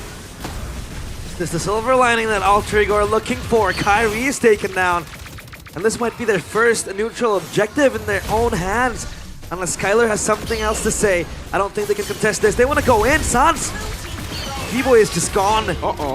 Meanwhile, Turtle taken down by Yazuke. Yazuke gonna go in. Good Brave Spider. Raging slashes to turn into Sans, healing for him. Alter Ego, they've broken through the gold lead. ONIC. It was 2K, 3K. And now it's only 400. They might collapse on Skylar, Mirko. I don't think they want to contest. Kyrie is close by 2. Traction Pulse. Traction Pulse lands. The immobilization's right there earlier. Alec went for the Wither Dragon. Oh, good cancel. The Flicker out of the Shadow Kill. And Alter Ego regain control over the game. They regain momentum as well. We cannot forget an extraneous variable in the hands of Alter Ego. This Uranus. So far unfazed, not taken down only once by Skylar too. Alter Ego look for a window to come back to the game. Item check by Dunia Games. Going one obviously for the Eve. A very foundational item. Meanwhile, the Uranus opts for the much more defensive build. We did see Arfi with the Uranus go for that magic approach, right? With the Enchanted Talisman, the book too. And so far, Alter Ego are hitting their power spikes. This might be where the window for them to crawl back to the game appear. See Azuke with the Baxia. Very strong as well to kind of become the front line and eat up all the damage from Sans. Alec with the kick! Wait, the Dragon over to Keyboy. He is able to flick around in time. Traction pulse doesn't land. Luke able to go for the Bravest Fighter over to RP now as they go for the damage on him. Quad Shadow landing. The Shadow kill as well. Good translation over. Kai with the jump in. RP too darn tanky. Alter Ego able to escape. Now Nino with the help of the conceal from Alec goes in. No, he doesn't have the I'm Offended. Skylar gets the curtain call over to Hijime and Alec as he walks up. Now Nino's getting caught. I'm Offended! Landing on Skylar, pulling it into the shots of Hijime. Yasuke with the shield unity forward. Oh, Yasuke rolling in. Lippy with the Bravest Fighter. Can they hold Keyboy with the kick? Wait, the Dragon. Alec able to find Keyboy there. Sans doing a lot of damage. That's the Bravest Fighter not landing. Nino still jumping in forward. Lippy gets a kill. I'm Offended by the Beast. Nino, full charge. Arfi is running it down in the mid lane. Lippy held on, and Arfi knows he is unkillable at this point by Lippy. Alter Ego, they instill the chaos needed, and they will be the ones to claim the Lord. Mirko, it all swings to their favor with one prolonged fight. A massive spike, not just in power, but in confidence. Something ONIC has been able to beat out of Alter Ego in the last 3 games. They finally regained that confidence, and it's through the chaos, through these awkward fights. Where it's just so long, where ONIC have a lot of damage, but not enough to take people down. You see the Alter Champs in the venue. Dustin. And now Alter Ego. Oh! The I'm Offended misses. But Alec, very dangerous move. Head over to Shadow kill. The Winner's Dragon gonna be cancelled there. Alec popped it way too late. Kyrie on the shutdown. RP in the back line trying to punish, but now it's a big win to ONIC. That Lord advantage. Without Hijime, it's hard to think that it will be of much value. Yeah, they could have gone and plundered more from ONIC, especially with the Eve gone now. They don't really have that zoning tool that the Eve has with the RWM, plus the poke as well. Void Blasts galore. They can play the front to back, but at least now for ONIC, that Lord just gone. Evaporated in an instant. ONIC very much more calculative in their approaches, and my question was that Hijime with 4 kills, who reaches here, right? You have Keyboy Shore with the Quell and Requiem, and then you have Kyrie diving into the back. But Nino has been doing a good job peeling for his teammates with the mini CCs that the Ruby has. And then you have Yasuke frontlining for the entire team. Quite tanky, I believe. With all the bullets taken, Keyboy has to run that back. Shield unity, good Battle of Requiem, the cancel to Jikuda as the curtain call locks him down. RP now coming from the side. Kyrie still able to secure his own orange buff as Yasuke walks forward. RP has the quad shadow in him. Lutpi clears out the wave in the top lane. So ONIC back to the calm before the storm. Divine Glaive completed for the Eve, for Hijime. More damage needed for Alter Ego to break past ONIC's front line. Another Divine Glaive pickup as well for Sans. And now Alter Ego. They want to tone down the tempo quite a bit. They don't want to slow. They want to slow it down. There's ONIC. They might be the ones to pick off a few scraps. Fallen down by Alter Ego. Wave check. It's pushing quite equally, to be honest. Alter Ego though, they are mounting a slow push, and Arfi is able to get Prio down bottom. It's gonna push and crash for Alter Ego. Facial migration, Battle Requiem, everything in the kitchen sink thrown at him, and Kai has a Sky Piercer. Dang, man. Again. Did he just buy it? When did he get it? He did. So that's 10. Yeah. 10 Sky Piercer stacks. And he needs it. It is necessary because of how tanky Alter Ego is getting. They have 2 fighters, plus this Baxia, who's very hard to kill, hard to catch as well. The shield roll And Celeboy just watching the new generation take over. And he sure hopes that Alter Ego might pull a miraculous comeback.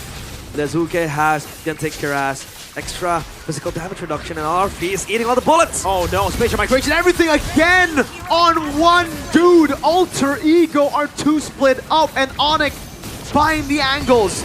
Nino walking up, immobilization over from Sans, not landing. Nino looking to play, but won't be able to find the I'm offended there. Now ONIC with a 4v5 advantage. Want to pull it in.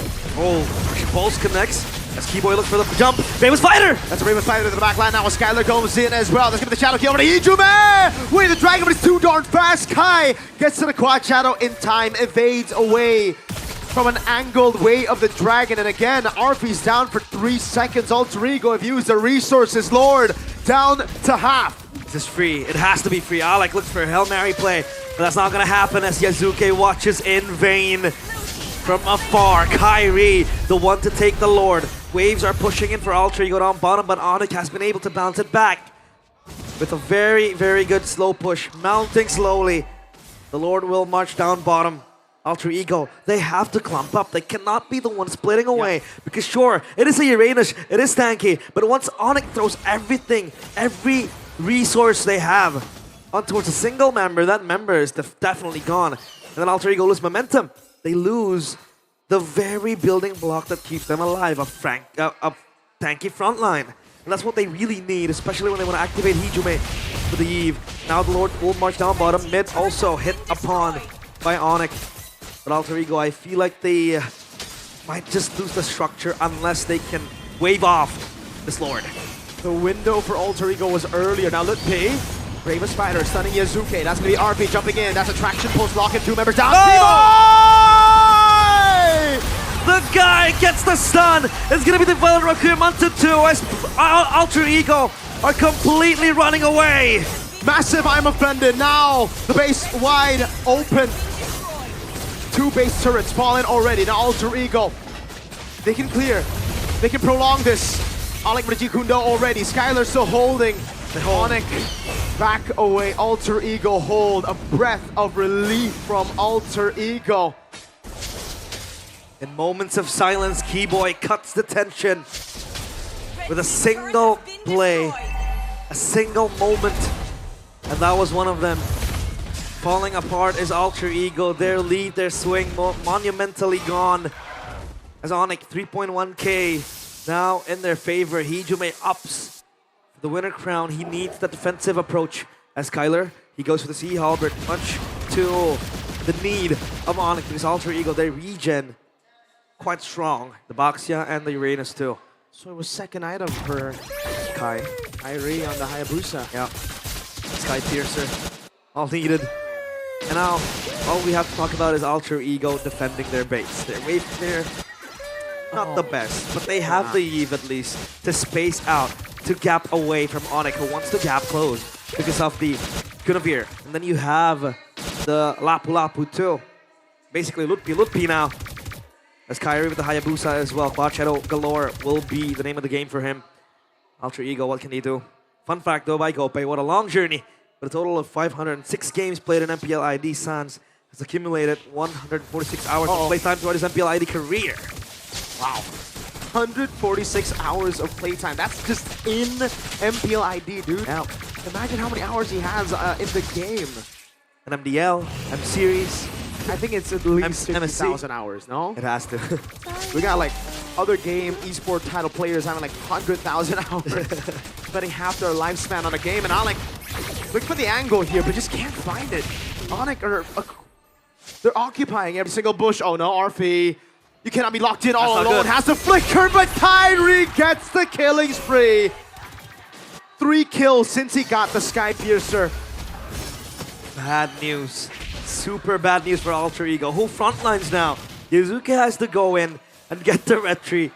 Meanwhile, Nino with the set, Alec with the kick. It's not going to be enough. Alter Ego concede. They vanquish all the lead. That Lord goes to ONIC. And the question is, will that Lord March be the last for Alter Ego?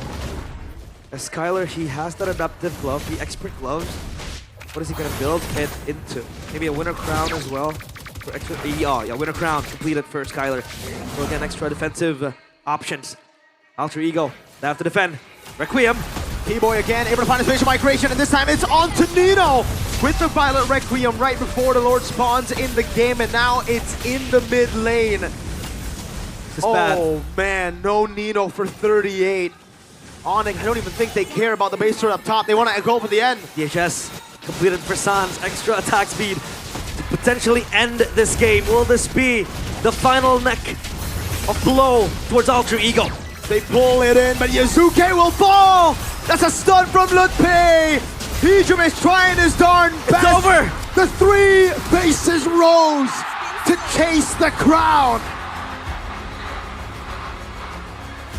But ONIC were never meant to chase. They are the crown!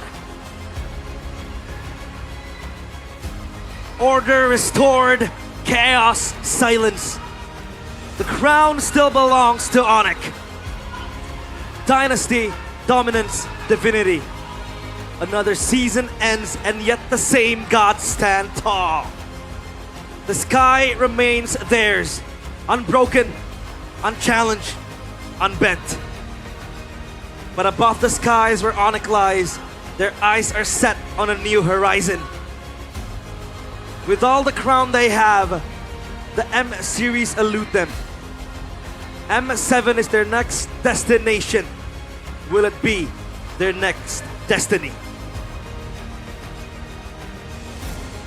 And for Alter Ego, it is an abrupt end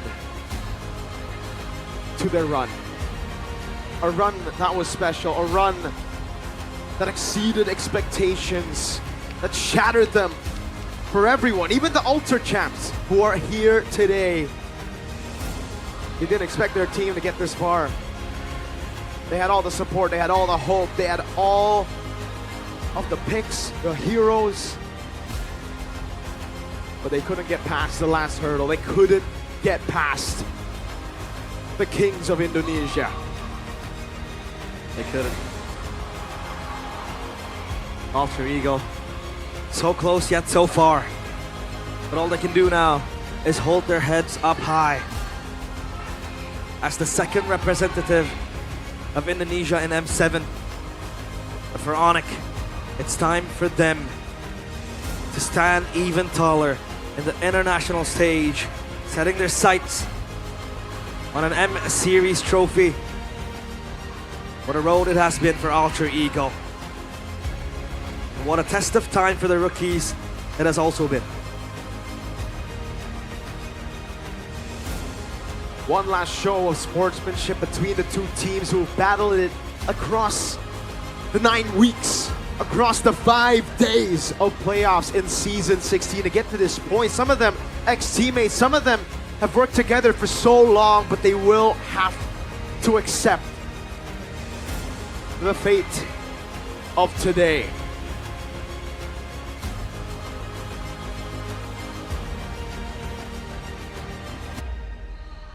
Eight times they've ruled Indonesia. 8 times they have worn the crown. One last bow. Ladies and gentlemen, give it up for the team that always seemed to produce miracles. A team that through time, through a rebuild, through everything, makes their way to the grand stage. Alter Ego! It's been a nice game. It's been a nice ride. One last ride for family. But here comes the big guys.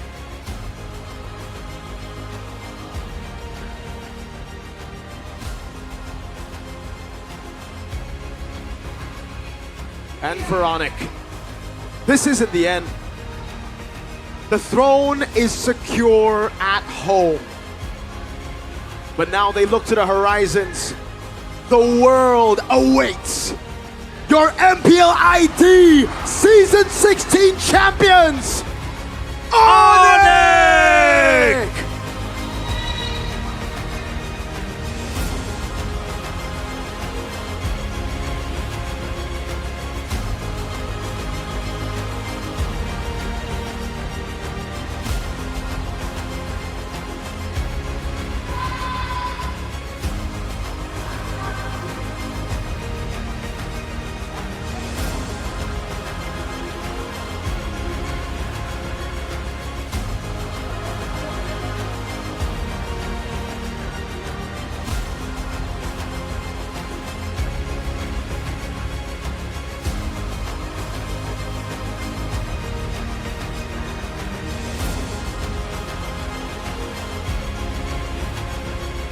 pada akhirnya perjalanan dari season 16 berakhir hari ini.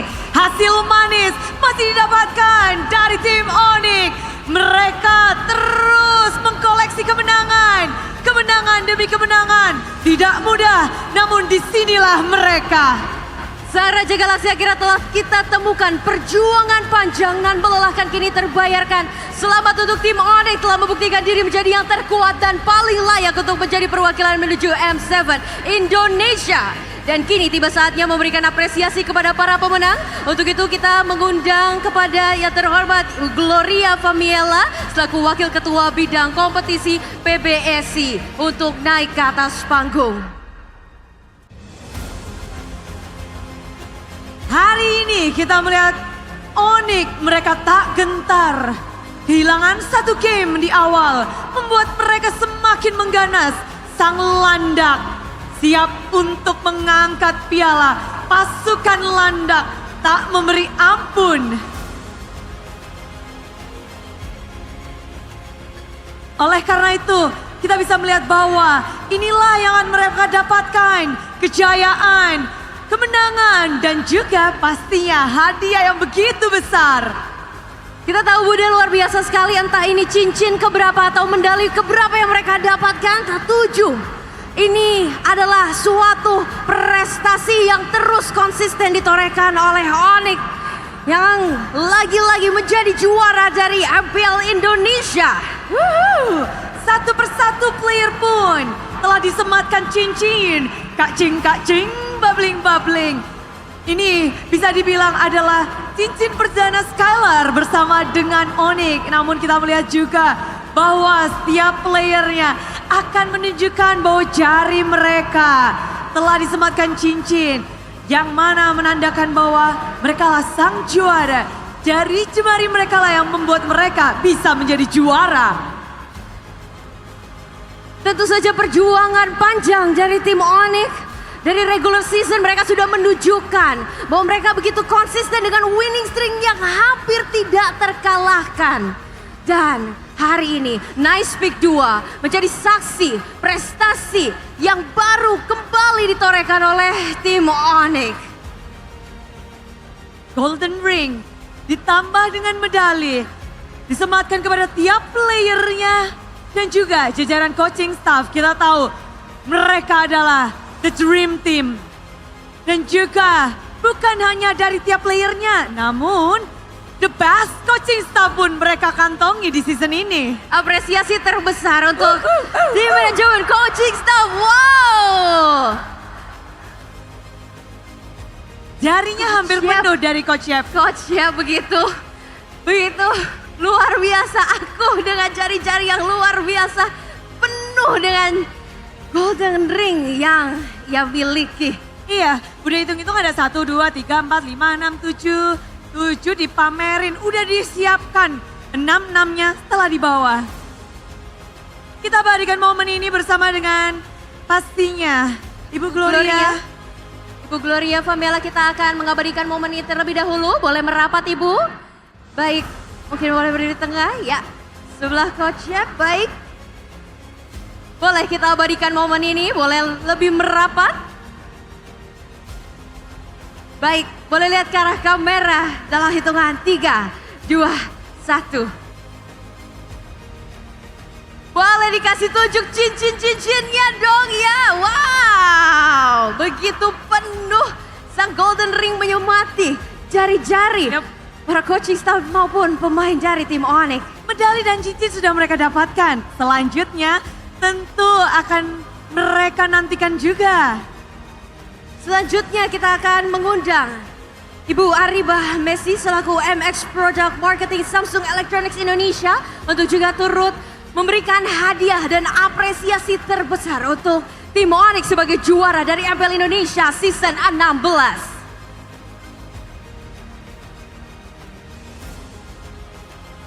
Koleksi dari tim ONIC bertambah. Bagaimana tidak? Dari season ke season mereka mendapatkan begitu banyak hadiah. Kali ini Samsung Galaxy S25 Ultra akan mereka dapatkan.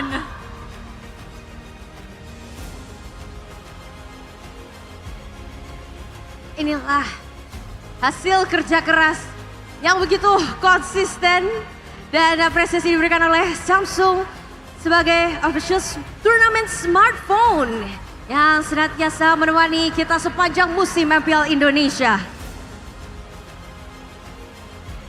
Dari tiap player, dari coaching staff, dan mereka bergembira bersama.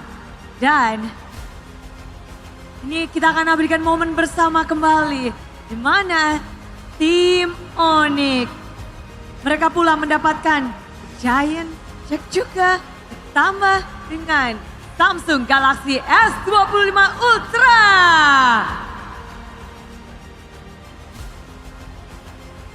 Selanjutnya untuk pemberian Giant Check oleh Ibu Ariba Messi kepada pemenang kita, tim ONIC sebagai Raja Galaxy lagi dan lagi. Wow, Sonic merayakan kemenangannya, mengangkat bendera kuning dengan tinggi. Begitu bangga menjadi saksi tim kesayangan mereka kembali lagi dan lagi menorehkan prestasi yang akan menjadi perwakilan Indonesia di M7 World Championship. Dan selanjutnya kita akan mendengarkan sepatah dua patah kata dari Ibu Gloria Famela selaku Wakil Ketua Bidang Kompetisi PBSI. Kami persilahkan Ibu Gloria. Selamat malam. Mana pendukung ONIC? Kurang ya. Mana pendukung ONIC? Pendukung Alter Ego mana? Selamat malam semuanya, salam e-sport. Jaya, jaya, jaya.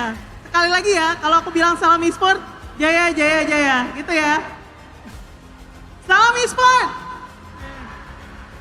Salam e-sport. Selamat malam semuanya. Saya selaku mewakili PB Sport Indonesia mengucapkan selamat congratulations all guys kepada ONIC team. Tepuk tangan dulu guys. Luar biasa banget. Congrats juga. Dan untuk Alter Ego kita juga mengapresiasikan setingginya juga karena kalian sudah bertanding secara luar biasa tadi sampai pertandingan terakhir. Dan di sini saya mewakili PB Sport Indonesia mendukung penuh kepada dua tim yang akan mewakili Indonesia di ajang M7, M-Series, ONIC dan Alter Ego. Tepuk tangan dong guys. Semangat bertanding, tetap sportif guys. Dan buktikan kepada dunia kalau Indonesia bukan cuma jadi ajang tuan rumah doang, tetapi jadi layak untuk menjadi juara dan bawa pulang piala. Dan let's show the world what Indonesia can do. Thank you. Salam e-sport. Thank you. Terima kasih banyak kami ucapkan kepada Ibu Gloria Famela selaku Wakil Ketua Bidang Kompetisi PBSI. Dan selanjutnya Bude, momen yang juga dinanti-nantikan. Dak dik duk ser, karena kita sudah mendapatkan pemenang, kita sudah tahu Raja Galaxy ada di tangan ONIC, tapi ada satu yang belum kita ketahui. Final MVP. Siapakah? Bukan Adi, bukan Coach W, bukan Kak Game juga ya. Dan langsung saja Bude, sepertinya sudah tidak sabar semua untuk menantikan dan inilah our final MVP. Final MVP jatuh kepada Kairi. Kami ucapkan selamat kepada Kairi sebagai final MVP dari MPL Indonesia Season 16. Membawa timnya dengan pertarungan yang begitu apik. Dan kami akan mengundang kembali Ibu Ariwa Messi selaku MS Product Marketing Samsung Electronics Indonesia untuk menyerahkan MVP Trophy kepada Kairi, sang MVP dari MPL Indonesia Season 16. Wow. Satu momen yang mungkin sudah diduga-duga atau tidak terduga baik para super fans maupun kita bisa melihat performa dari Kairi yang selalu tampil konsisten dengan pertarungannya begitu epic. Dan inilah dia penyerahan trofi pada final MVP kita. Lihat bagaimana dari Kairi pun memberikan dampak besar. Bukan Kumar ya, ini Kairi di sini. Kairi sebagai final MVP di season 16. Sonic, beri tepuk tangan.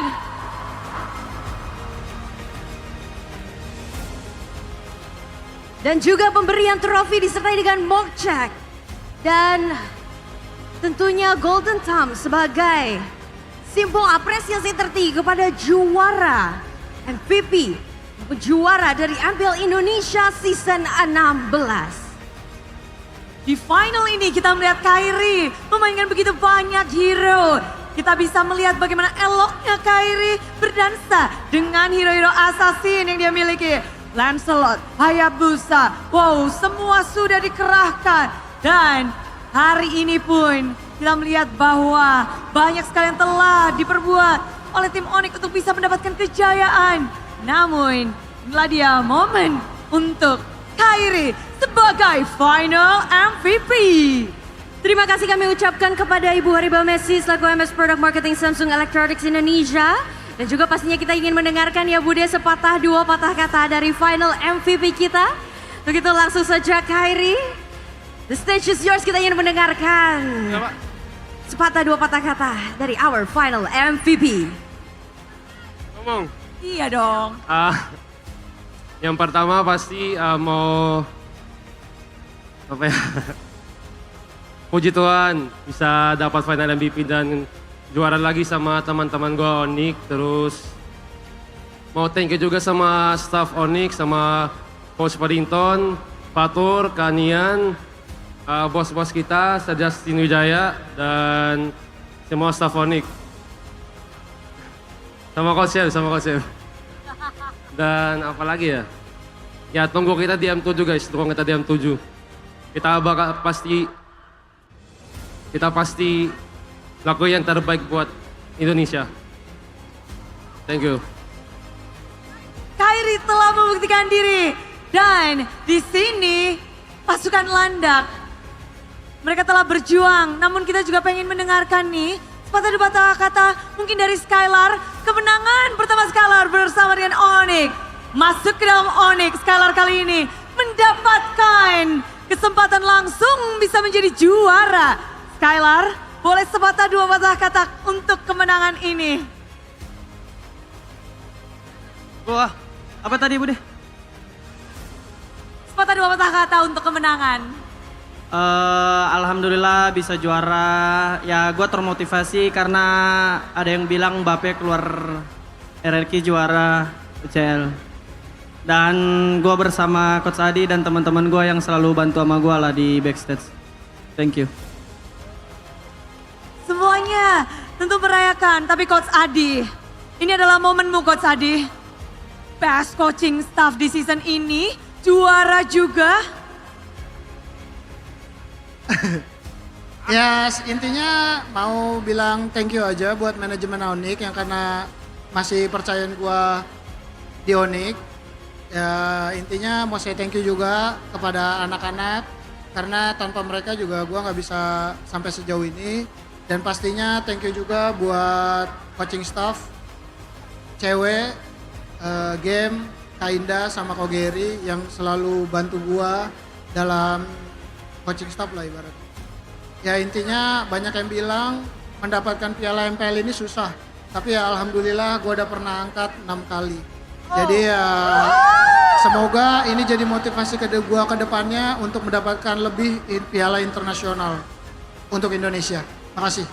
Wow, Coach Adi, banyak yang bilang MPL itu susah tapi 6 kali mengangkat trofi ini. Cewek, mungkin ada yang ingin disampaikan sebagai debut asisten coach dalam season kali ini.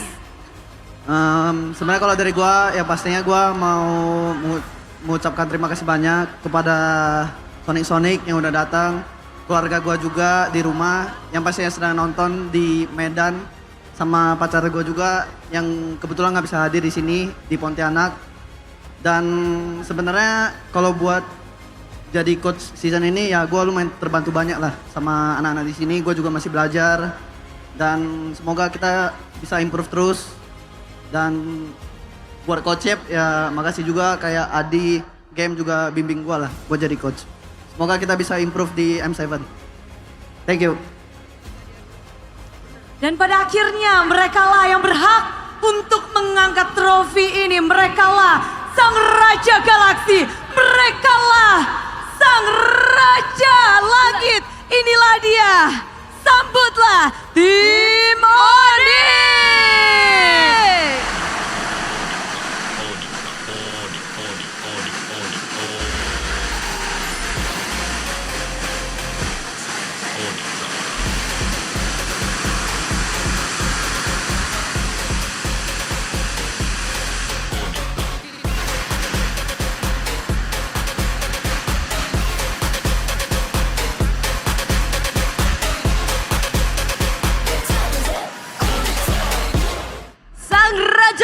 Raja Galaksi, di atas langit ada